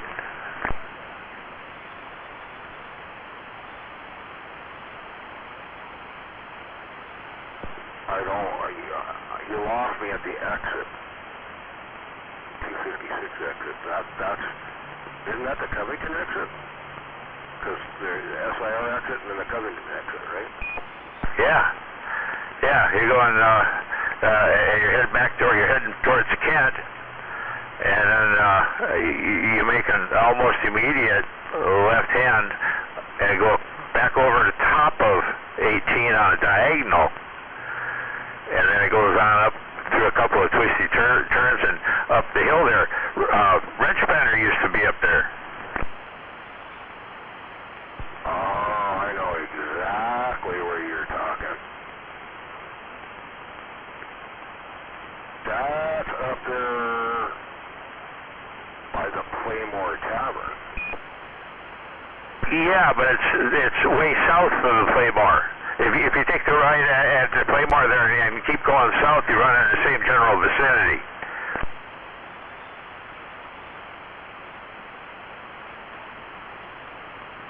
But if you keep going, doesn't that go up to Riversdale? No, it goes Black Diamond.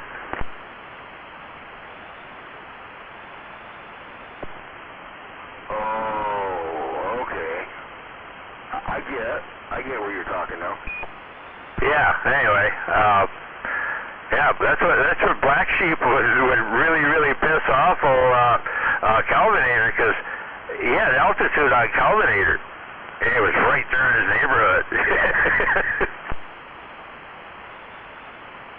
Kind of why I created him. Remember, I'm the one that put his antenna up. Fucking asshole. I know, but I cured it later on, though. Fucking instigator, goddammit, Highsider. Yeah, well, when he got all together sloppy and totally stupid and obnoxious there, I'm the one that put the bullet through the middle of that A99.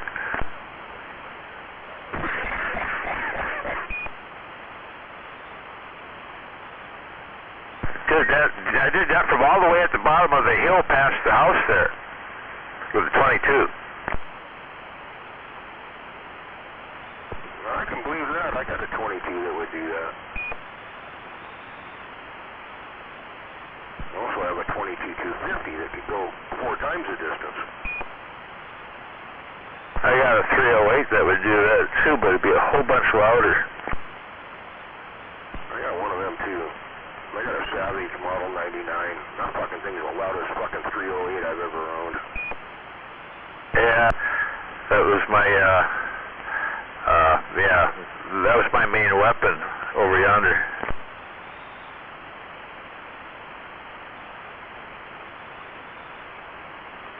And granted, I love that gun. Lever action, 308, Savage Model 99. The Savage 99 was one of the longest production guns ever fucking built. You know that?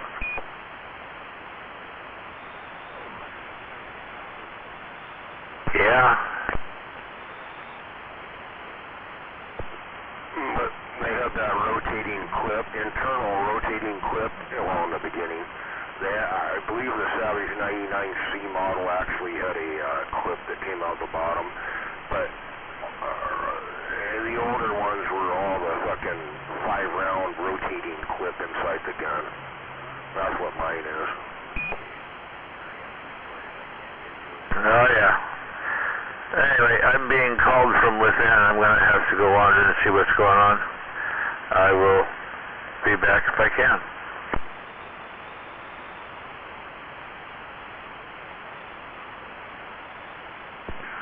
Alright. Hopefully Tenacious don't fucking handcuff you to the bed. Just saying. Catch you later, Highsider.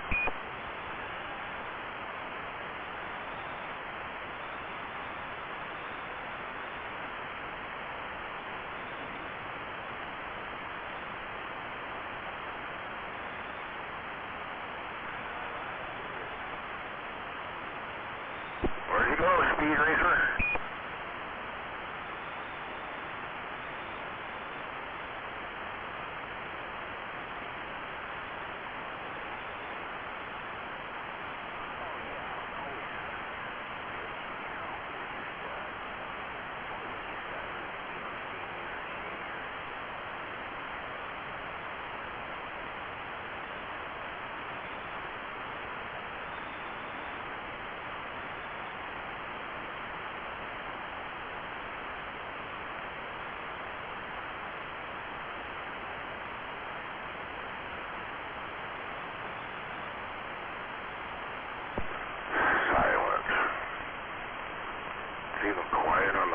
Okay.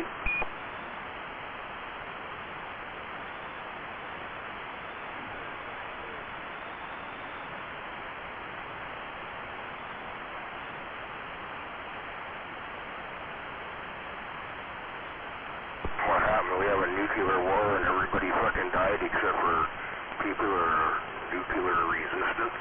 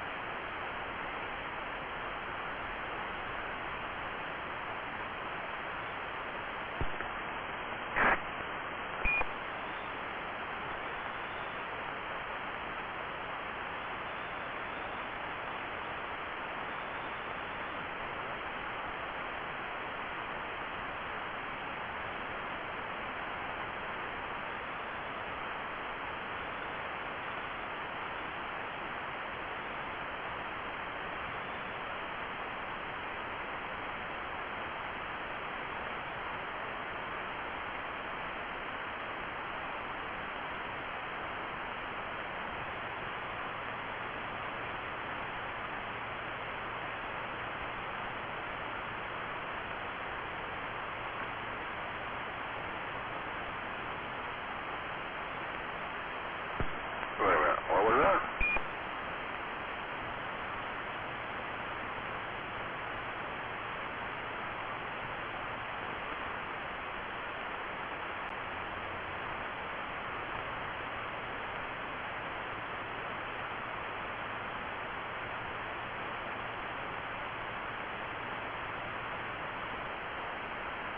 Okay, when you got your radio, or you got your phone, Google Yaesu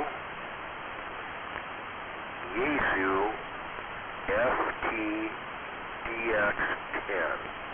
I have one of them. That's that. I just got it running. I bought it and I got it running. Anyway, that radio, even for me, is very confusing. But, yes, that is a very high-end radio.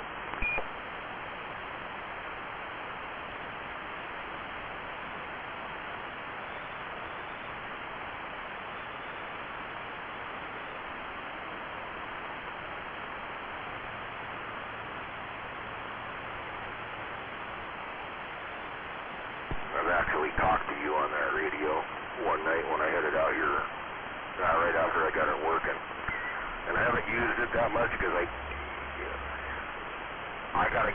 got my laptop, I've got the program downloaded to it to communicate with that radio with my laptop, so it can expand some of the stuff that I wanted to get into to make it work.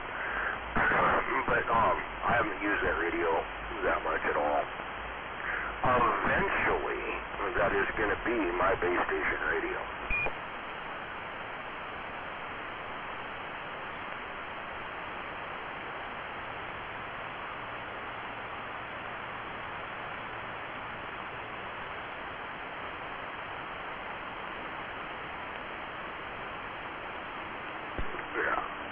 they're not cheap, and they're very sophisticated. Yeah, I'm drunk. Sophisticated. That's whatever.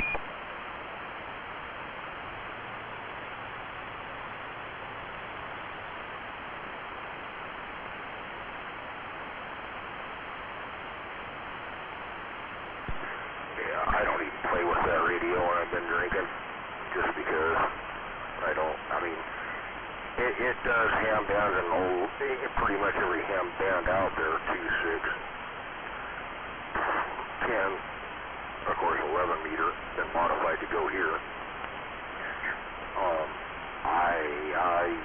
I know those, and I believe it goes to a lot of other ones too. I did some research on it, but my deal is what I wanted to do is to get the laptop and get it where I need it to be and make it work the way I want it to work here. And once I got all that fixed and working right, then I can play around with other shit. And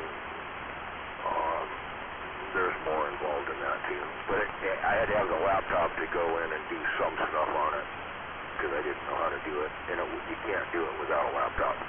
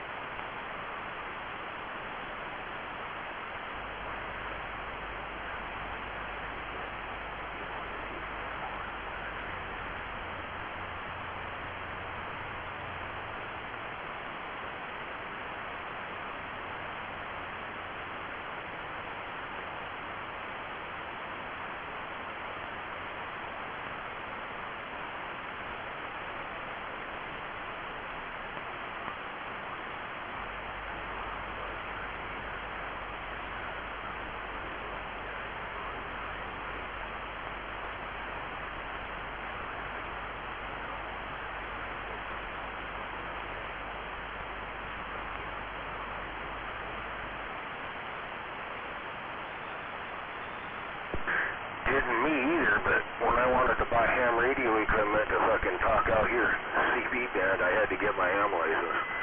And then it just kind of continued from there. That's the only reason. Like I said, I don't really talk on ham bands. I mean, I do a little bit, but, dude, it's hard for me to hold my tongue, you know what I mean?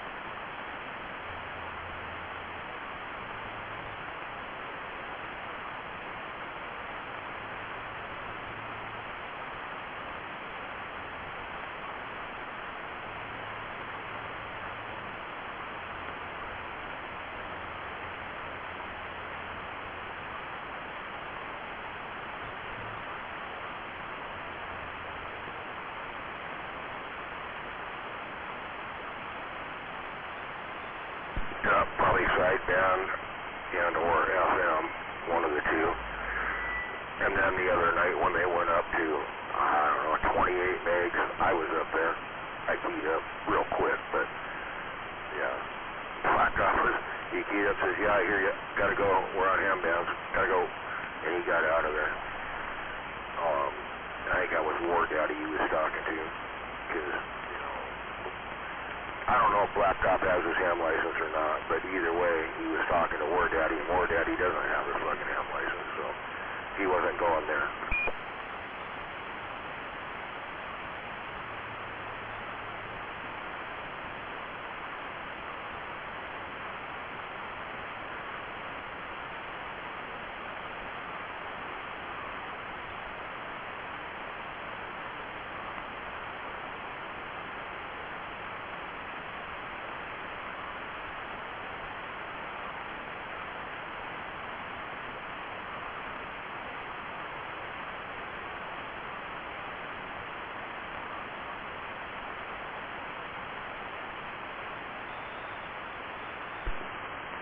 and no.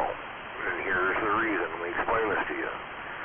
Legally, to operate a CB radio, you're limited to 5 watts AM. And I believe it's 15 sideband. Ham operators, and of course everybody on Citizens Band CB, don't abide by that. I don't. Ham operators in the ham bands, their limit is like 1,000 watts. I believe, though I forget. In the test, when I got my ham ticket, I think it's 1,000 watts. They can run 1,000 watts on ham bands. So the more wattage you run, the further you're going to talk. But they're limited too. You know, a lot of people are way over that limit. Is what it is. I believe you're limited on 2 meter like 50 watts, 40 watts. I don't know. I don't remember. But anyway, there's a limitation to how many watts you run. It ain't any different than the CB radio. CB radio, the actual limit is 5 watts. 15 on sideband. But nobody abides by that anymore. You know, there's people running 2,000 watts. There's people running 8,000 and 10,000 watts down here on the CB.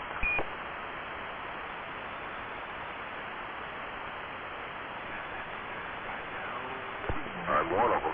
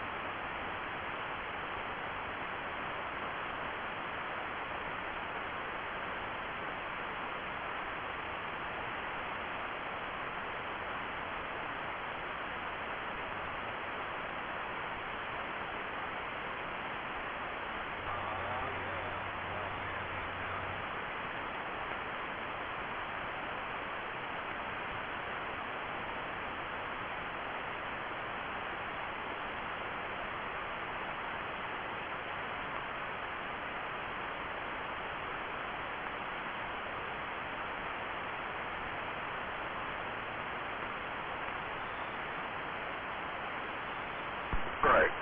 When you become a ham operator and you can use the ham radios and you can use the repeater stations, at that point, your little walkie-talkie at 2 watts talks to the repeater station on Tiger Mountain that can talk to another repeater station, to another repeater station, to another repeater station, and you can talk to yourself all the way around the world.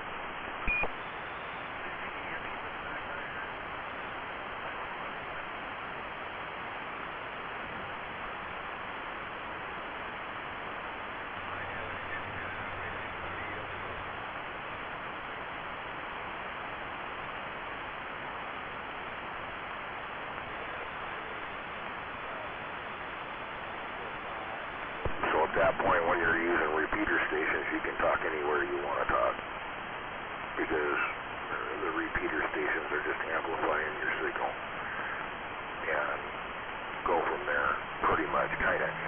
That's the easiest way to explain it to you right now.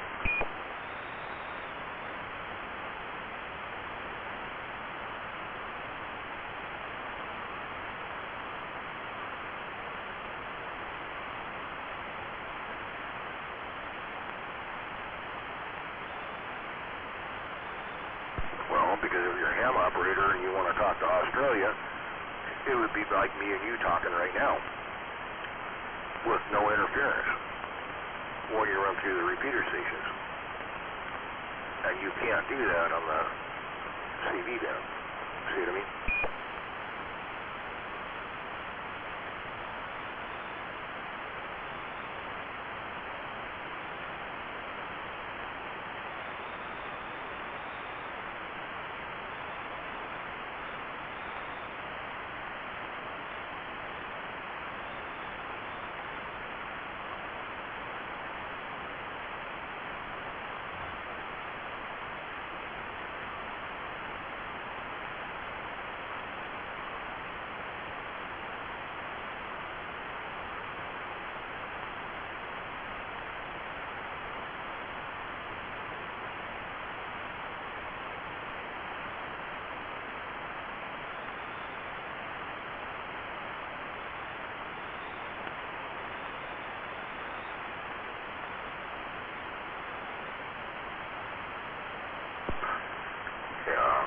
need to figure out, I got a general idea where you're at right now. If you were to go, well, one of these nights we'll figure it out. But 256X that me and Highsider were talking about, were you listening to that?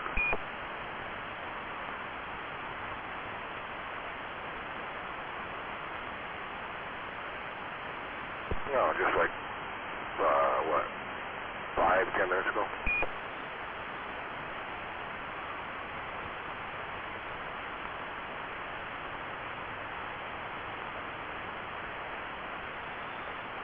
When I was talking about Ravensdale.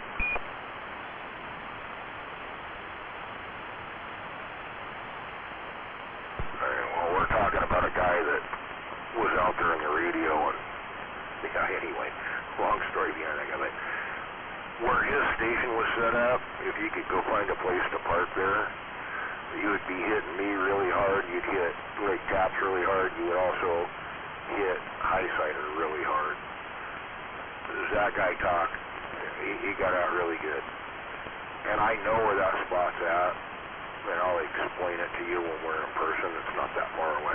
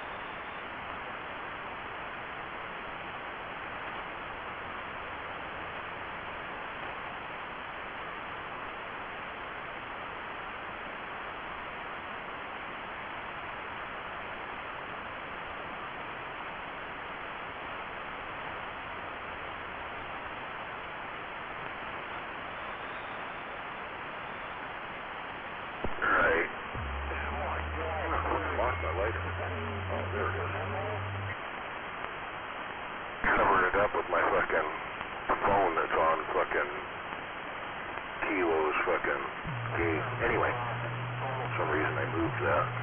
Covered up my lighter. Anyway, so you're gonna go down and get one of them mics? Because I mean, me and you need to talk about getting your audio up on that radio. And if you're gonna buy one, if you're seriously about buying one of them mics, I want you to get that first before we modify your radio. Just because. What the fuck, dude? What's going on?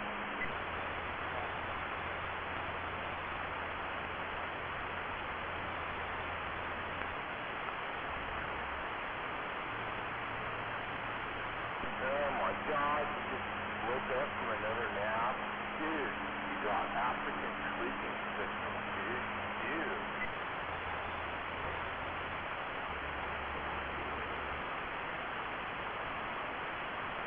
Ain't that right, man? Those are the African sleeping system.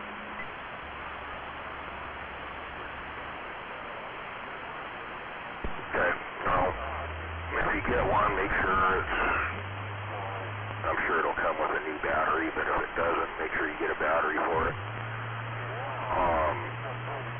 Those are a square 9 volt. Anyway, at that point, you get that mic and then we'll see how it sounds. We may or may not have to do anything to your radio, depending on how loud you really want to be.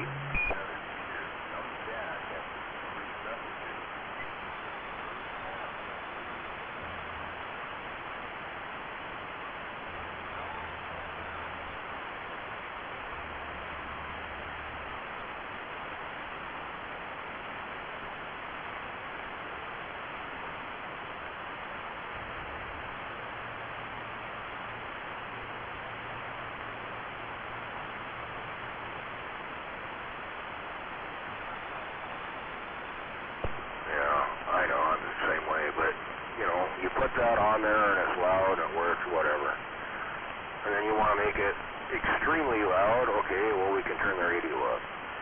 You want to be obnoxiously loud, well we can clip the diode to turn the inside of the radio up, run the mic wide open. You're obnoxiously loud, but we got to keep your radio from squealing. And then, once you're that loud, you can go on your radio and or the mic and turn it down half throttle and talk normally. And then when you want to be really loud, you turn everything up and just annoy everybody without squealing. You see where I'm going with that?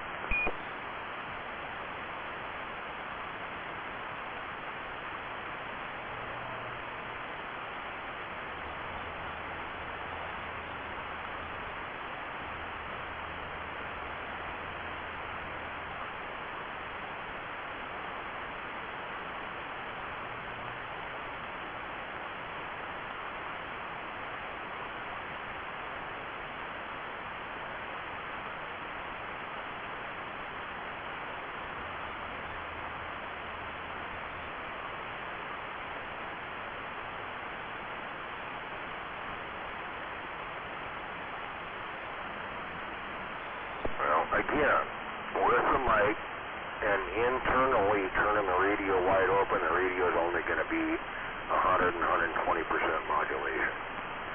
You get some people out here like War Daddy, you hear him when he's really fucking loud, over-modulated sometimes. He's on a radio that don't have an audio limiter. Again, you got to understand and know your radio to not run it that way. Another one's JYD, he runs his radio. I know his radio's got the audio limiter clipped in it. And I have to tell him a lot of times, turn your fucking mic down, dude, because you're over-modulated. But anyway, at that point, it's a matter of running your mic gain on the radio at half throttle and maybe the amplification of your microphone at half throttle when you're driving down the road, and then when you're parked you can crank everything up. You know, that's to have the ability to do that is kind of cool, but you got to know where to set your stuff to run and listen to people that you trust to tell you what your radio sounds like. You know what I mean?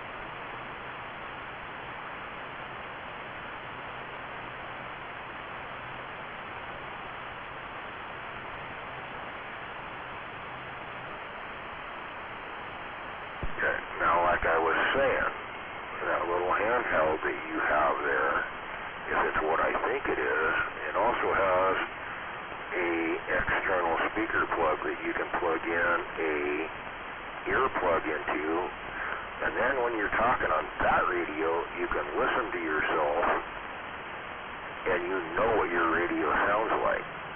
Okay? It'd be just like everybody else out there listening to you. When you do that, then you can adjust your microphone so you know what you sound like off of that little walkie-talkie. You see where I'm going with that?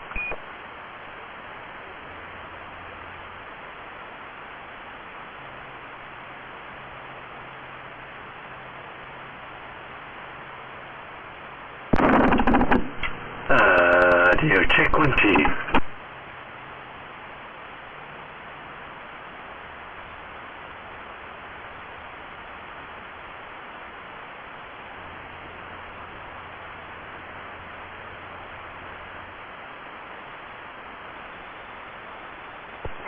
Make sure you get that charged up, go get that microphone, and then we need to hook up and get you all set up so you can be heard. And then, who knows, find somebody to sell you a little amplifier to put in that car. That would be fucking awesome.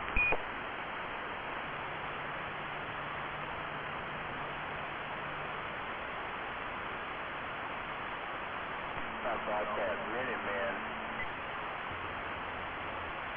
It's good for you.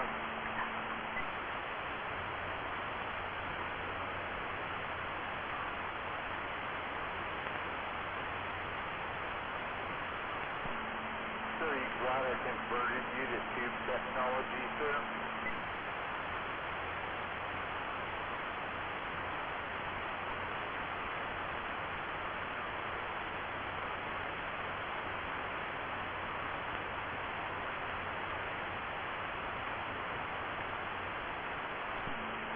Hey, you get a good tube amp, you can just hammer the shit out of it for years, man. Yeah, he's probably running a 2-pill or a 4-pill amplifier. Maybe more. Who knows? You know? It is what it is, you know? You hear me, you see what I'm running right now.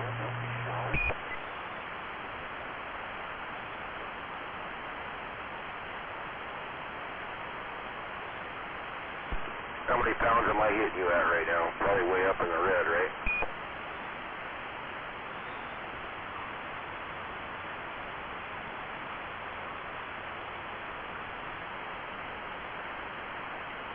Okay, now watch this.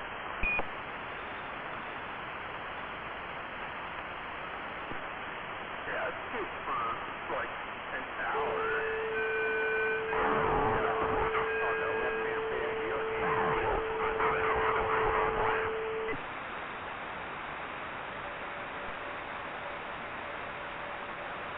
What am I at now? Is it still bearing your needle?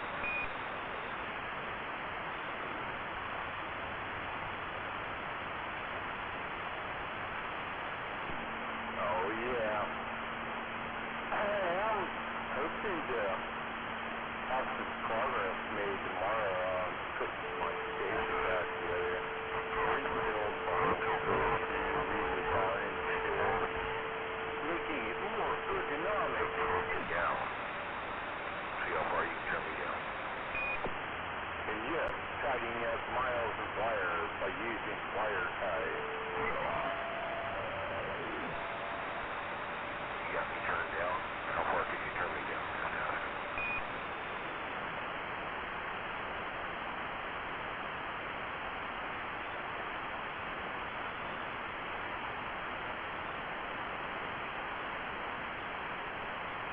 Where'd you go?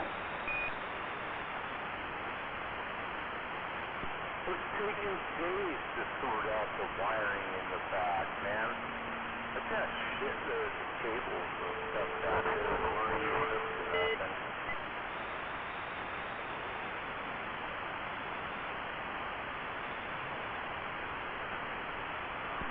Yeah, man.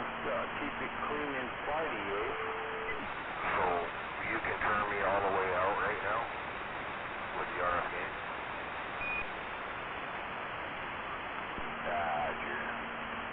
So you going to the break in August down to 30 Sanchester? Well, take me down to where I'm like at. Me too, man. Me too. That was good to see you again.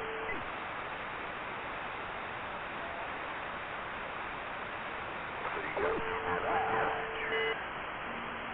yeah, unfortunately, Citrus Labs is shut down until now what am I at? This ended up being a lot more work than I thought. Man, I got so many hours into this shit, but you know, I got the station core all apart. I'm putting it all back together now. That's what a little amplifier does for you.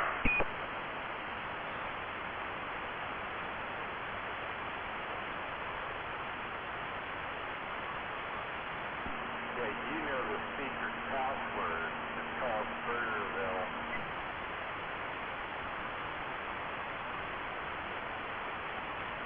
There you go, man. That's all it takes. The password is Burgerville.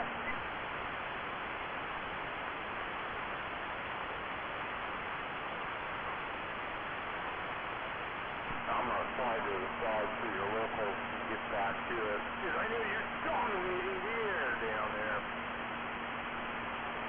Man. Hey, 4 minutes a minute. Mr. Steve Toxic. Yes. Do you have a problem? No, sir. Oh, that's good. Come on, I had a problem for a minute there.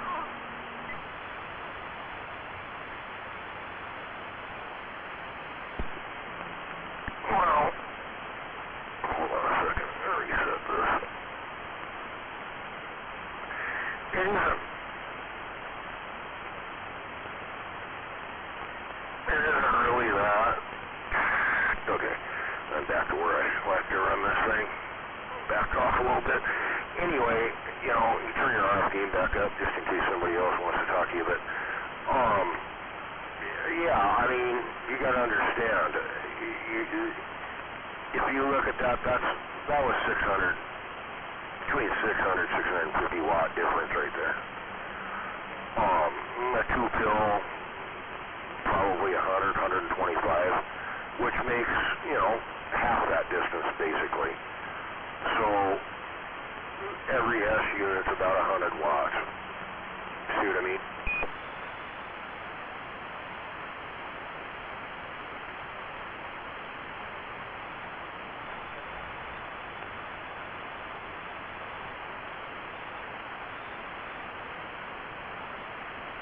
I mean, that's just a rough, turn my receive radio up so I can hear, not receive, but my talk back. Anyway, yes, so now you get a clue of what happens there. But again, you know, when you're running something like this, you have to have the ability to recoup. In other words, in a mobile situation like you couldn't be running the amplifier and sit out here and talk all night without the car running, because it'll run your battery dead, because a 2-pill probably runs 15, 20 amp draw. A normal car battery, after about a half hour of consistent talking, you're going to run your battery dead. So you got to keep that in mind too.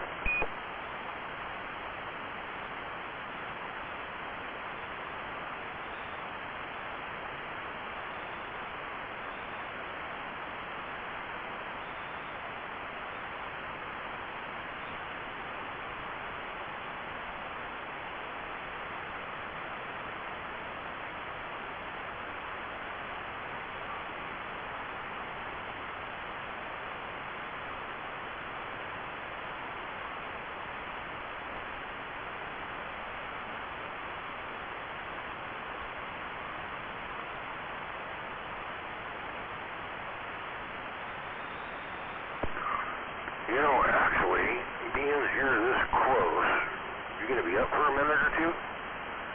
Because I want to test something. God damn it, test something really quick. It's actually Butterfly's radio. I was thinking about hooking it up to a 102-inch whip, which I do have here, and just see how it sounds to you compared to this one.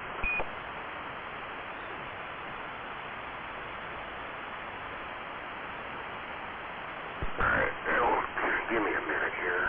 It's right fucking here. Since she puts a fucking battery in her car, she can have this thing.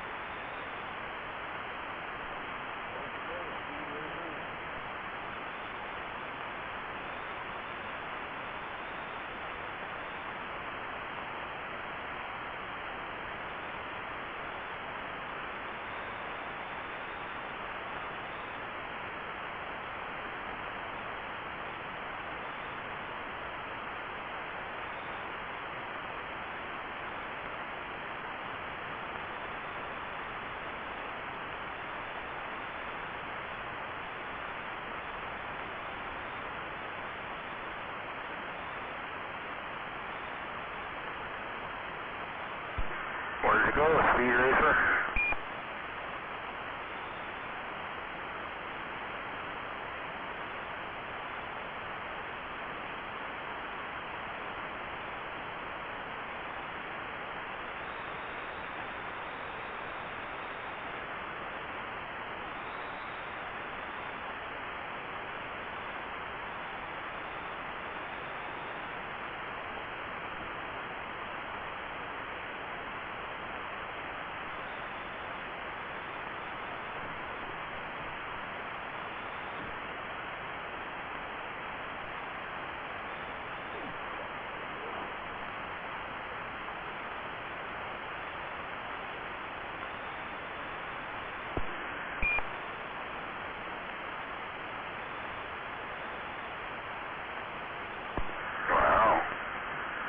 That was interesting.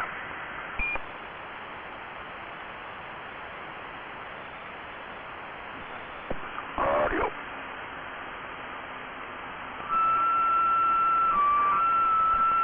Quit, fucker. Oh.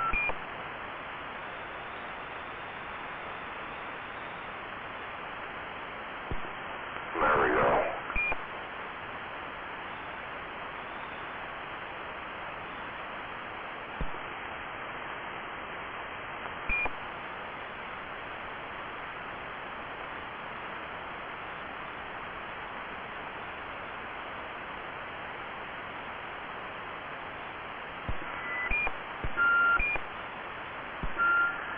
Audio.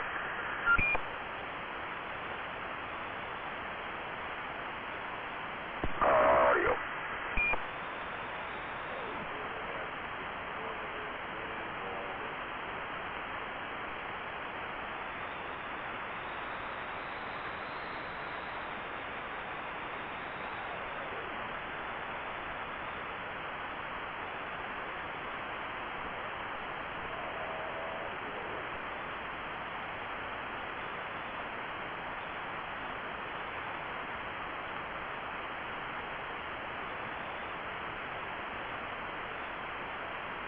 Radio 1. Radio 3.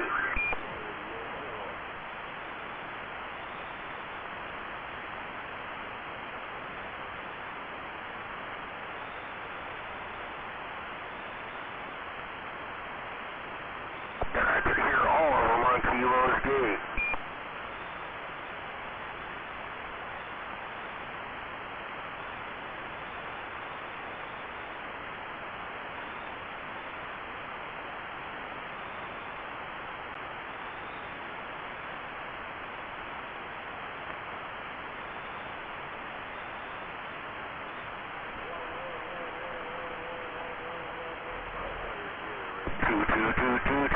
Two.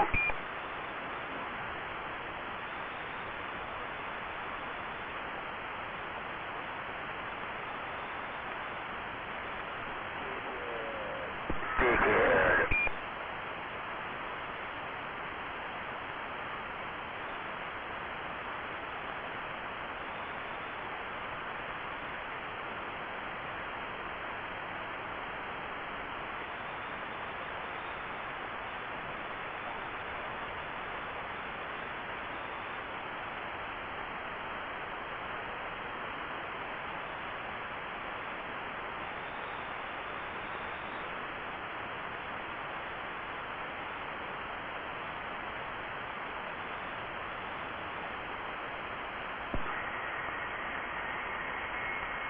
Where'd you go, Speed Racer?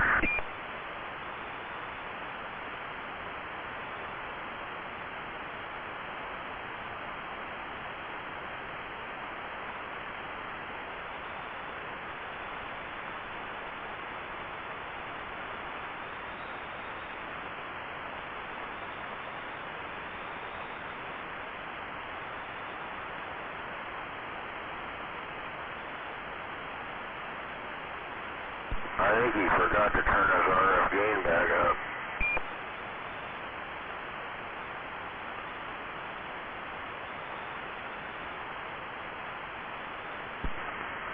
Just saying.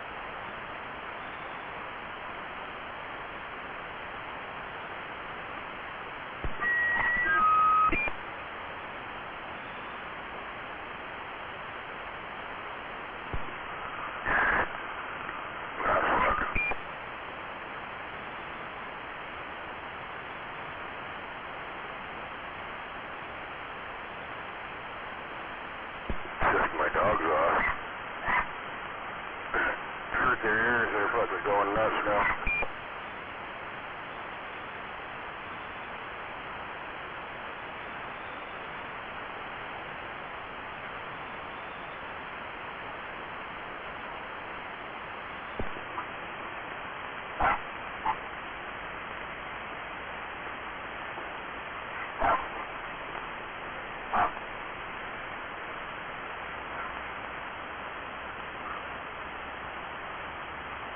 Get it.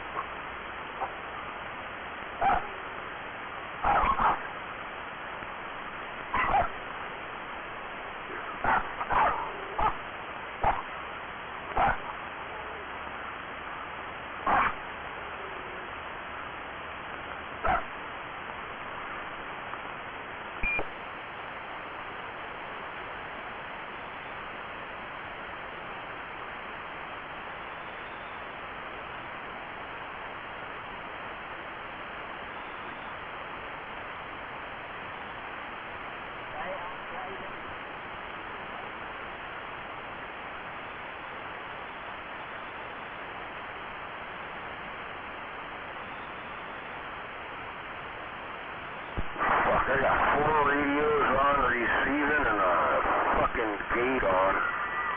Holy shit, what am I doing?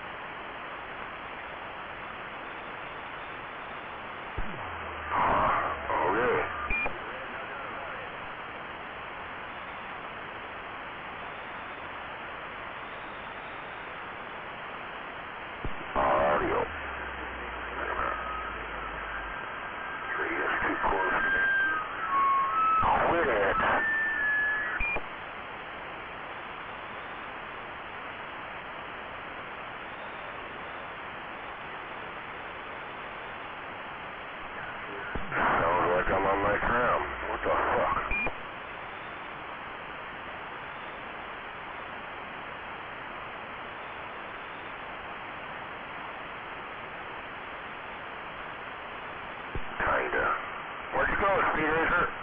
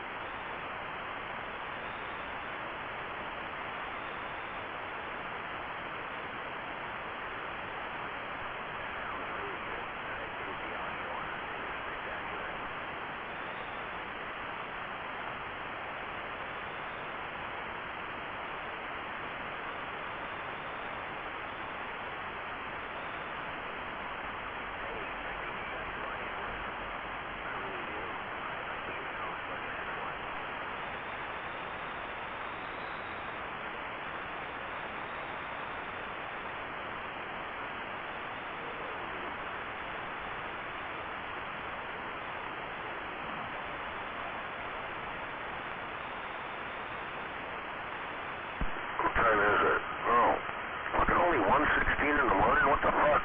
This radio's that deaf?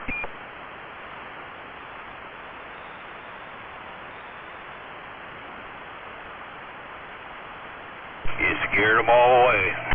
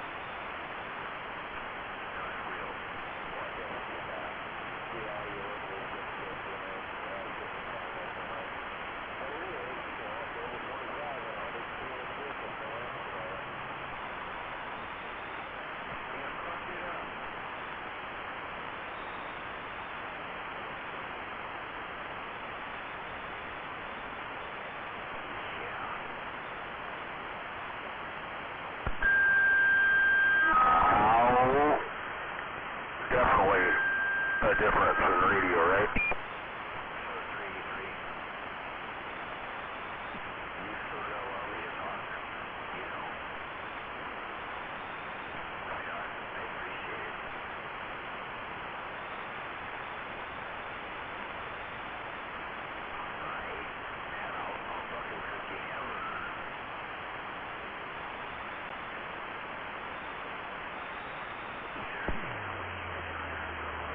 My dogs don't like it when they're squealing radios.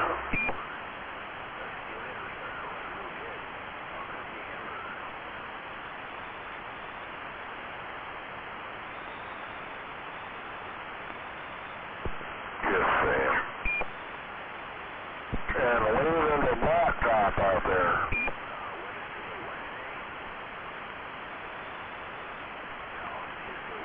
Waving back. Did you hear that Cobra 25 key up?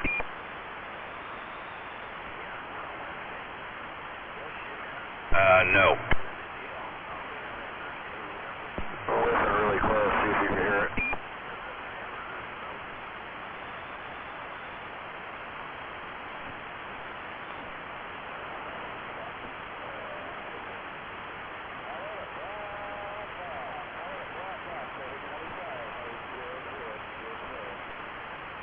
Yeah, I can hear it in there.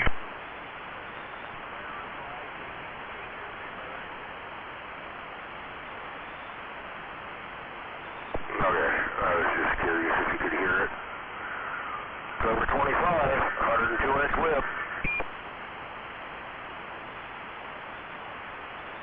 Right on, right on.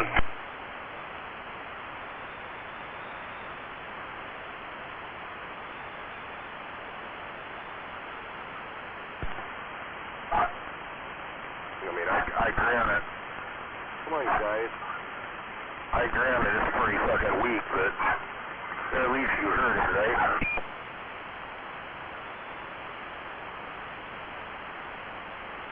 Yeah, I heard it in there.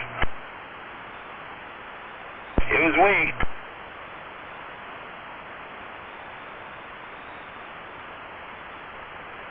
Well, that's Butterfly's radio, stock, well, it's got the 30-watt finals in it, but it is, you know, mobile on a 102-inch whip.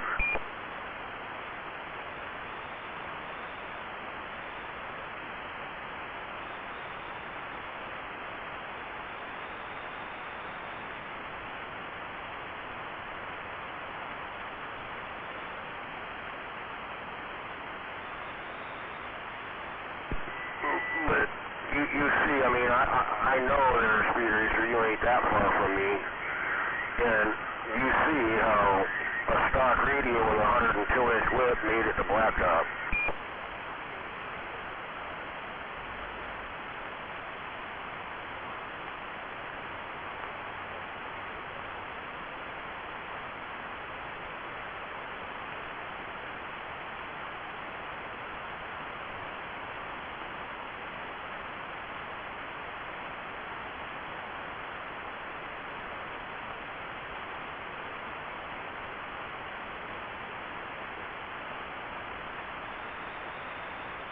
No, but what I'm saying is you've seen it's a modified Cobra 25 with other finals in it, but here I say it ain't much. It's a less of a radio than you're talking on right now. Stock microphone, pretty much the same setup with a 102-inch whip, and Blacktop heard me on that radio from this exact same spot. Guaranteed, if you had your radio with a little bit of modifications and 102-inch whip, he'd be able to hear you.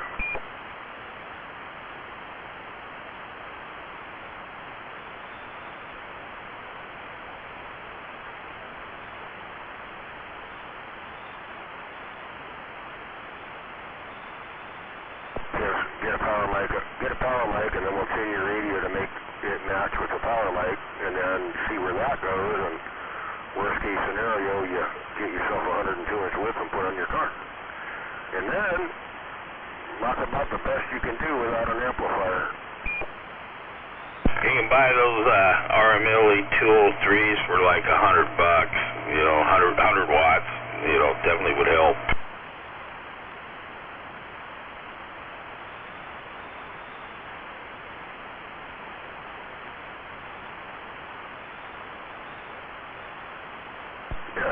exactly. His problem right now is getting his audio up. He has hardly zero audio. I mean, but yeah, I found the mic for him, and he's probably going to go pick it up tomorrow.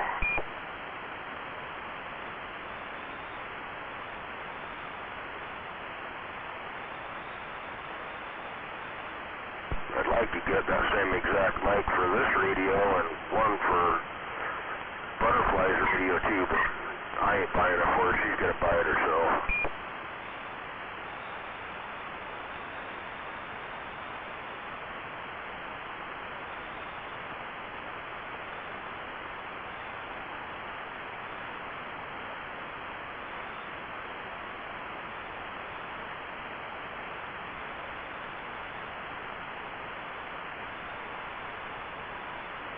I'll tell her she has to give me a blowjob and I'll buy her a mic. No, I won't do that.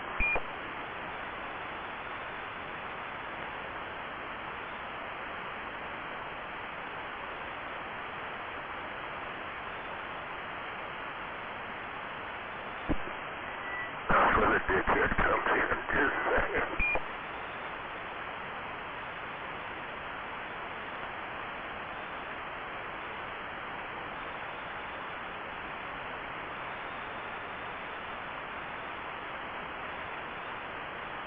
Fuck, I bought her a brand new mic, put upgraded finals in this fucking Cobra 25, gave her the fucking Cobra 25 with a brand new microphone, and I'm giving her my old magnet mount antenna so she has an antenna. What the fuck, man?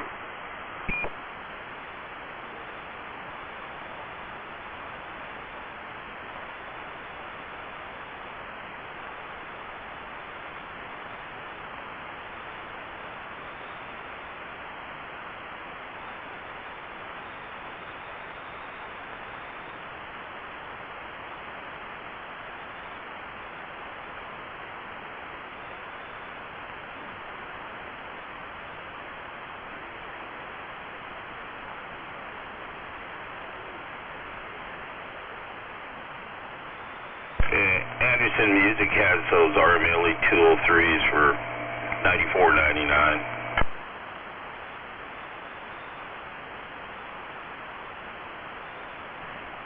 Little two pills.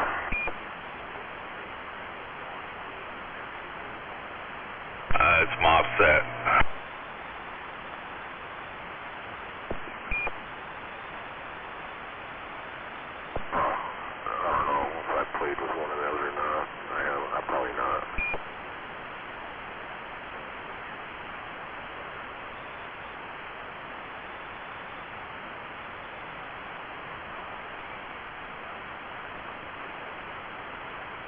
Be like the old Palomar TX75.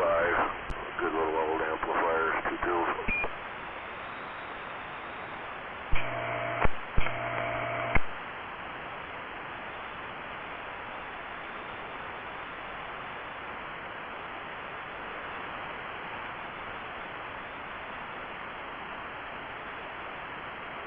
Or the grays. The gray 300s, those little four pills.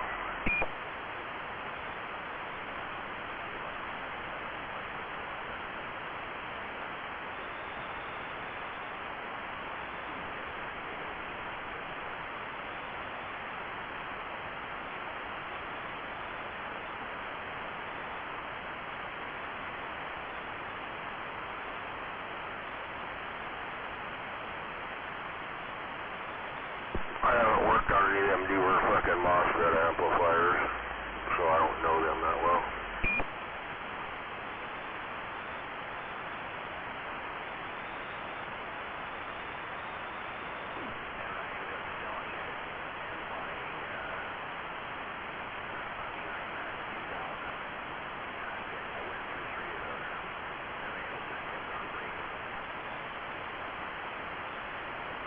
Been playing with them. I did the MOSFET fucking, the MOSFET, finals in the Cobra 29. I did like 4 of those. Those actually work really good too.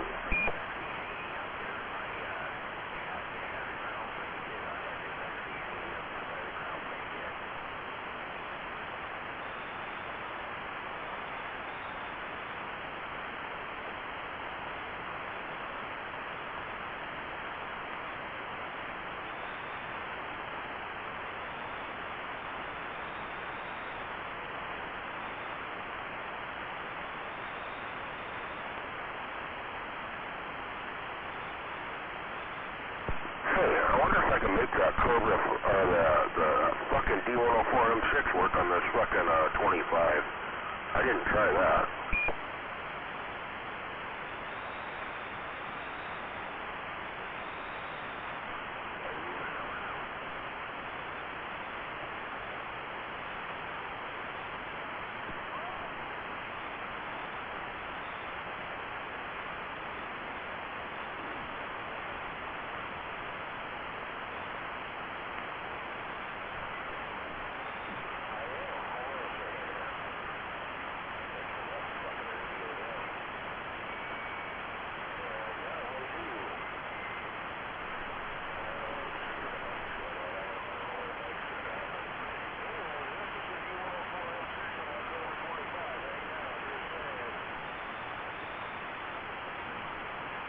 Sounds good with that on there, man. Yeah, I can, you're very, down there at the bottom of my radio, but I can hear you.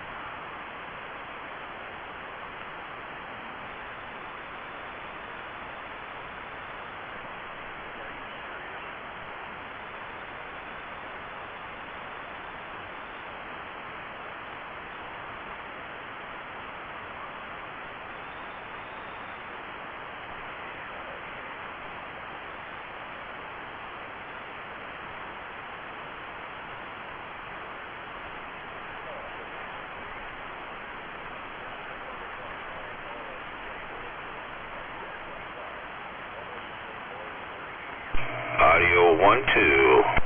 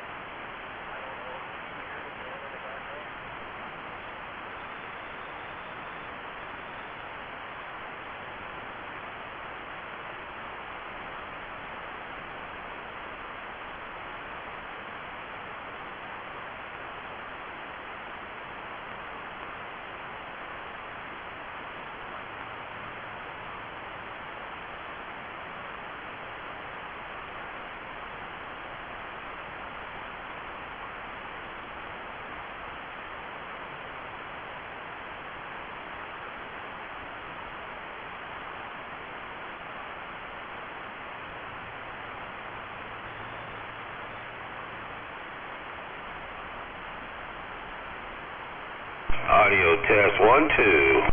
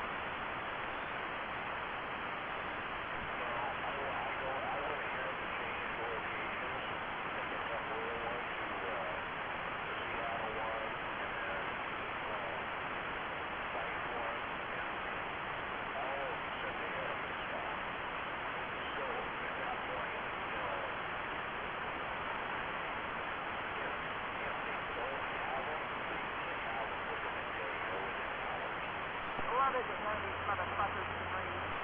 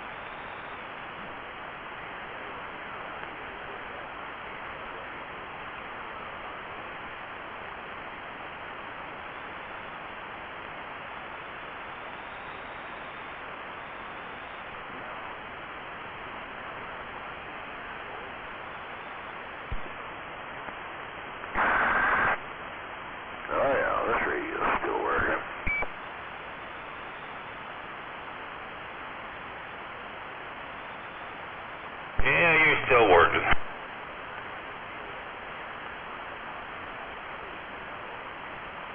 Sitting there talking to Blacktop on fucking Butterfly's radio on a 102-inch whip and fucking forgot I wasn't talking on a real radio.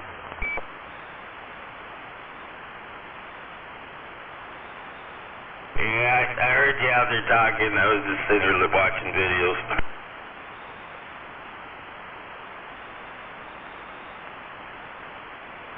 You actually was listening to her radio when I was talking on it? Well, I don't know what radio you were on, but, you know, you were just down there in the bottom of my radio, but I could tell you were talking.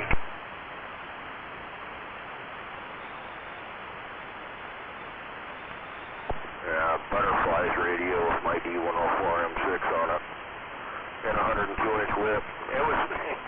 It works pretty good. I'll be proud of it. I got no problem with that. It's a good little radio. And then all of a sudden, fucking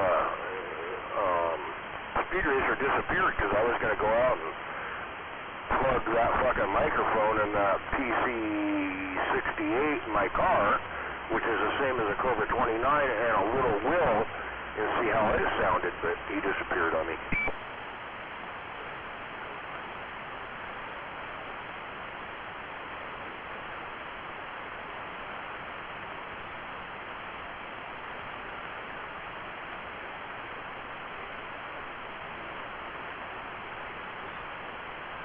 That PC68 is the same as a Cobra 29, just saying. Same board inside of them. Copy that. Right on.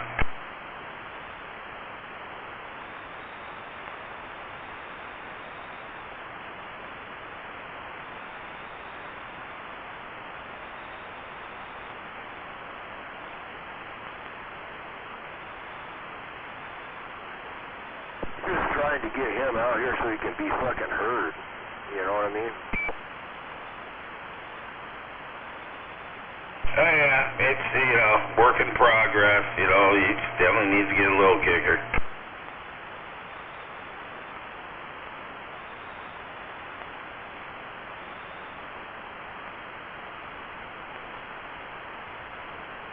I keep telling you to put a 102-inch whip on a fucking little Honda like I'm running, like you heard me tonight talking on a 102-inch whip.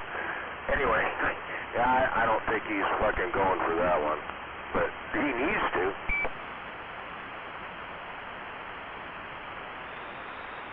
What's he got now?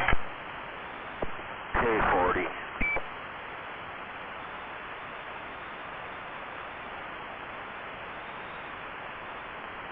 Yeah, you know, he just needs to pick up a little kicker, you know.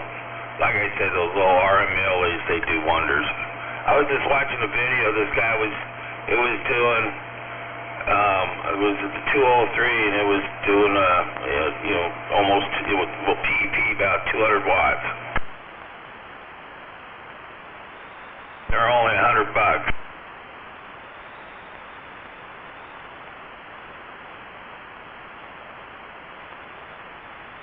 And those are those newer MOSFET amplifiers. Yeah, they're just little tiny things, you know, KL203.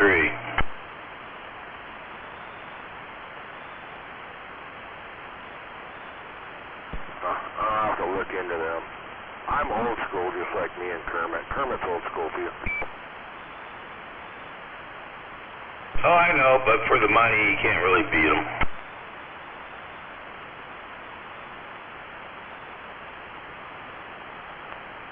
I do have a Cobra 29 here that's got MOSFETs in it that'll almost do 120 watts, but I haven't perfected that yet, and I've been playing with it on and off. Just to run a MOSFET and a fucking Cobra 29, it's kind of cool.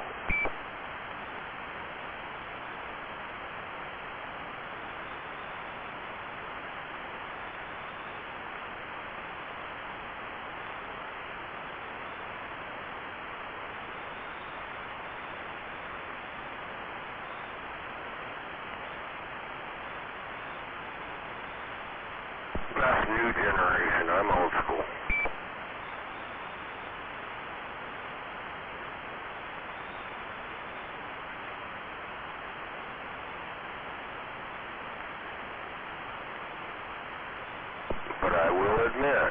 then teach fucking old dogs new tricks.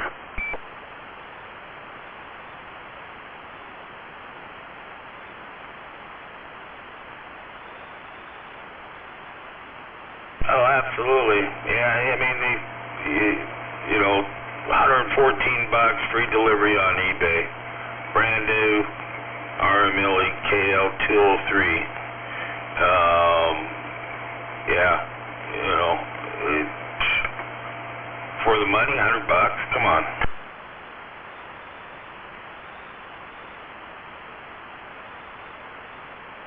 Well, I'm with you on that.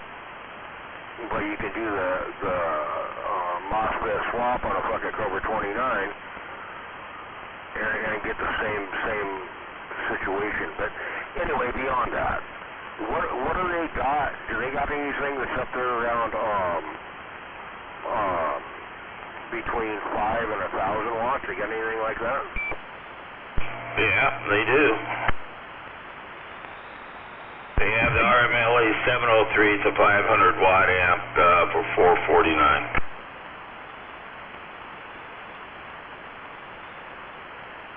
Well, that's mobile, right? Yes.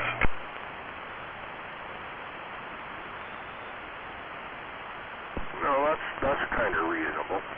I can go with that. I just wonder how they are with frequency spread and SWR toleration. You know what I mean? I talk on the RMLE 503 HD all the time. That's my other station. That's a 300 watt amp.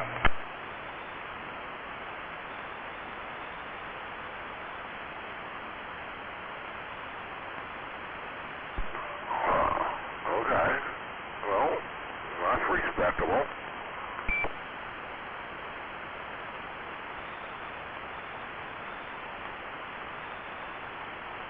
Is that mobile too?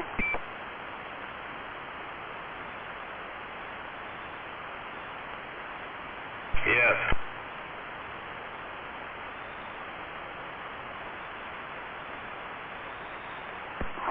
Okay. Interesting. I need to start looking into some of that shit. I haven't went that route, but yeah, I need to look into that.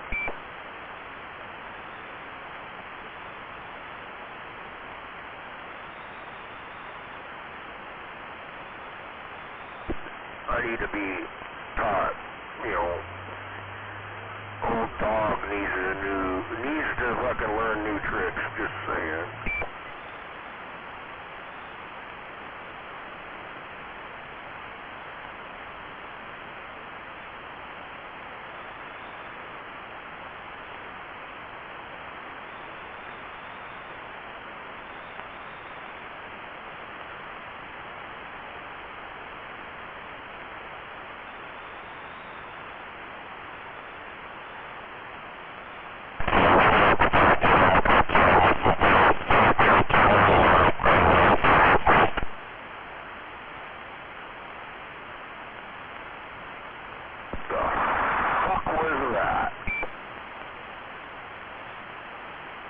And I was on FM. Okay, one more time. This is the Striker, the Turner, and the 503.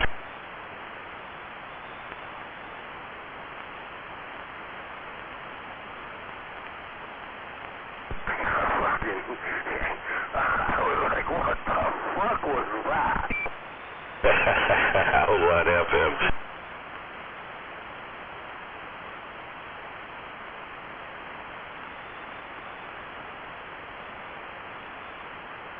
Oh, that explains a lot, but that was fucking weird, man. I mean, this is a 200 watt dead key swinging up to 300.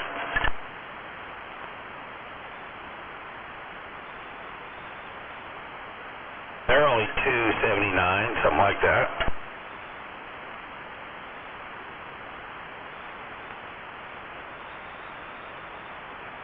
Okay, and you're running it off a power supply or a battery or what? Yeah, I got it on a 60 amp power supply.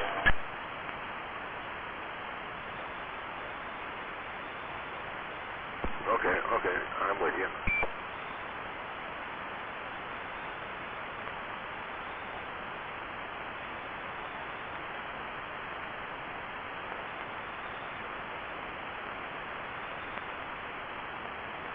is the 5/8 wave antenna, 15 feet off the ground. So it's a lower antenna.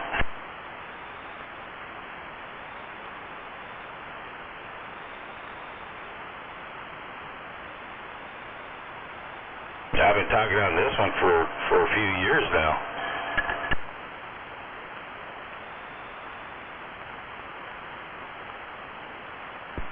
Oh yeah, it works really good. Actually sounds good too. Clean.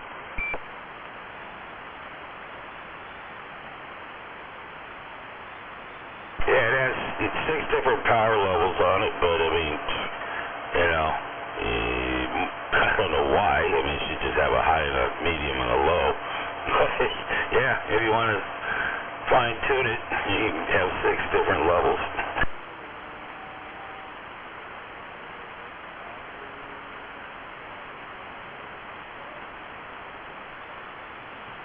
Fuck, I just realized I was on frequency. Now I'm back off frequency. I don't know if that changes, you know, you hear me or not, but there's a reason I do this. No, it doesn't affect the way you sound, but unless someone keys up with you there, then it's a harmonic distortion nightmare.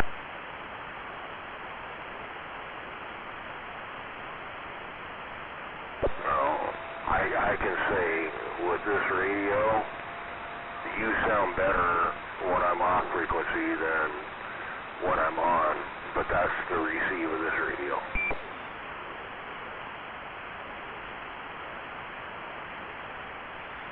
Has nothing to do with your radio. Oh yeah, I hear you.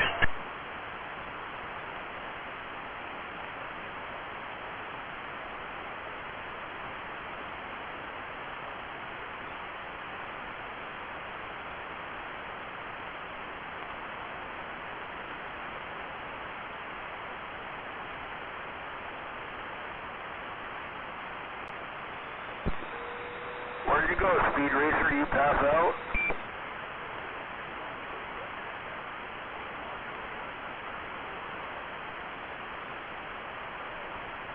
Oh yeah, another thing, Junkyard Dog, he runs the RMLE KL503, just the low drive one. I got the high drive one, but he basically got the same amp-ins as me.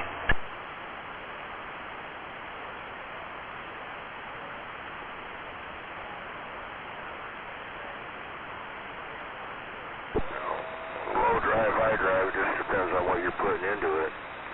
And as long as the radio's clean that's fucking driving it, doesn't matter. As long as, you know,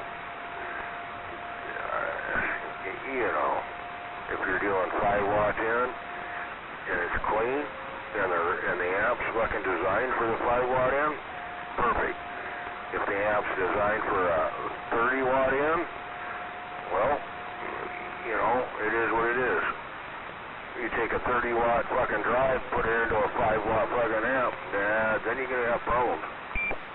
Oh, I hear you. No, I think I'm put in 14.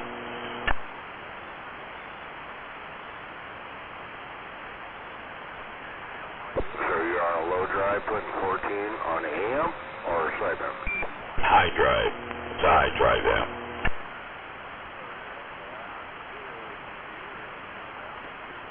Okay, if you're high drive, you should be able to run at least on AM a 15 to a 20 watt in and a 30 to 50 watt sideband, just saying, on a high drive. Yeah, they say 25 watt dead key is probably max on the input, so I'm way under that. Otherwise, it just gets muddy, pinched or whatever you want to call it. Got to give it a little bit of swing.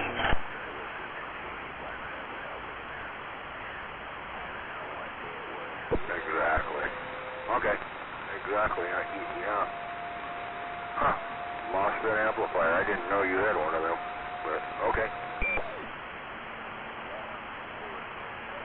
Yep, RMLE KL 503 HD.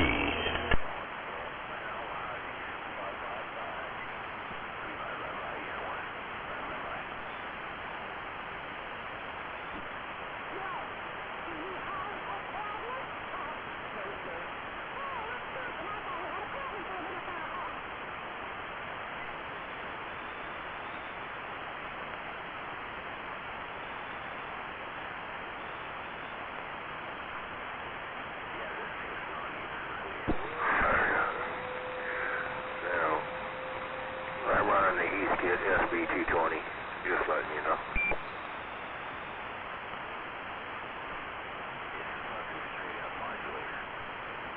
Yeah, sounds good.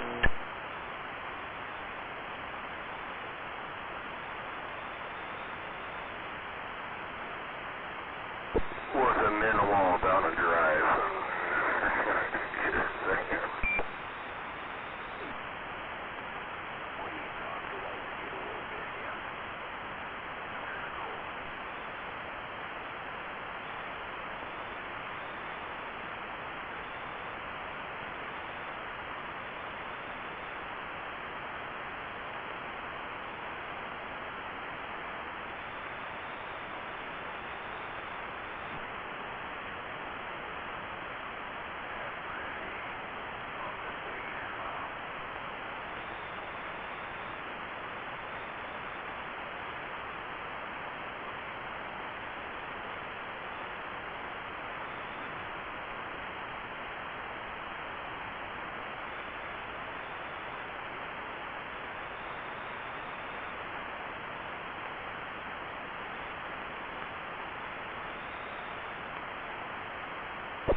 Where'd you go, Speed Racer?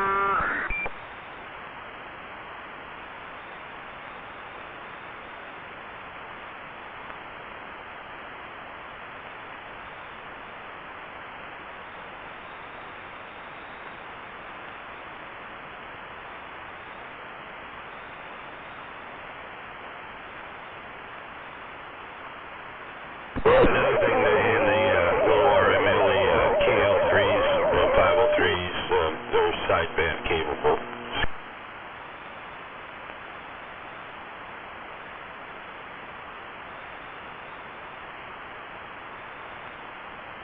Oh, even if they weren't sideband capable, it'd be easy fix. Anyway, it's what is it, 2:37 in the morning? Where's all the drunks at? I figured they'd be out here by now.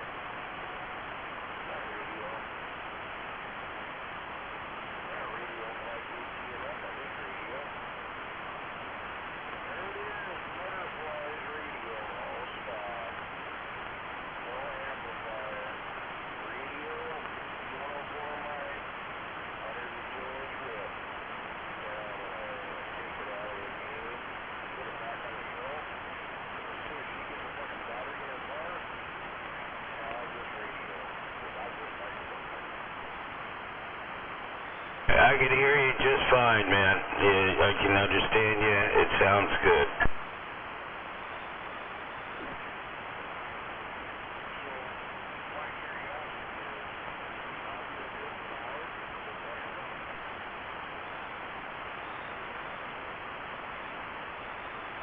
I would say it's fine if I can hear you. You know, it's making it over my static level, and I can understand you.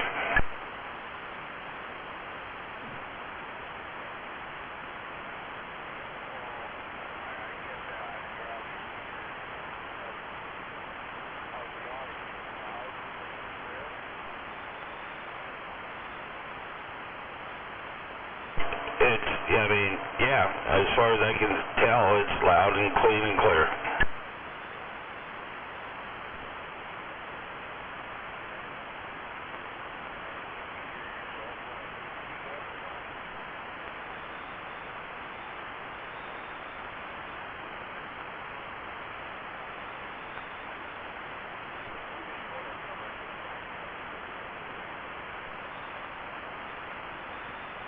Yeah, I'm too far away to let you know that info.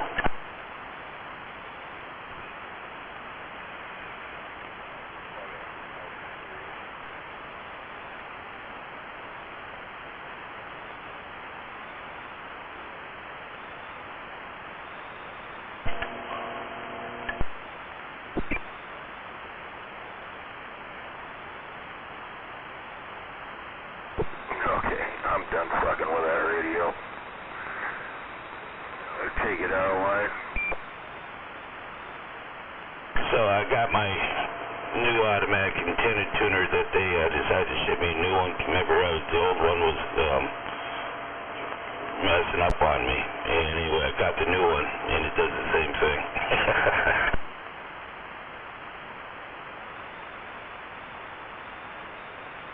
What fucking tennis sucks.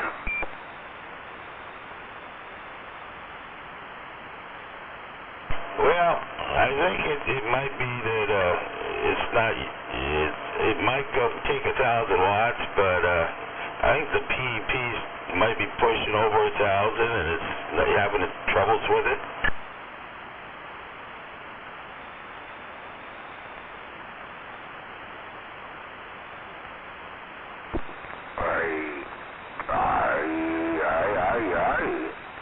I can't believe that. Well, I don't know. It's doing the exact same thing as the other one did. So anyway, I got another one. You know, they work. As long as I got it in manual mode right now, and as long as I don't turn it up too high, it seems to work fine.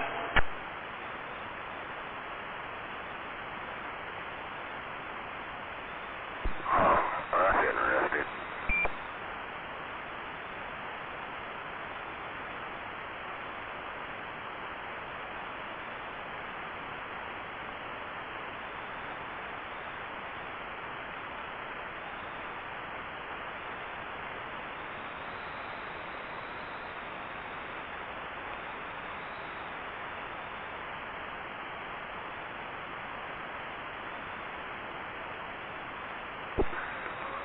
I think Speed Racer's trying to go off my knowledge and trying to fucking find me. He's trying to rabbit on me.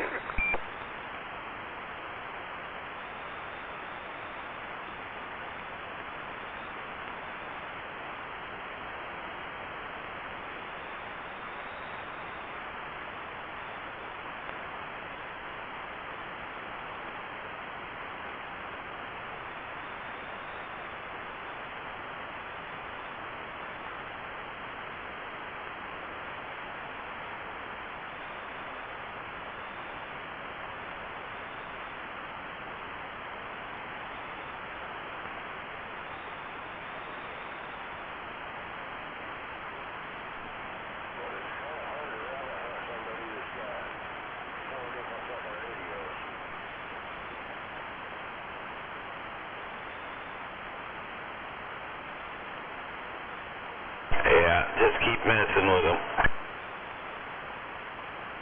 Change the signals around. It fucks them up severely.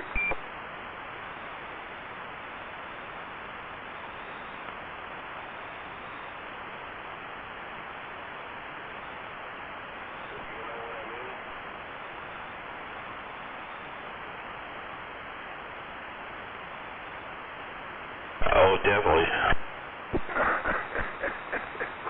Whatever. It is what it is, right?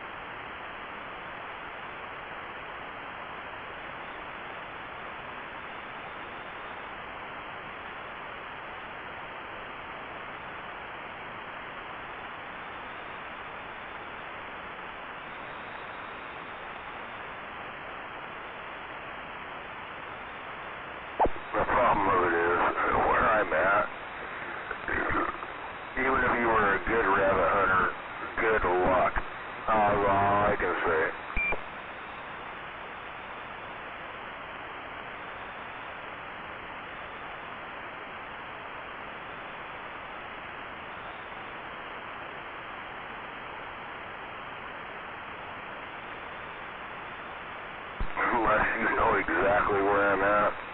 You ain't gonna find me right now.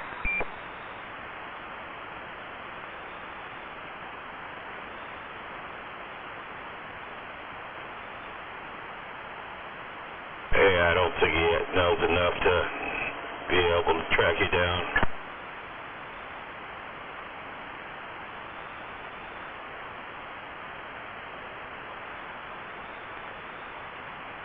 I'll give him a hint. It's a half a mile off of any paved or gravel road.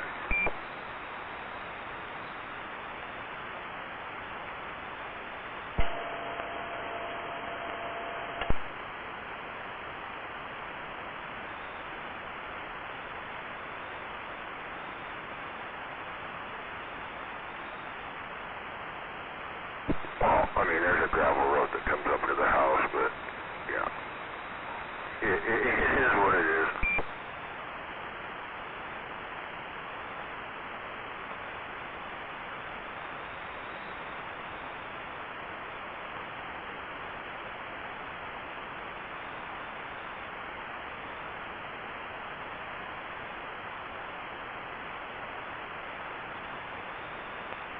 You know, it's a nice paved road and little gravel out in front of the shop, but from the shop to the fucking house is a quarter mile, and that's, yeah, nobody ever goes down there, so it's growing over.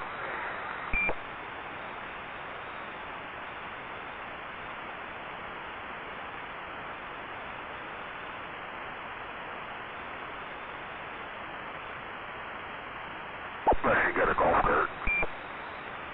I don't think he's trying to track you down this hour.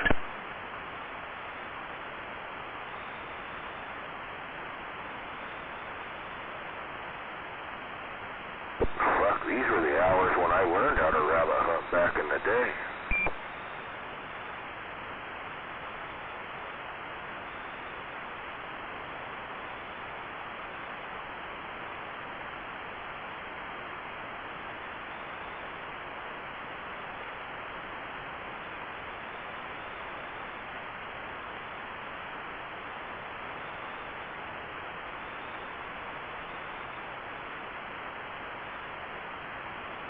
Fucking 17-year-old, got my driver's license, talking on the CB radio, people pissed me off, learned how to rabbit hunt them. And then it was like, meet everybody up at the fucking Sherry's or Denny's and have a meeting and send one guy out and we'd rabbit hunt them, and that was just a game we played every fucking night. It is what it was, you know, back then, that's how I learned.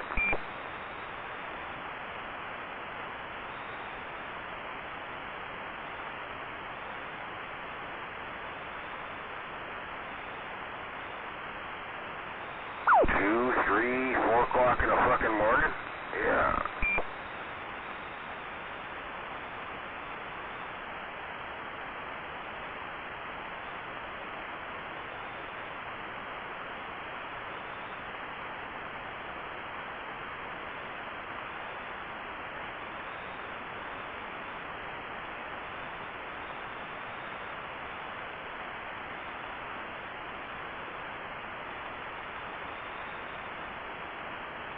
Being somebody that knows how to rabbit hunt and knowing where I'm at right now, good fucking luck on fucking finding me.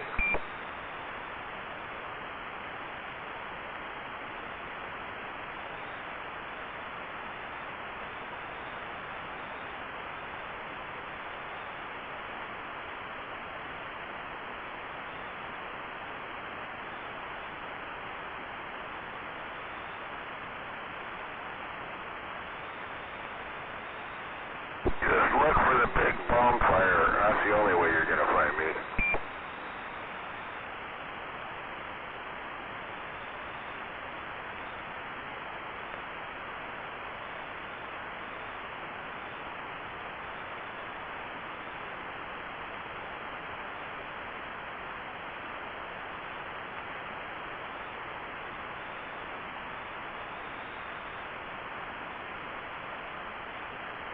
Unless somebody that knows me money and has been here, well, that's a different story.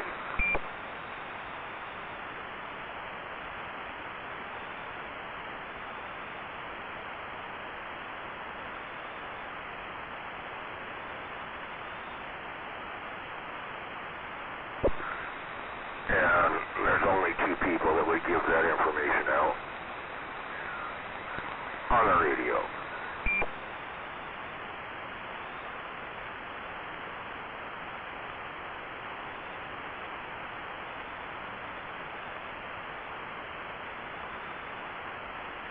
That's because I told them how to get here. But here nor say, it is what it is.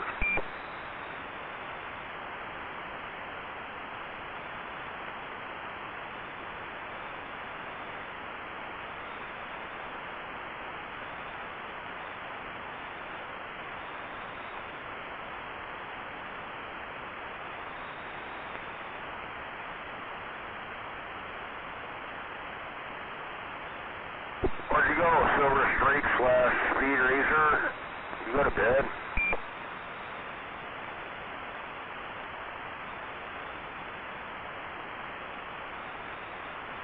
I know he's not at home. He's in his parking spot so he can hear me really good.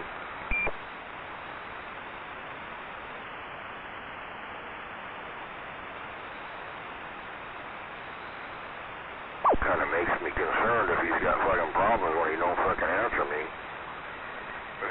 I don't know. It's kind of weird.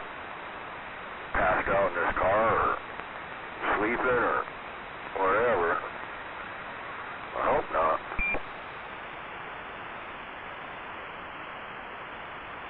I'm sure he's fine.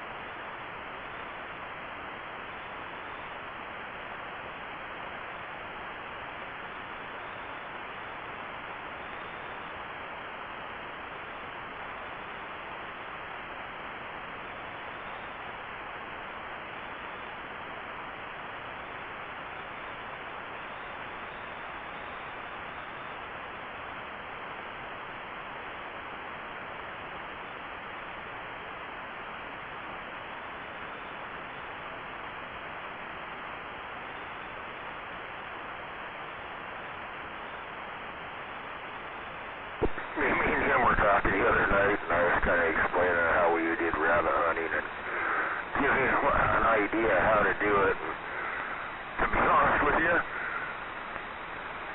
I think he's trying tonight, honestly.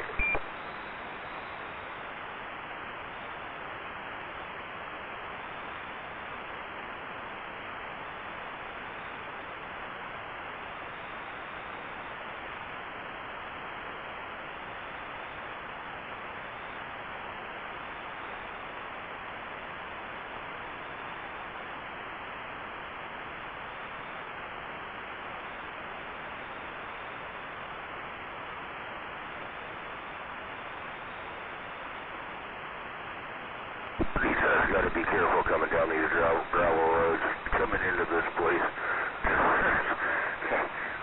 Neighbors down there don't like it.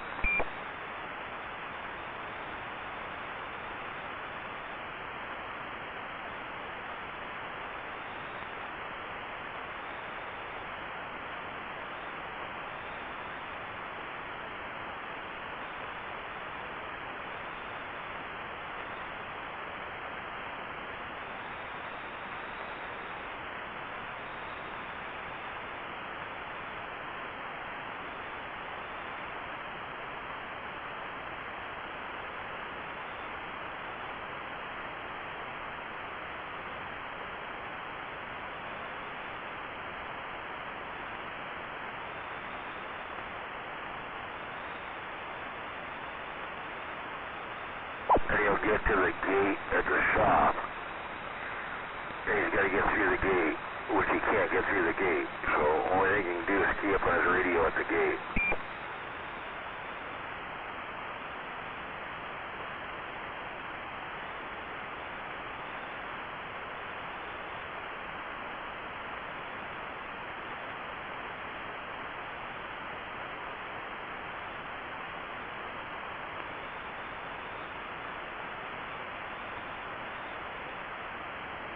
And then the cameras are shining right on the gate. And I've been kind of watching that. I ain't seen no lights at the gate, so he ain't close enough yet if he's trying.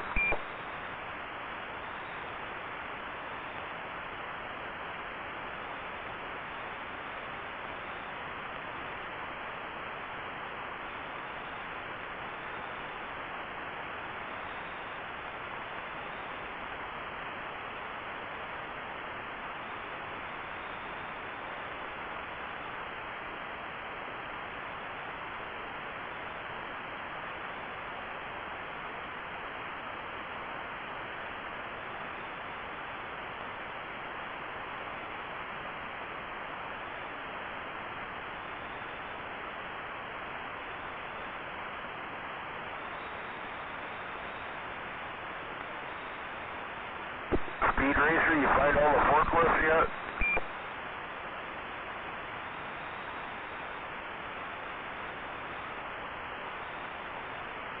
When you find all the forklifts, you're getting really close.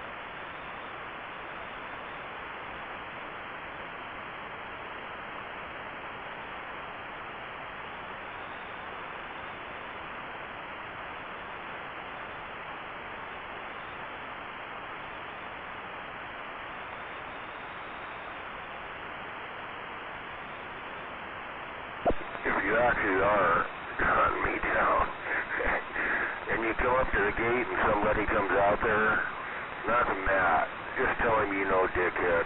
He'll let you through the gate.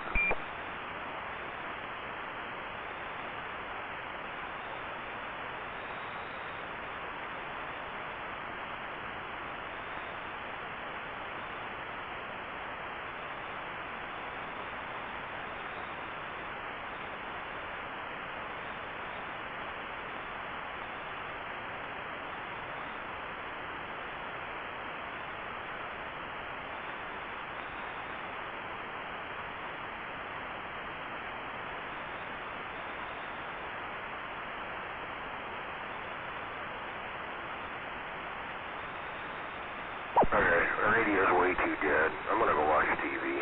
Fuck it.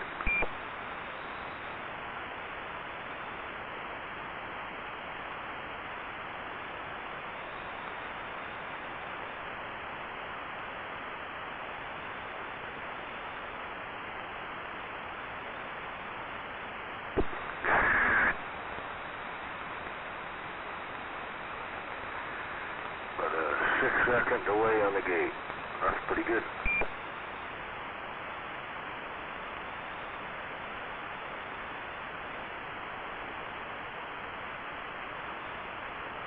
One, two, three, four.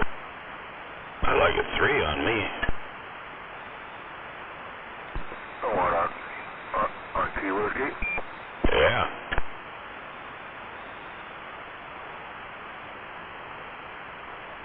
Yeah, it's pretty impressive, actually.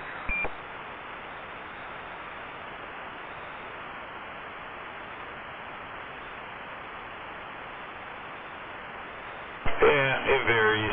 like mine does. Mine's, you know, definitely not as quick as his. But, yeah, I mean, 3 seconds, that's pretty impressive.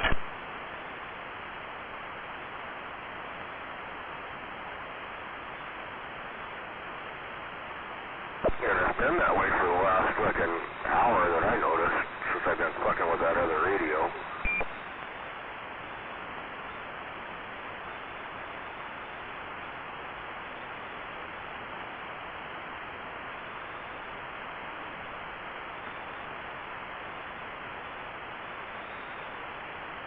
Was that you, Speed Racer?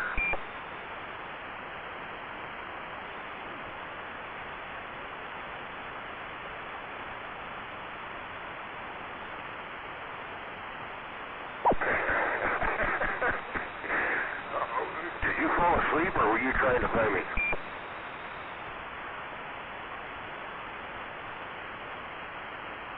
Dude, man, you don't want to fall asleep over there in that area and have the fucking cops come fuck with you.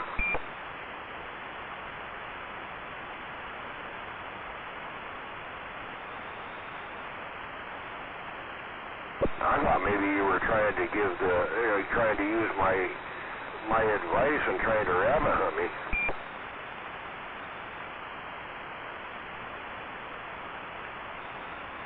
It's funny to me. You know, I said, you know, you fight the gate and all the forklifts, and at that point, one of my employees is down there. I was like, hey, you know, it's Matt. Just tell Matt, hey, you know, dickhead, he'll let you through the gate.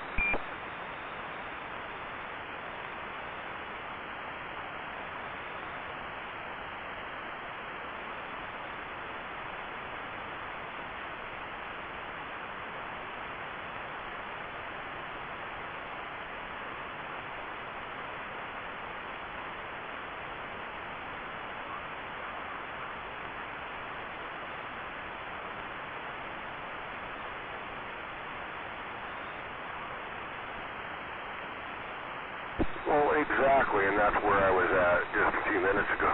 Me and Blacktop were talking about it. I got 4 radios I can key up and change the signal, and each time you're trying to look, oh, wait a minute, I'm on the weak signal of that other radio. Oh, wait a minute, I went the wrong way. And then I key up on the big radio where you're going away from me and go, okay, now I'm getting closer to him.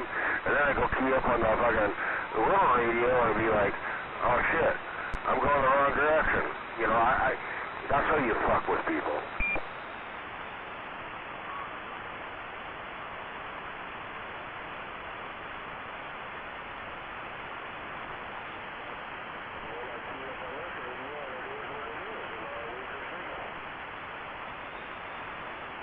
I can key up on this radio, it's a lot stronger signal. See, you got way closer.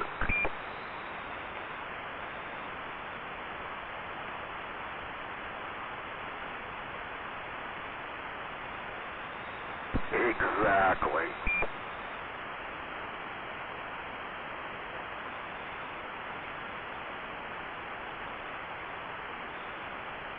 We need to get a bunch of people together and start doing rabbit hunting, you know, a group of us.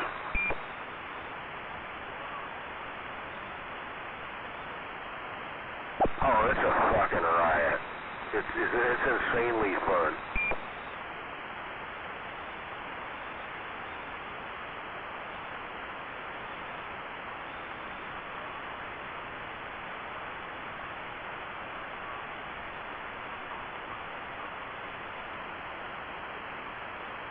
I use mine all the time. It's too bad you went to sleep or whatever, man. I was going to go out and put the D104 actually in my car in the little wheel to see if you could fucking hear me on that one.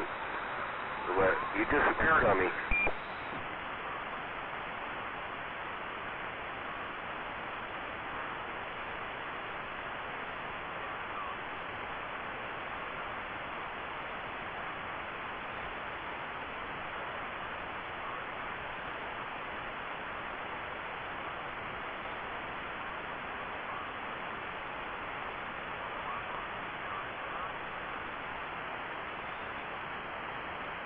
Thinking you're all whacked out and drugs. There are a lot of fucking druggies out in this area, just saying.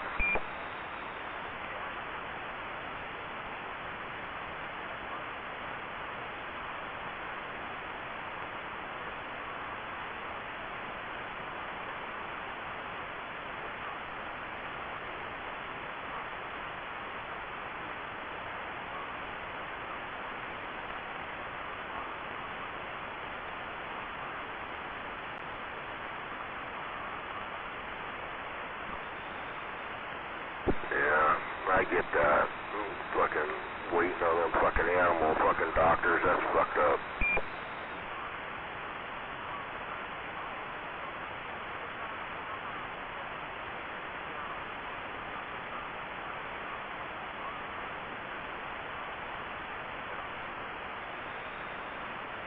And I call bullshit on that because they were probably sitting back there talking on the fucking CB radio bullshit and they're not doing their fucking job. Just saying.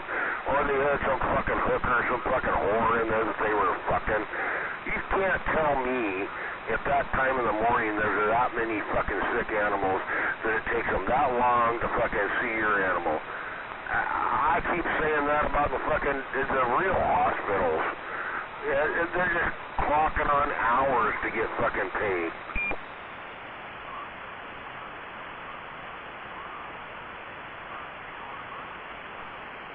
Exactly.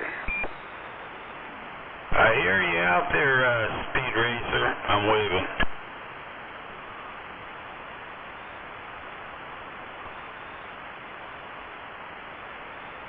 You must be mobile.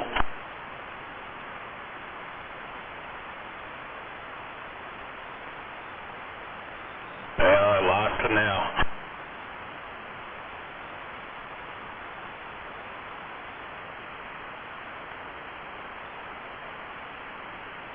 Well, he might come back in.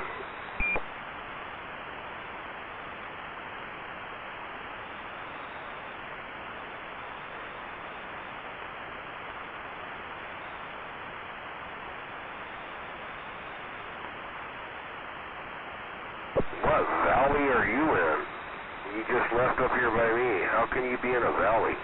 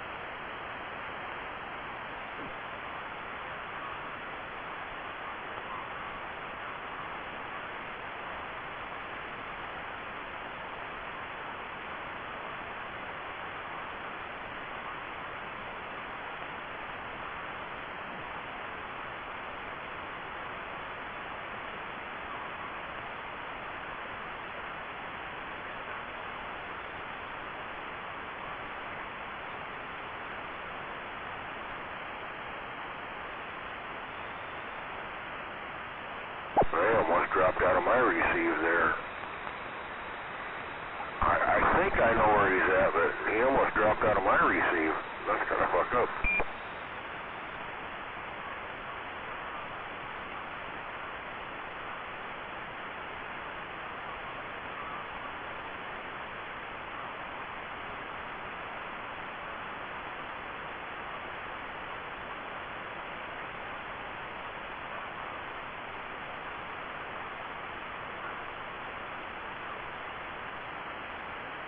Okay, so you went 240th and then dropped down in that little valley and then you're coming back up. I get where you're at.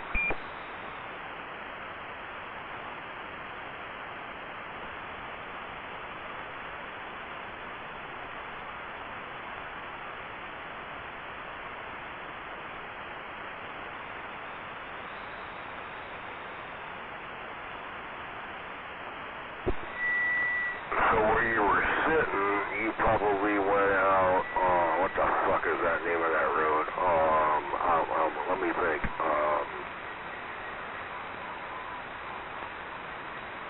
That road hooks up with 240th.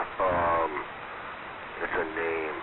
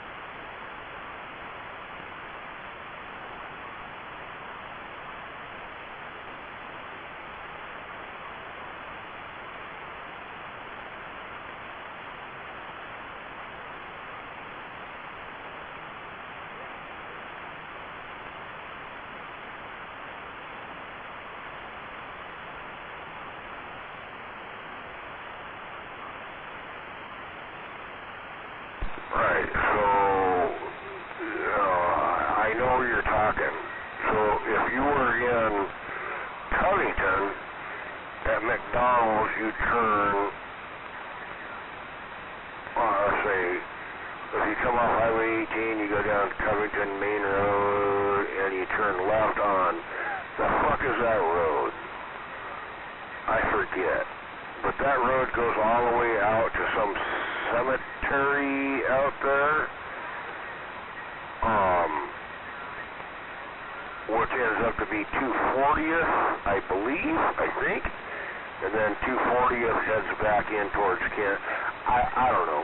I'm just trying to think here.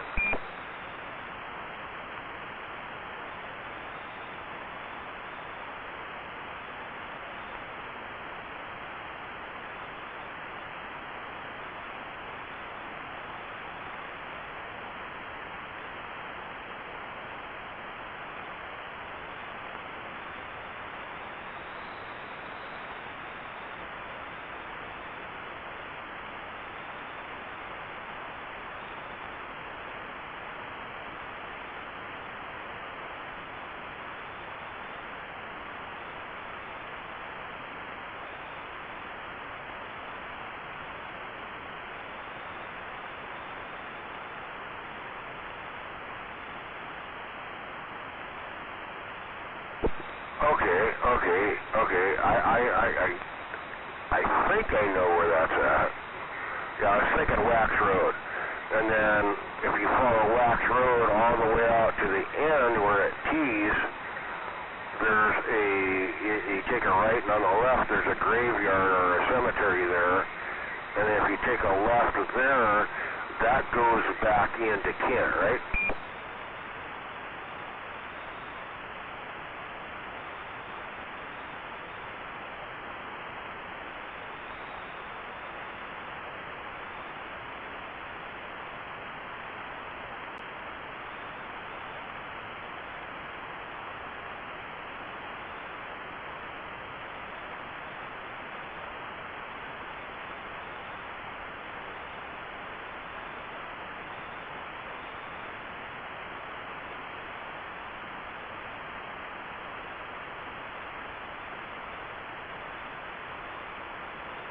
So when you were saying that you were down in that little valley, that was the little valley you were in.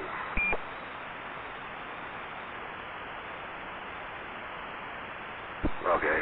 Yeah, exactly. Okay, I get you. I know that area a little bit.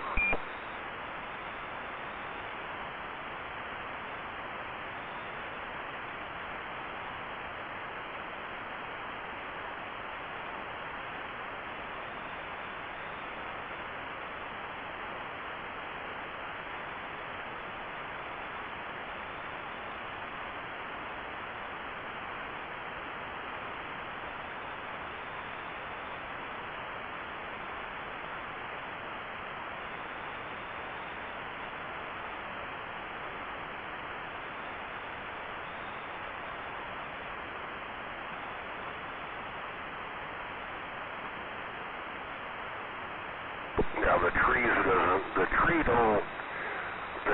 does not affect your signal that much. They do a little bit, but not that much. It's the dirt, the land of the dirt. When you drop down the hill, there's dirt there, and that's what fucks you up.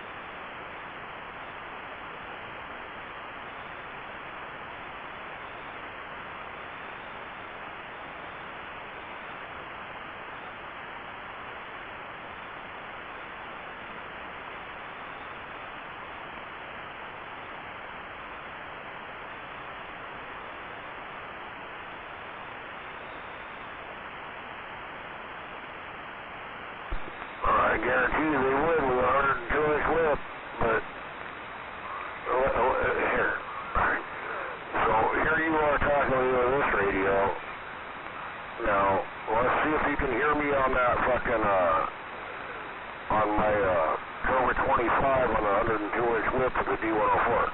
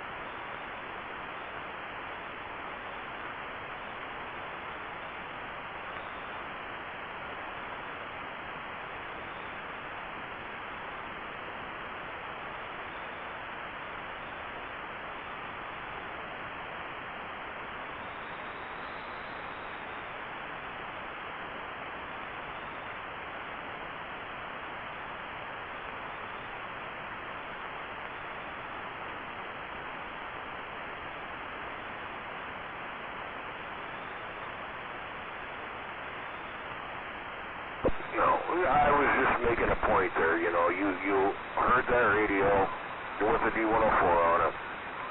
Yeah, you know the difference between this one and that one. But yet I was still audible. You still heard me, and with a stock mic, you probably wouldn't have heard me. So there you go. Now you know. Go get yourself one of those mics, and we'll hook up and we'll fix your radio so it'll work like that one. You got a halfway decent antenna.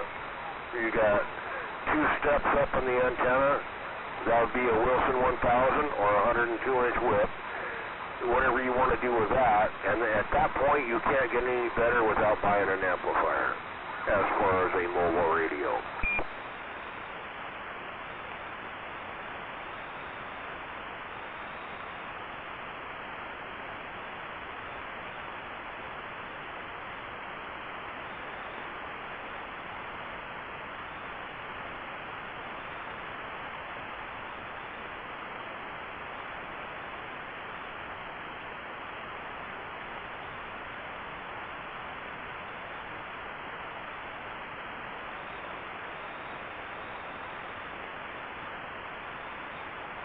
Yep, exactly. You can only do so much with a mobile, and beyond that, it's all about how much money you want to spend on amplifiers. I mean, you're on a 2,000 watt fucking mobile amplifier and 3 fucking batteries and big alternators and all that shit, and then you can be one of the big boys out here.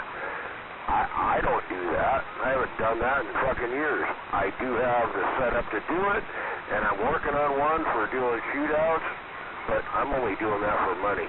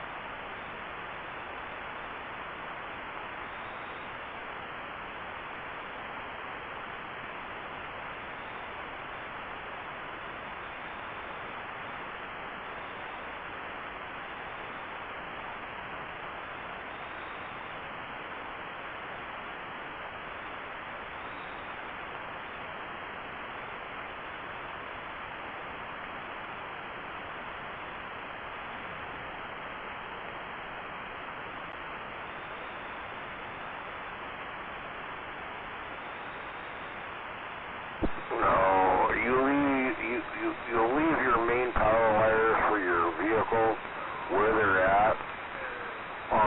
The CRV that I have is the same way. You go to the spare tire well and put 2 batteries in there, and run a charge wire to charge those batteries from the alternator. That way you ain't sacrificing your start battery, and you run your amplifiers and your radio off the ones that are in your spare tire well. Just saying.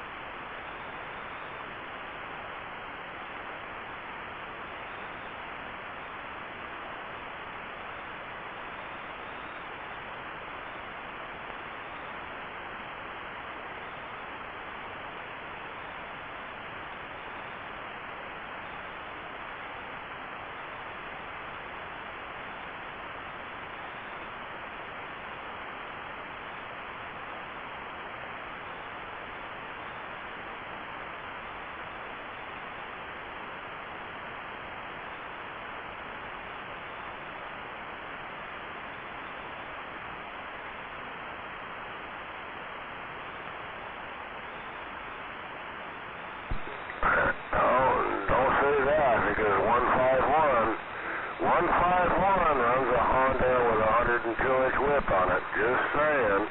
And I'm going to be another one running a Honda.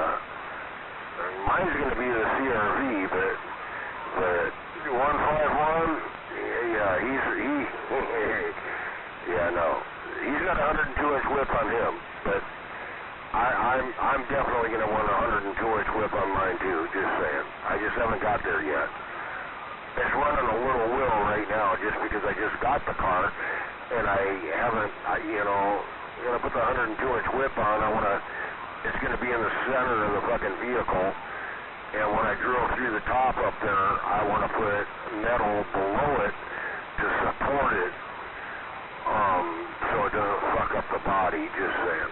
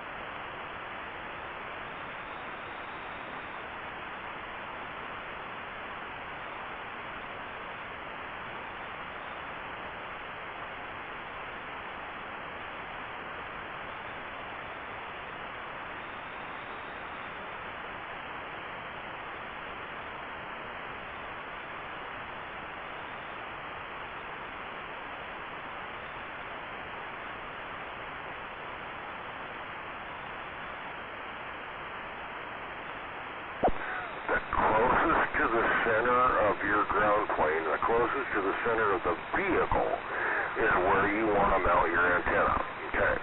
That being said, like my Honda CRV, the closest to that is almost the dome light inside the vehicle is where it's at.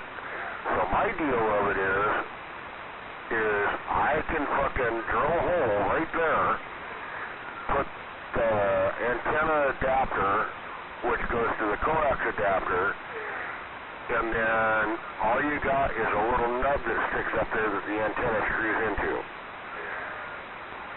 And I'm going to be running a 102-inch whip. Now, mind you, they sell a quick disconnect for the 102-inch whip. So, basically, you can go up there, 102-inch whip, you can go up there, give it a quarter turn, pull up, and then you got probably a half-inch nub that sticks up, and that's it. And the antenna's off.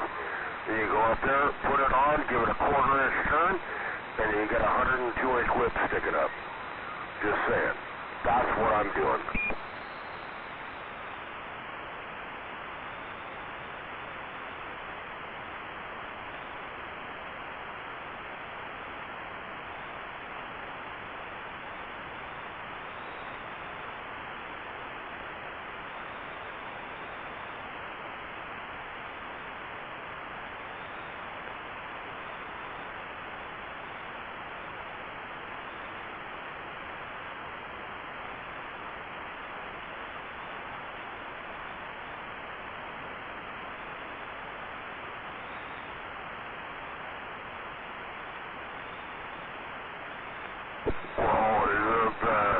Antenna mount is permanently mounted in there, sticks up probably about a half-inch.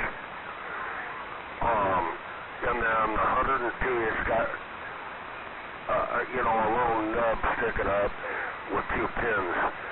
And the 102-inch whip goes on it, quarter turn, it's locked in, it's on. And then you can reach up, grab it, twist it a quarter turn, pull that antenna off, 102-inch whip's gone, and you got like a half-inch nub of steel from the body sticking up. That's it. But I don't know. That's my plan. I haven't got the quick disconnect for it yet, but I need to get that. I have the antenna, I have the mount that goes through the body to do it, and I don't have to run the quick disconnect, which I ain't gonna run until I get one, but I'm going to run it with a 102-inch whip with just the mount through the body for now. But I got to go underneath side and the body of the car, just so put a piece of plate underneath there so that it doesn't rip, I don't know.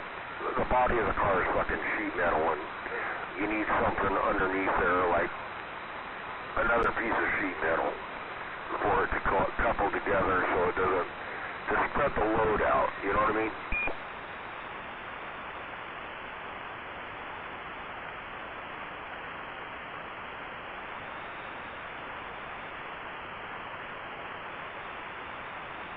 Correct.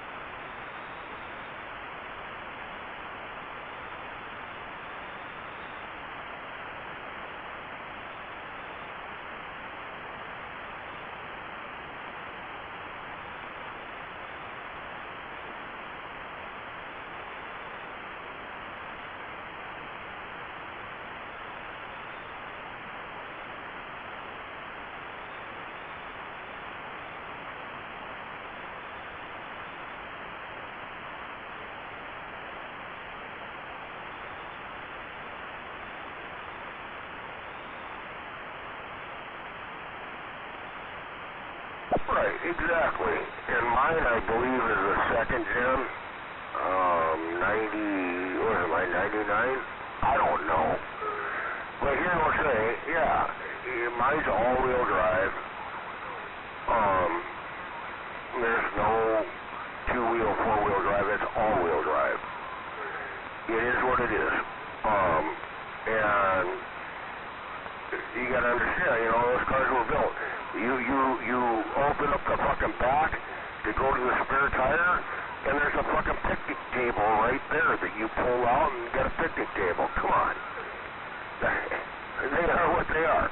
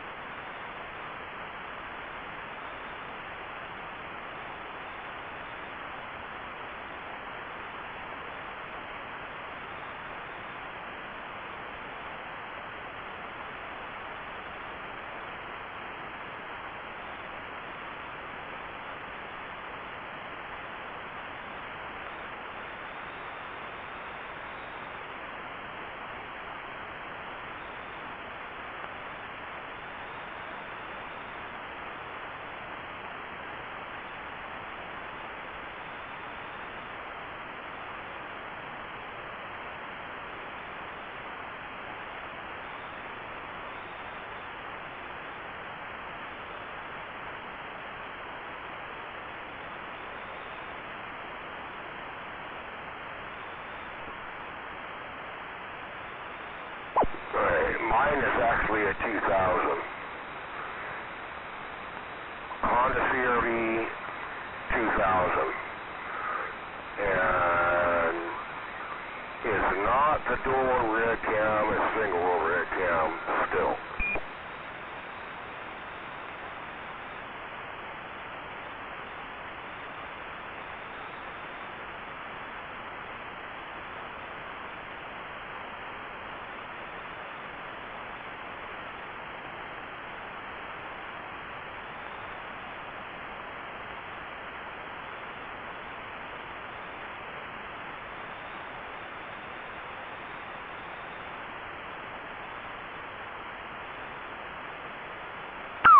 Let's talk about butt plugs.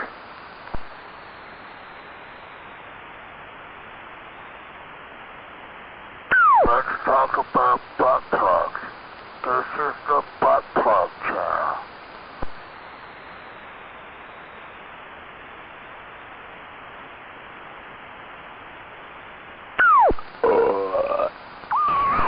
So mine is a 2000 CR-V.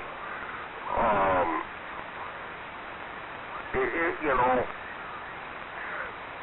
which is really rare to find that with a fucking manual 5-speed transmission.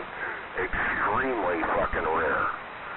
But again, you can open up the back and go to the spare tire well and pull out a fucking picnic table, and there you go. Shut up. Quit talking about this crap.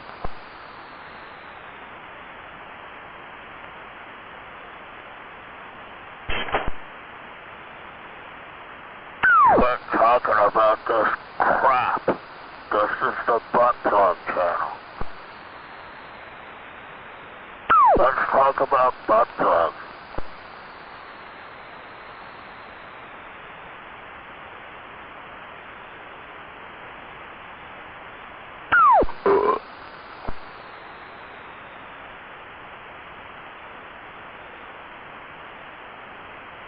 Let's talk about butt plugs.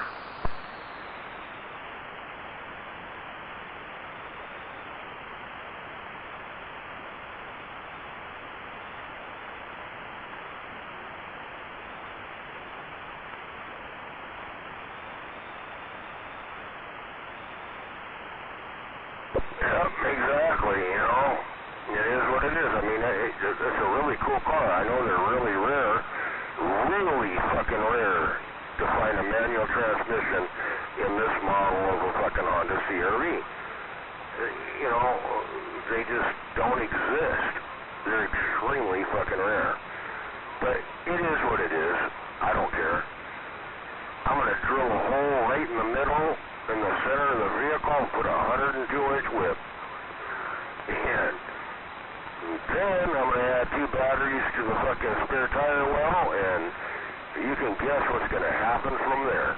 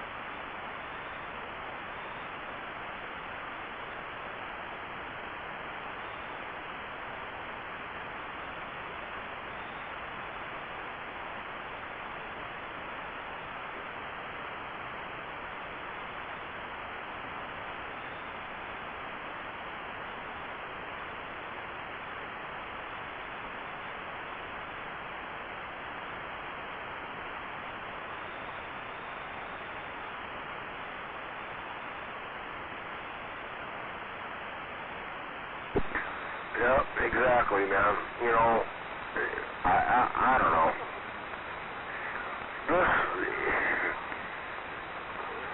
This is just a little commuter, but you know what? I want to make it fucking work. And I know my antennas, and I know what makes a radio work is the antenna. And I know 102-inch whip is the best way you can go.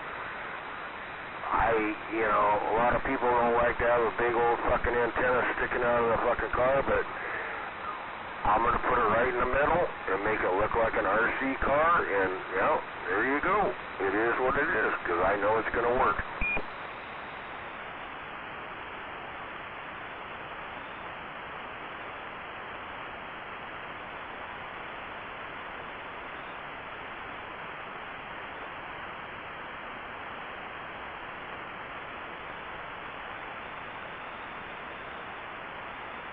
Other than that, this whole fucking car is going to be stock, you know, no fucking performance motor, no nothing. I want to go fucking race, I'll go jump in the race car, I don't give a fuck. But I want to go out and drive around and be heard on the radio. Well, this is my commuter, and that's what's going to happen to it. I'm playing with a fucking little wheel on it right now, because I can put it in different spots on the car to see how directional it is, to figure out where I'm going to drill the hole and put the 102-inch whip in. Just saying.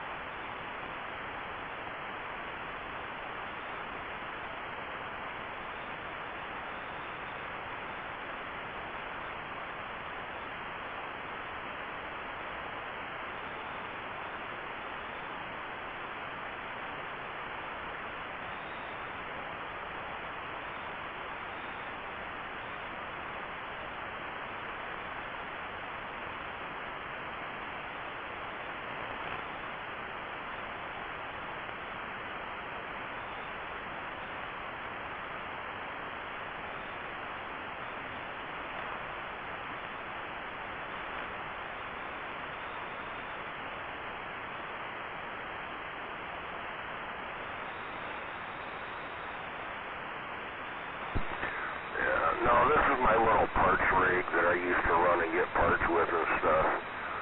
So, you know, it is what it is. You know, I don't know. Now it's my daily driver, and put a radio in it, and put 102-inch width in it, and then once I do that, I might start putting a couple amplifiers in it and just see. You know, I don't know. I can't see putting the 32-pill amplifier in it just because there's no fucking way I can put enough battery in that thing weight-wise to run that 32-pill. That's going to have to be running my truck. There's no ifs, ands, or buts about it.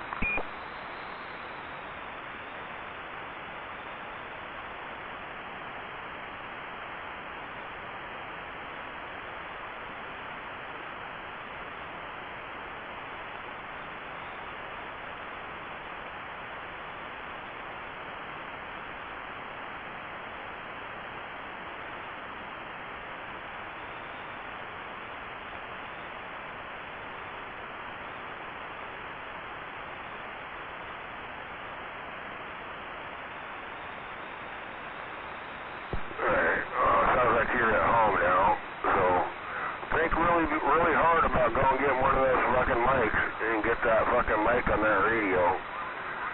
And then we'll work from that point out. And if we need to go back into that radio and turn it up, we'll do it. That's not a fucking problem.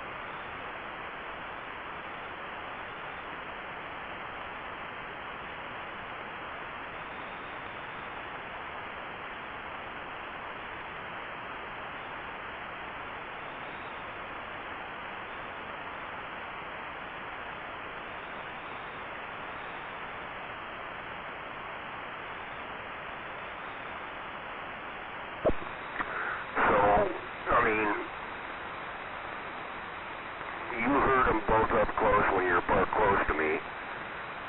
The tone of the microphone and that, I honestly think that D104 is a lot cleaner, a lot more realistic, and a lot louder.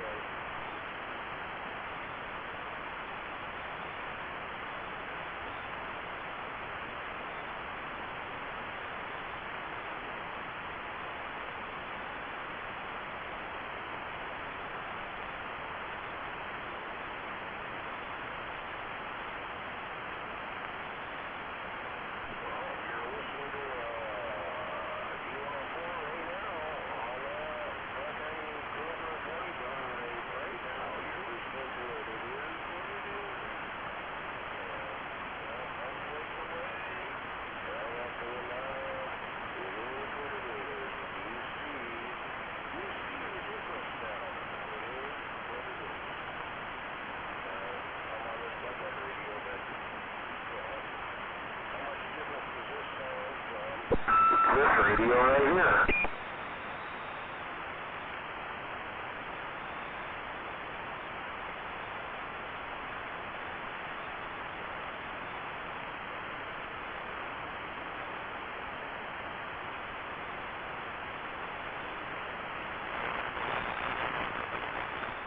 Exactly. You know, I really hope you get one of them, and then, you know, we'll make it work. It'll work good. You'll be 100% satisfied.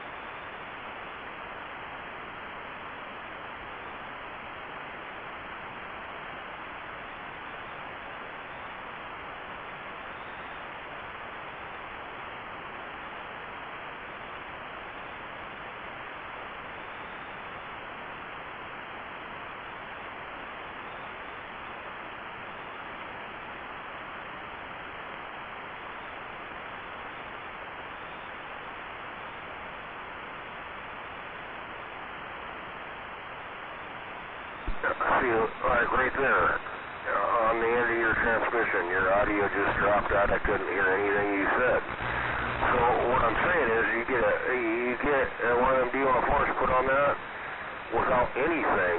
That's going to increase your audio, which includes, you know, your audio increases your power, your wattage output a little bit. But that makes you being able to be heard. You know, there's a lot of times that I'm sitting here talking to you and I can't hear what you're saying, and especially if somebody's out there keying underneath you.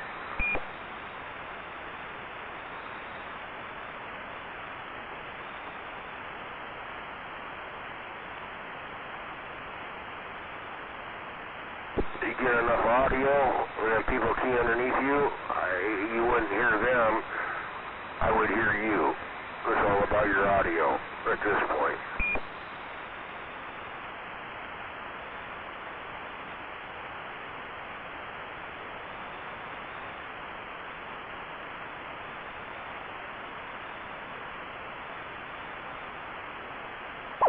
And with that being said, I think I'm going to get out of here and go watch some TV.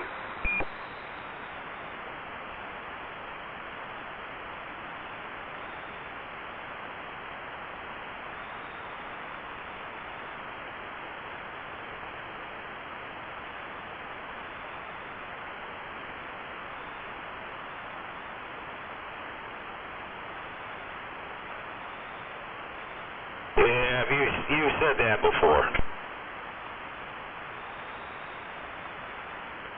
Yeah, I know I said that.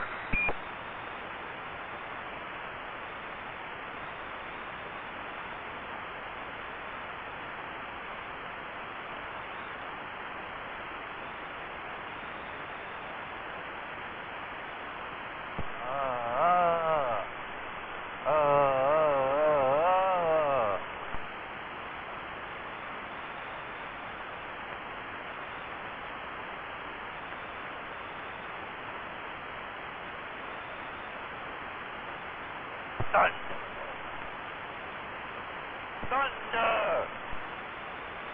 I can't believe I made that fucking D104 M6 fire up tonight. That was kind of cool.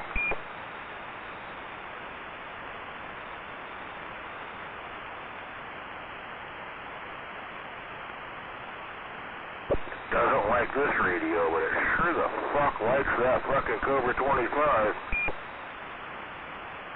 Yeah, they're kind of finicky that way. I was caught in the middle of the railroad track.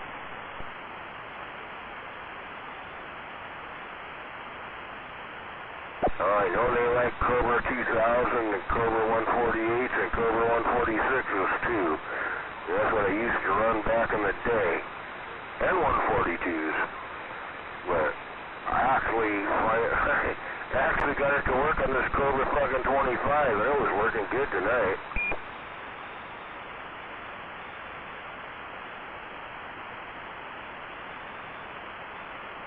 I almost want to take it off the fucking 102-inch whip and put it on the big antenna with the amplifier and see what it does, but that's too much work for me to do tonight.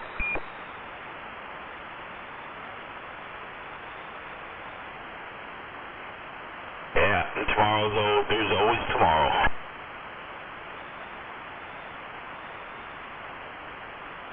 I think I had this thing hooked up one night and I was testing it out right after I fixed it before I give it to fucking Butterfly. Oh yeah, absolutely. Check it out, see how it works on the big station.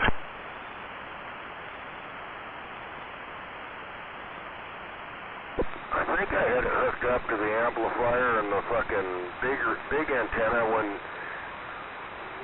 we were playing with microphones to see how it sounded with her voice on it that night with you, I believe. Yeah, we did. Don't know what mic you had on it, but I believe you did hook it up.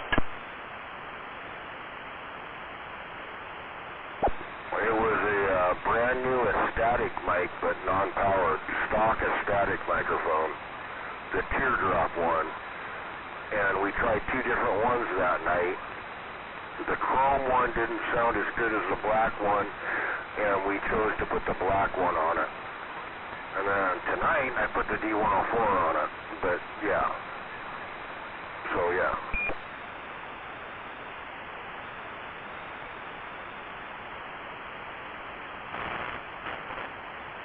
She ain't getting a D104, fuck her.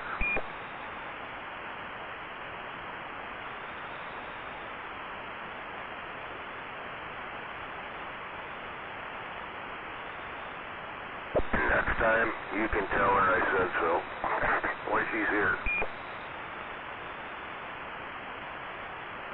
Alright. Yeah, just let me know if she's got the machete in hand or not.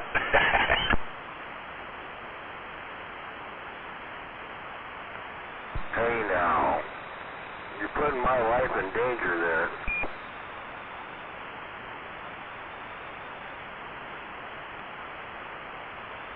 On another note, I picked up a headset, has a microphone on it, for like video chat or whatever, and it works on the gate, so I have that option now if I ever want to.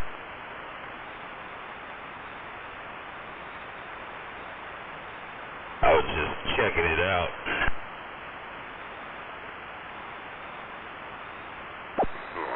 That's kind of cool.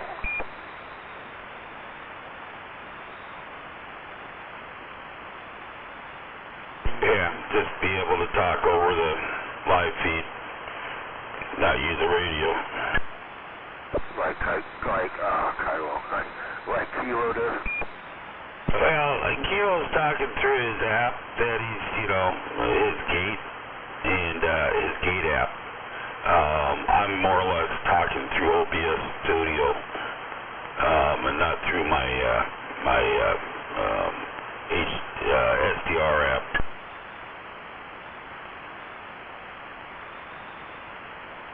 Oh, okay. But everyone can hear me, so, and I'd still be able to hear everyone, and it's kind of like Kilo's, but different.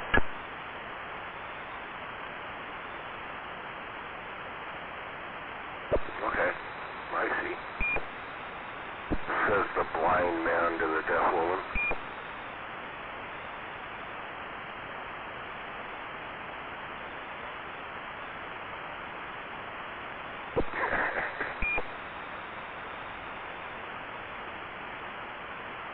Fuck it is, 4 in the morning.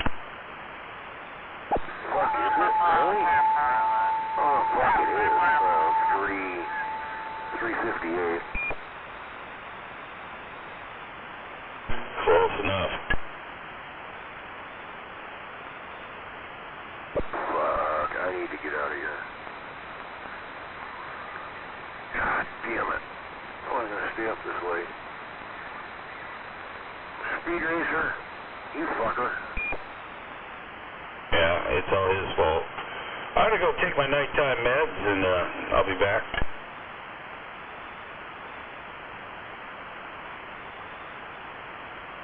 Alright, I'll be out here glistening. I'm gonna get me something to drink and sit here and sandbag.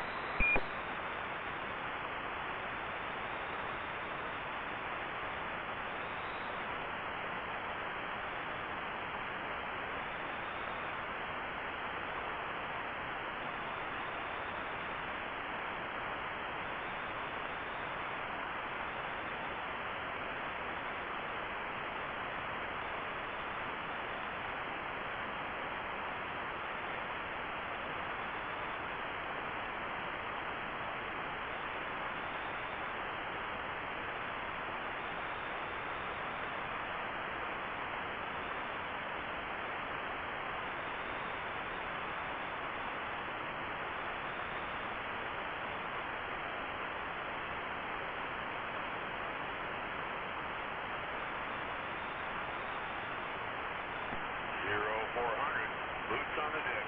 Rise and shine on the firing line.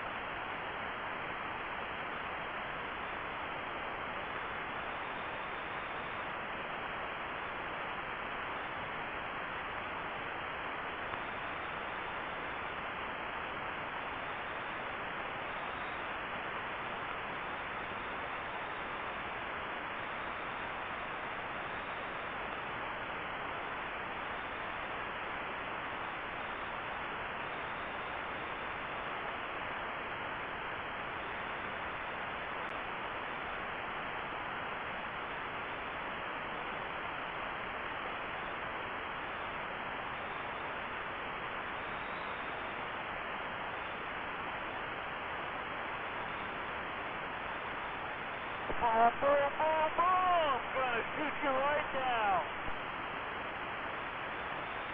I'm in love with you.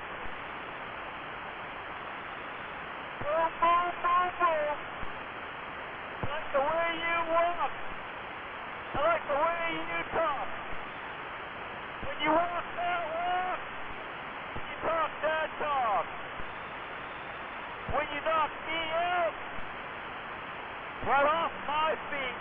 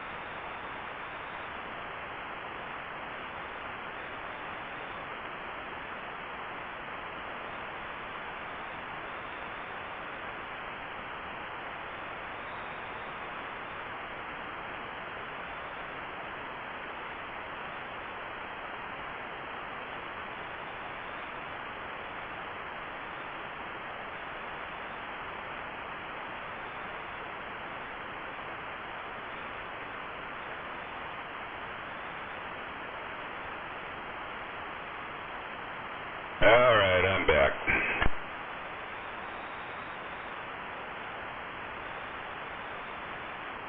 Congratulations.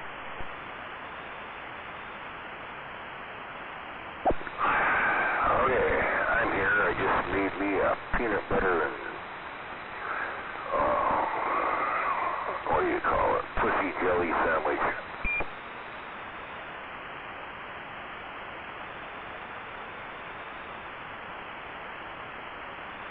Yeah. Always satisfied.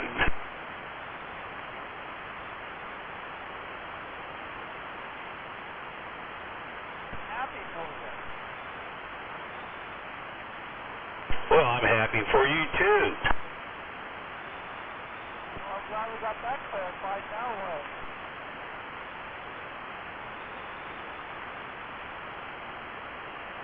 Oh no, what you doing up at 4 o'clock in the morning? Going to Seattle?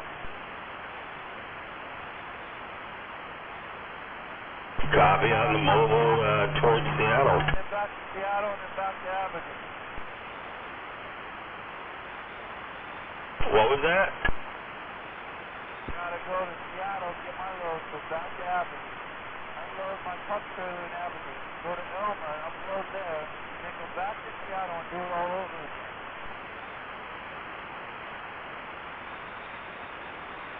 Sounds like you got a long day ahead of you. I'm telling you.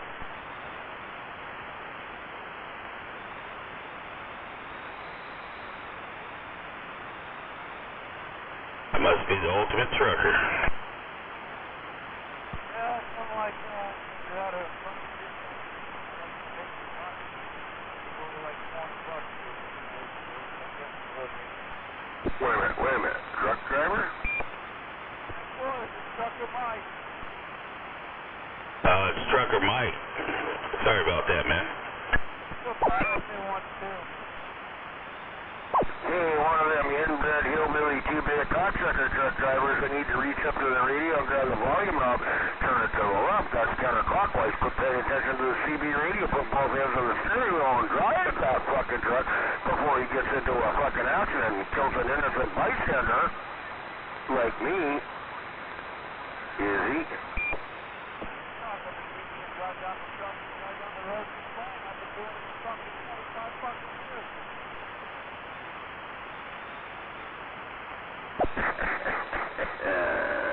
Funny shit there. So there you go. Let's go. 4 o'clock in the fucking morning? Really? Come on, man. Get your shit together. You don't think I ain't got my shit together if I fucking just did that? Come on, wake the fuck up. Why you gotta do an asshole 4 o'clock in the morning? No reason. I didn't do shit to you. Why do you gotta start doing it? Well, you only took it as I started shit with you. I didn't start shit with you. Like I said, I ain't a truck driver. But what is what it is? And why? Because I'm Mr. fucking Dickhead.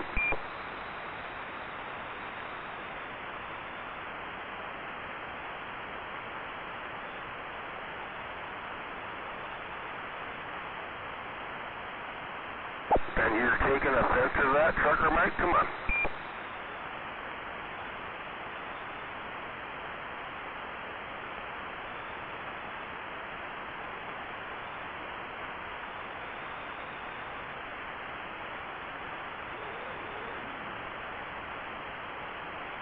Oh, I think he turned his radio off.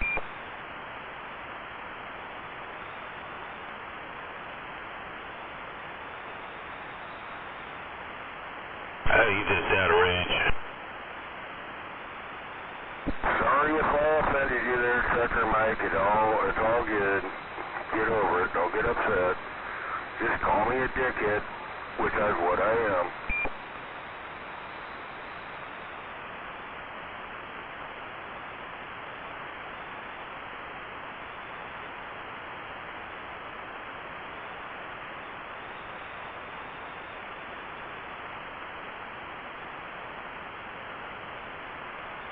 There ain't that many truck drivers out here for me to pick on anymore.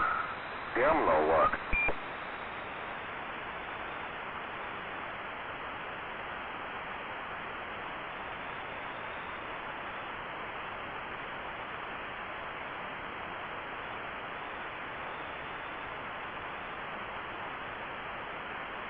Kind of takes all the fun out of it.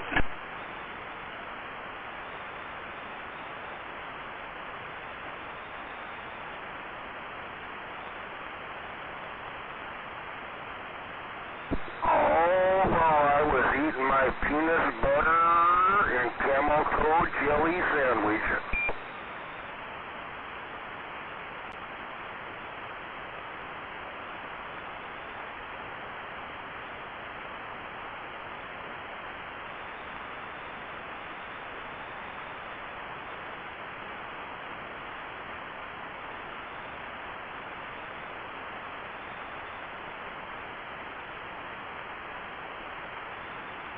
Jesus, I even gave him ammo to come back and fuck with me, but he didn't even do that. I must have really pissed him off.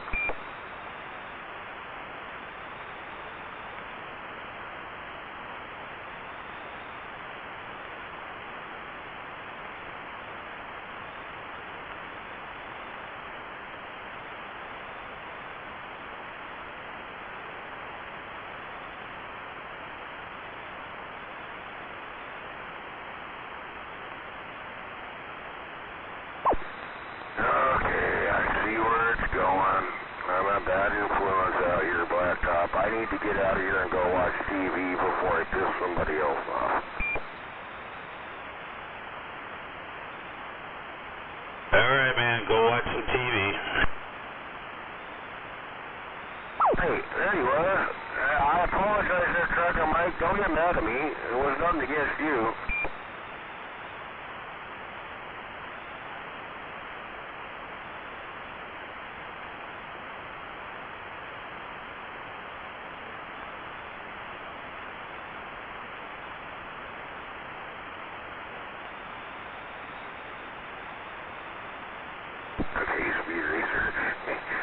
Obviously, Trucker Mike, he fucking got, I don't know, whatever.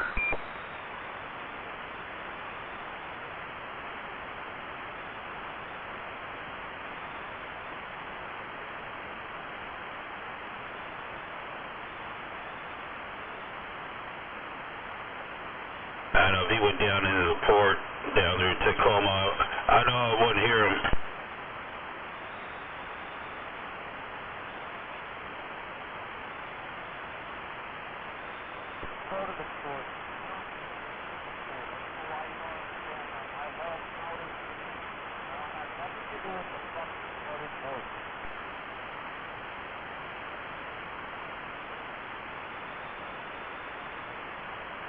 Oh, I can hear him out there a little tiny bit. He's pretty much my duck at the moment.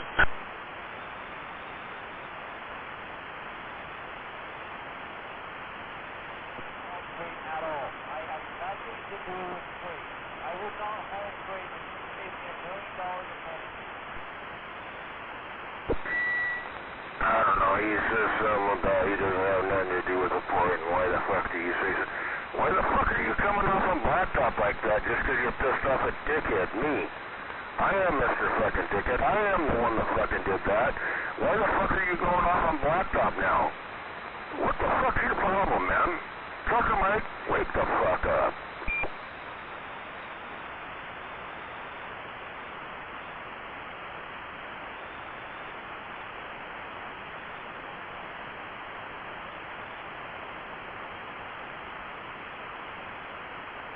Blacktop didn't do shit, and he's coming off on fucking blacktop. What the fuck, man? Yeah, be pissed off at me, Mr. fucking Dickhead.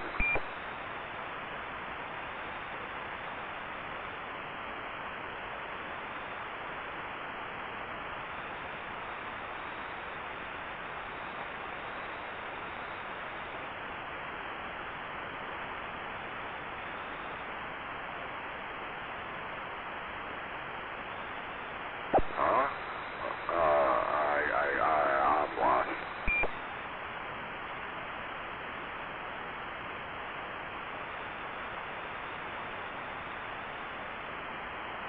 This morning or yesterday morning?